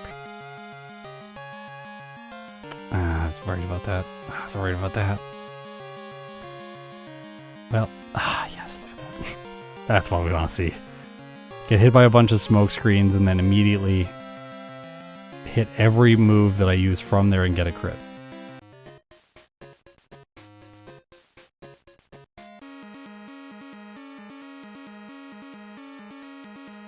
Do you plan on getting Thunderbolt? No. Thunderbolt's not needed. Waste of time. Tutors are almost always bad in this game. Unless the Pokemon you're running is really bad.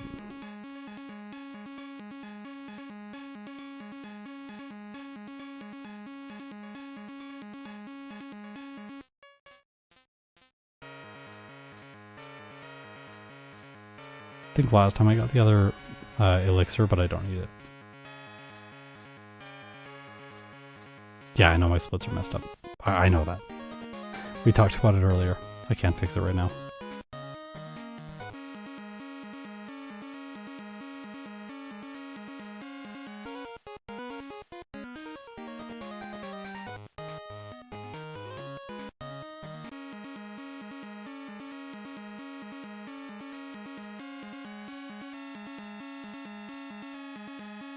Okay.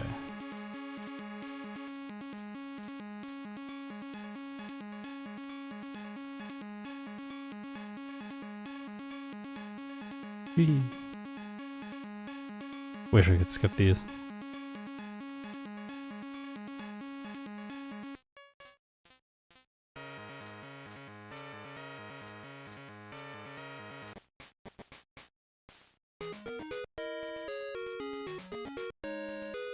I always do that. I open the inventory there. Oh. Weird. Open the inventory thinking my repel's worn off, but normally it hasn't. But I think that time it had.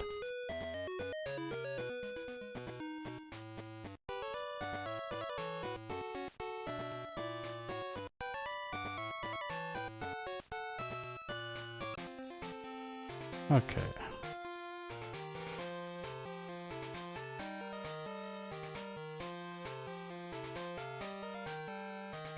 Okay. Now, we do not fight Megan. So we hold down to walk by her. Unlike Heartgold, hold down. Never have to fight her. I fight this guy though. And then I hug the top, and then I fight Rena.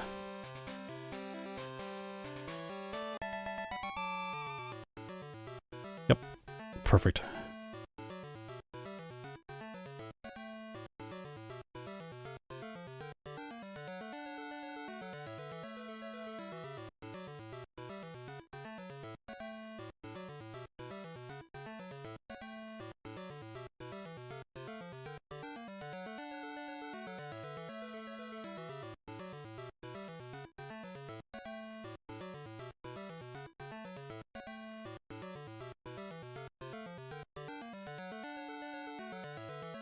I also don't need this max elixir. We'll just save the 8 or 9 seconds that it takes to get it.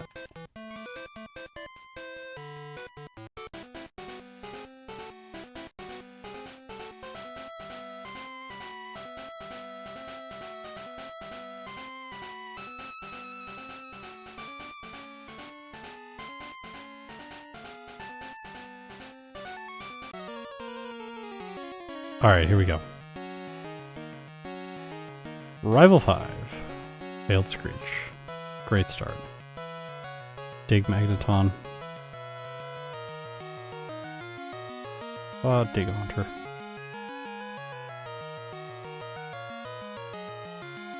I'll headbutt the Kadabra, that should be fine.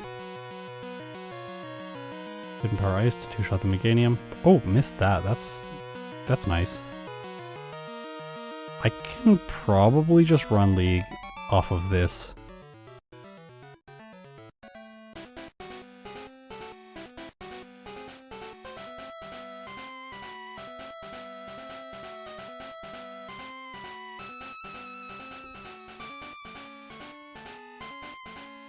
Seven candies. No to reflect, level 52. Will.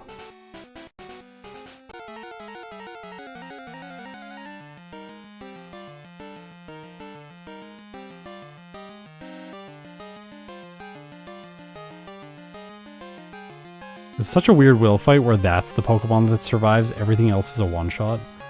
It's almost never the case.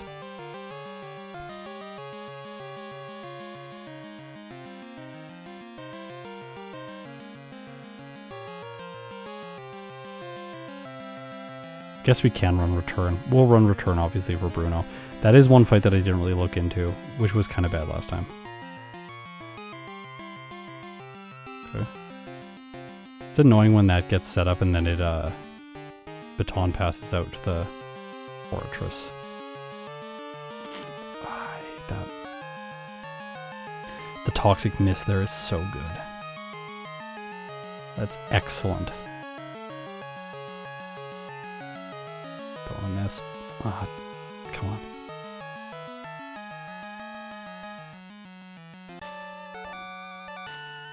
Who's Will? Yeah. Who is Will? I don't even know who I was fighting. Some random guy with Xatu.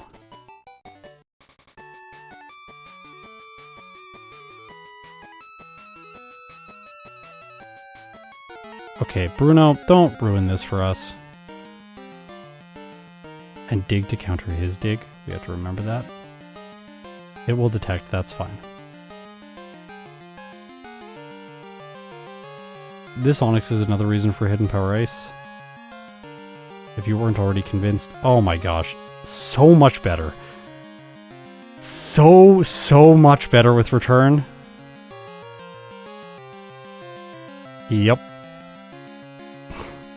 Actually really easy.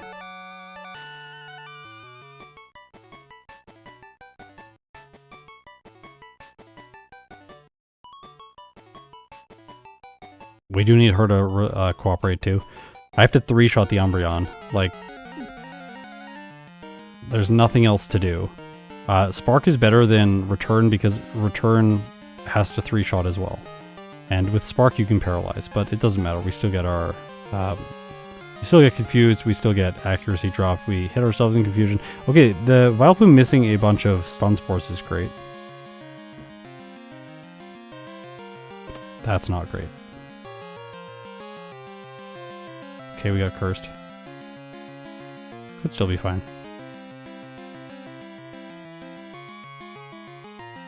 Oh. Max Potion got me.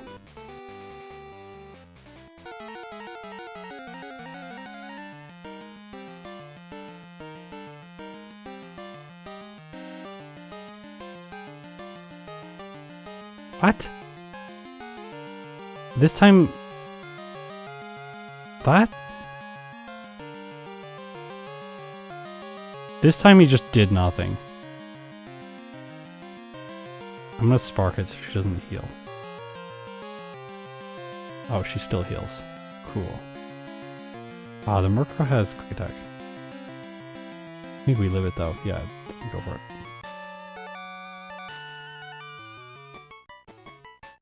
Curse is fine in Gen 2 because it doesn't do damage to you on the turn that you knock out the enemy Pokemon. Which is a massive advantage. And as we saw last time, Lance is completely trivial. There's no reason to heal before this fight. We one-shot every single Pokemon. Yeah, no Sand Attack hits from the Umbreon was the big difference between those fights. Sand Attack, that's why even good runs lose to Karen. It's very, very, very challenging to find a Pokemon that always beats Karen. You have to one-shot the Umbreon. You need like Mega Horn to do that. It's like Heracross.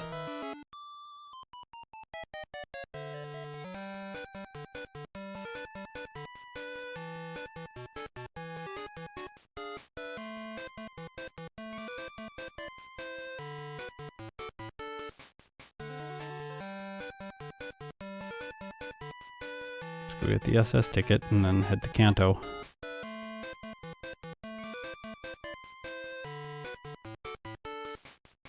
This run is going pretty well. I'm pretty happy with this run. The one mistake was just fighting that one random trainer with the 2 Swinub.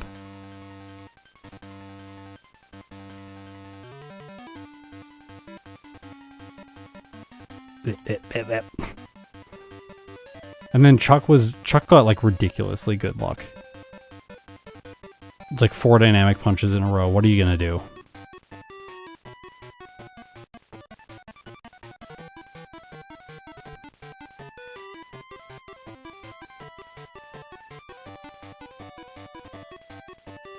Oh. Let's go. Oh yeah, Ursaring. Yeah, Ursaring has ridiculous attack. Great Pokemon. It's so much fun to play, and then you get to Red, and it's like, well, it's not that much fun to play.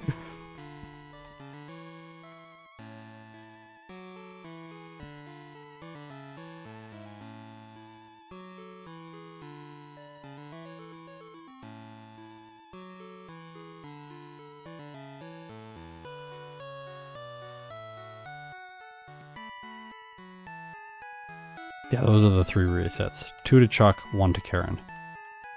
Purely random stuff right now.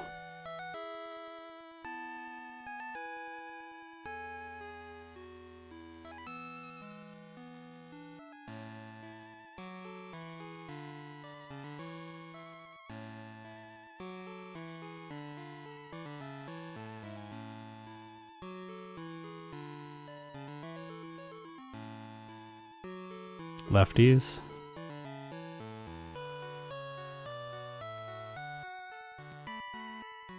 Yeah, I should probably do the bike just for Kanto, you're right. Maybe I'll start playing the bike this year. Maybe I'll do it. Scott, I gotta ask, why do you do the Super rematches and Red for the Gen 2 remakes?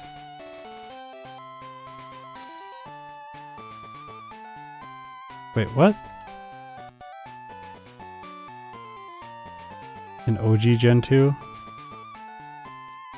There is no League rematches in Gen 2. So that's why I don't do them here. So I don't do the League rematches here because there are no League rematches here, and then they introduced the League rematches which are new in Heart Gold, Soul Silver. And because of that I figured I should, like, Lance 2 is a really interesting battle and it's really difficult. And to me it makes the videos more interesting if I have to fight difficult trainers. Plus, battling Red when you haven't beat the League rematches in Heart Gold and Soul Silver is very challenging for almost every Pokemon. Red is much better in Heart Gold and Soul Silver than he is in Generation 2. So...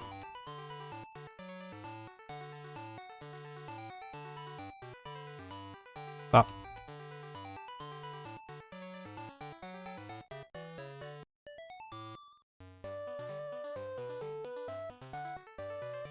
I hope this Mon doesn't get S-Rank. It doesn't deserve it. I know, right? After the first playthrough, like, it just doesn't deserve to be ranked well. I liked the one suggestion where someone said that we should rank it down. That does feel like the appropriate thing after the disaster of the first run. Right now it's doing really well though. This run's coming together. By the way, I have tested this. You can go the other way through Rock Tunnel and skip this trainer. But it is slower. And it is slower even if spinners are enabled. Because this person sometimes catches you. But even if they catch you and you go through the tunnel is still the same speed. It's the same speed. But you get experience this way by battling extra trainers. So, this is the way to go. On 1 times speed, that would be different. But I'm talking 4 times speed, my format, not 1 times speed. 1 times speed, I think going the reverse order through the cave is probably slightly faster. Well, did this once already.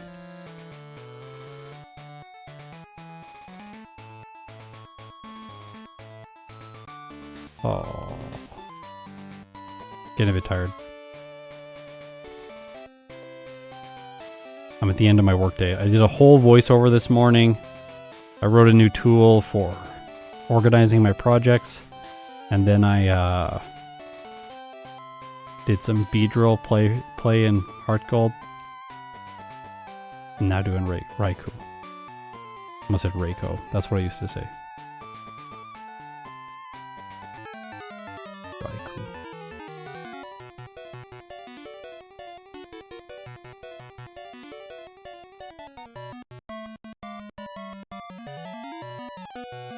I'm glad you love the videos. I'm glad it's a good form of entertainment working in the office 8 hours every day, yeah.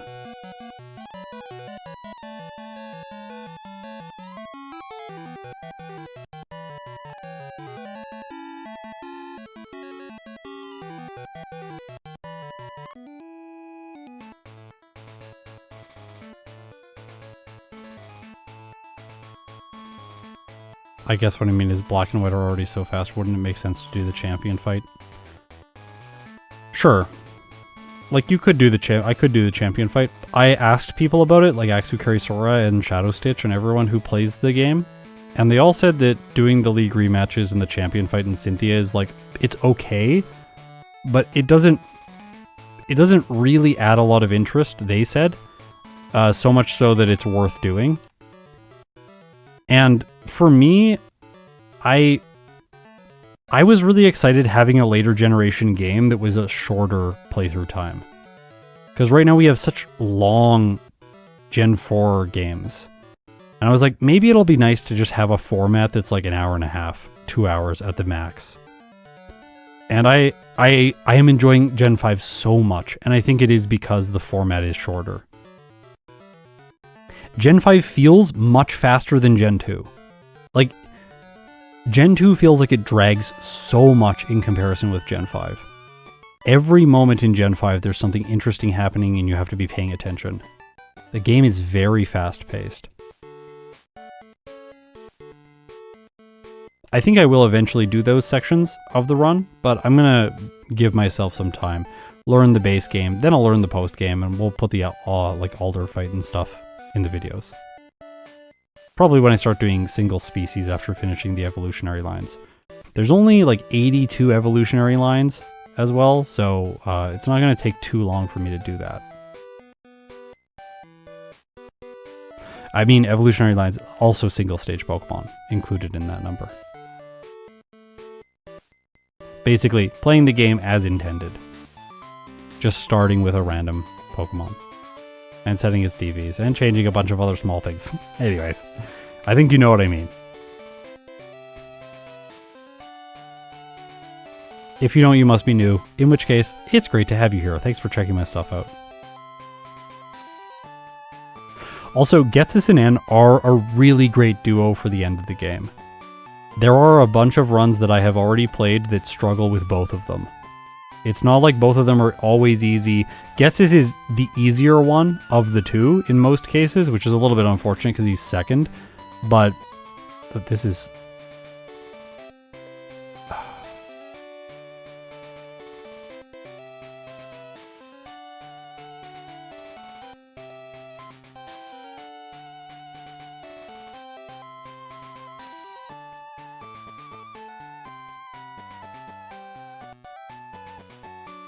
I have no words. I have no words for what just happened. If I would have screamed if I lost this fight. Oh my gosh.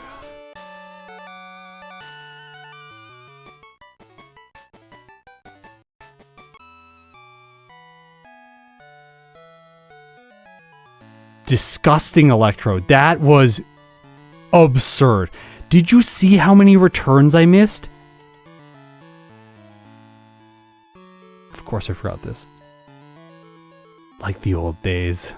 I haven't forgot this in quite a while. It's probably been 6 months.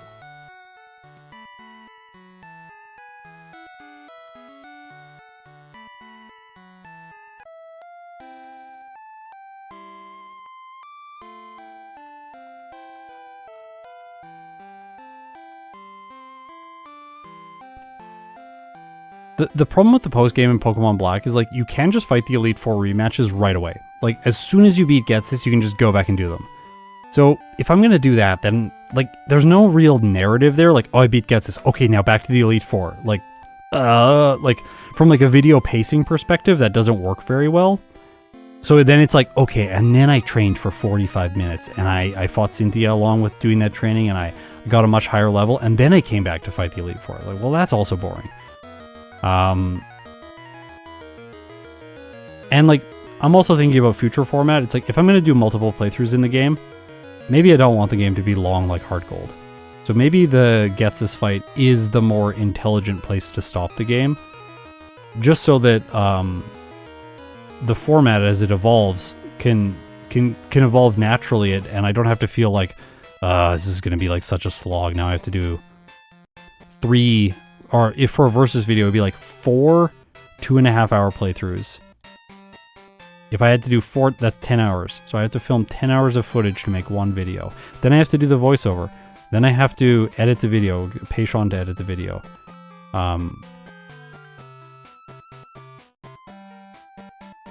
So that's like, it's going to end up being maybe like, I don't know, it's going to be like 3 days of work probably. 4 days of work.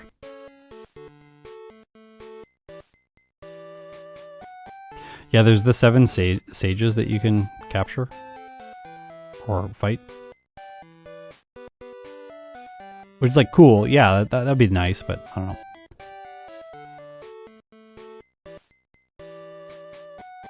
I don't know. I might change my mind. Like, who knows? I reserve the right to change my mind on this, but for now, I'm enjoying the way that I have it set up. That's another thing. I want to say this. I say this sometimes, but not all the time, and I just really want to reiterate it. I support everyone playing these games in the way that they enjoy playing these games. If you think that J-Rose's format is the most fun format to play, play that format. That's great. If you think that Snowy's format is the most fun format to play, that's awesome. Play that format. Zealous-Spawn uses double... wait, does he use double team? No, he doesn't use double team at all, even with the Mimic stuff. So, like, if you think that's the fun format to play, play that format. I really think people should play these games in the way that brings them the most joy.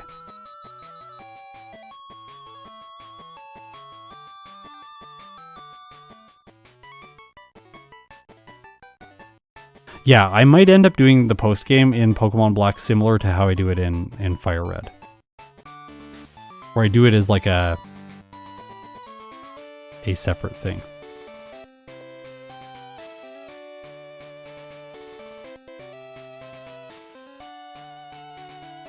I did teach over return. It's okay, I just get another one. Resetting is going to cost more time. No time to reset.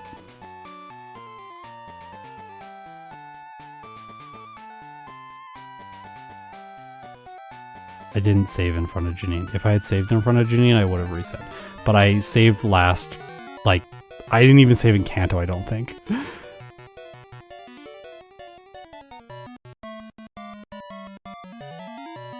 It's good I noticed it now, and I'm not going to go into Mount Silver and then be like, oh, why don't I have it? Like, nah. At least I'll just fly back to Goldenrod City and grab another one. The person here in the person in this game, she will give you the return TM on every Sunday, so you can get an infinite number from her. But in Heart Gold, you can only get one. Although you can go back to Celadon City and grab another one. They're on sale in Celadon City. So.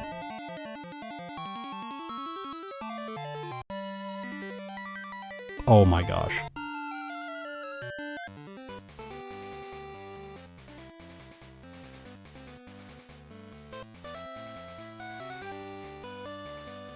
I have this bad habit of not liking to unlearn Dig. Because it feels like it's really solid coverage to have the ground type move, but it really isn't. Crunch is better here, you can drop special defense. Yep, like that.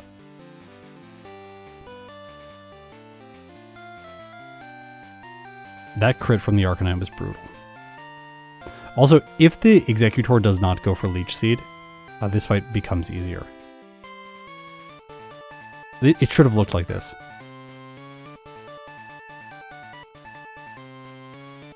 Okay. We weren't on time to get a S tier finish anyways. This is a massive improvement though. Well, maybe it's like 113, 14. It's pretty good. It's a pretty good improvement. Yeah, Dig 60 base power really falls off, especially in Gen 2. Like in Gen, what's it called? Gen 4, when it gets 80 base power, it's easier to hold on to it. And Gen 5 as well, like, you can definitely hold on to it in Gen 5. Until the end of the game. It's actually quite good against N and the Zekrom.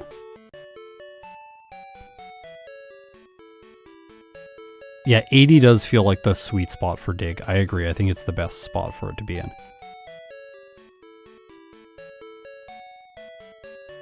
So we set the teleport waypoint because we want to use it again after Goldenrod fixing my mistake.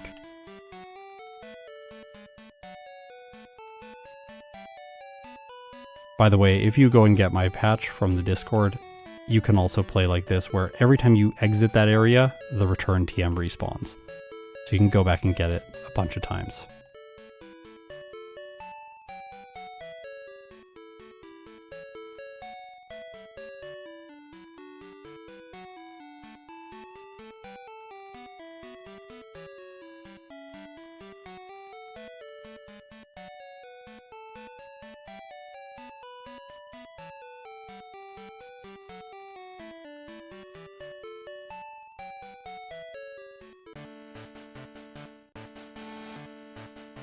All right.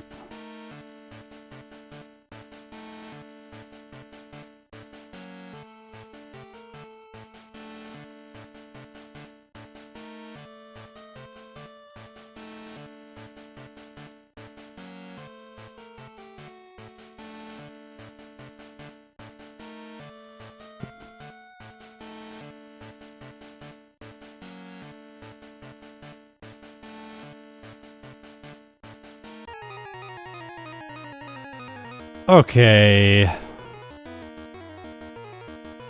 I put my moves in this order so that I can just work my way down through them. It's very satisfying. I don't think it really saves too much time, but it's just like, yeah, it's a good vibe.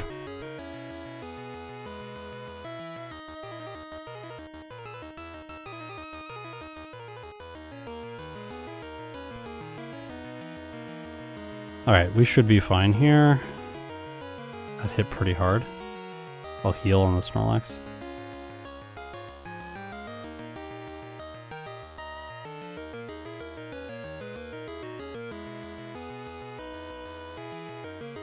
Let's go. Come on, one hit. Yes. Solar Beam. No! Okay, hopefully Blastoise first. Darn. Oh, that did a lot. Should be fine. Should be fine. I should survive it. I'm plain scared. Yes! Okay. 113.09. 4 resets. one return mistake, one optional trainer fought that shouldn't have been fought. Finished the game at level 66 with a game time of 4 hours and 37 minutes. Definitely a big improvement over the previous time with Raikou, which was 1 hour, 18 minutes, and 21 seconds. I'm going to have to edit this the slow way. I'll show you how the slow way works. So in here, I can go insert metrics, and then I type the Pokemon name in. That's Raichu. Oh, what? Okay, there it works. I can do alternate forms like eggs and stuff. I have added the functionality for that in the tier list, just in case I want to use it in the future. What was the game time again? 4:37. Then real time. We don't do this. This is all automated now. We just import a file, but my split file was wrong, as you saw, so we can't do it the automatic way right now. Resets 4, and then black goes 0, and then I click insert, and then it re-ranks it. We just gotta style that so that it's gonna be nice and beautiful. Bring them in a little bit closer to the mill tank so that we have space at the end of the tiers. Nice. So A tier, in the middle of the A tier, ahead of Dragonite and Heracross, behind Miltank and Slowking. This feels like way better than Raikou deserves. I'm not gonna lie. This definitely does not deserve an S tier finish. If I worked hard enough to get this to an S tier finish, every other Pokemon would improve with the same amount of effort put in. And then the threshold for the S tier would change and Raikou would be moved out of the S tier. It's just not good enough.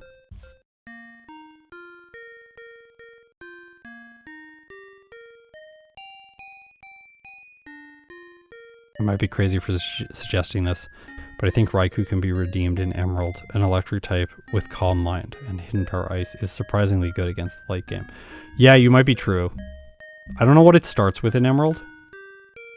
If it gets Bite to start, then we have a special move for Roxanne, which is solid. Yeah, Bite Leer to start. So yes, I think in Emerald it could be quite good. Or it could be better than it is here. Still, Bite Leer Thundershock until level 41 is pretty brutal.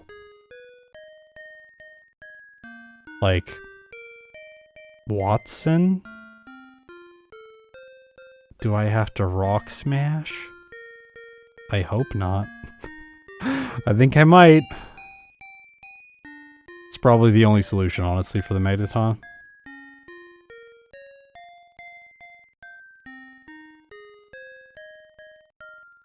I don't know. Spark is doing more damage, though. Maybe just... No, you can't Spark. You have Thundershock. Well, Thundershock would do more damage. So would Bite. Can't you yoink Thunderbolt? Oh yeah, we could just yoink candies and then get Thunderbolt early.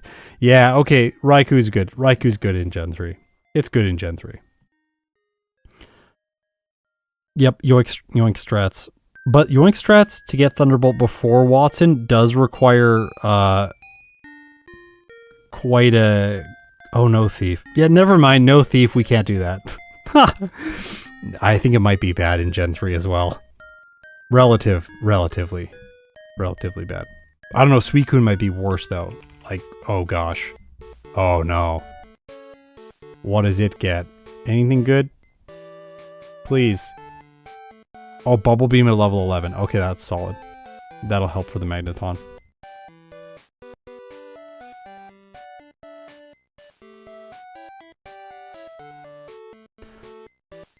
Well, okay, so Raikou, you know, it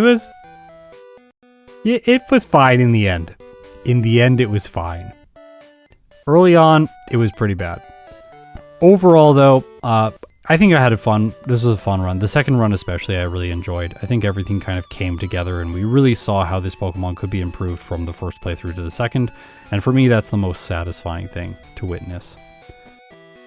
Thanks for checking this stream out. This weekend on Saturday, it's going to be Druddigon in Pokemon Black. It's going to be really fun. First Black video of the year. And then next week I will be back for another stream and more content on Saturday. So thanks for watching. If you made it this far, you're incredible. I'll see you in my next video.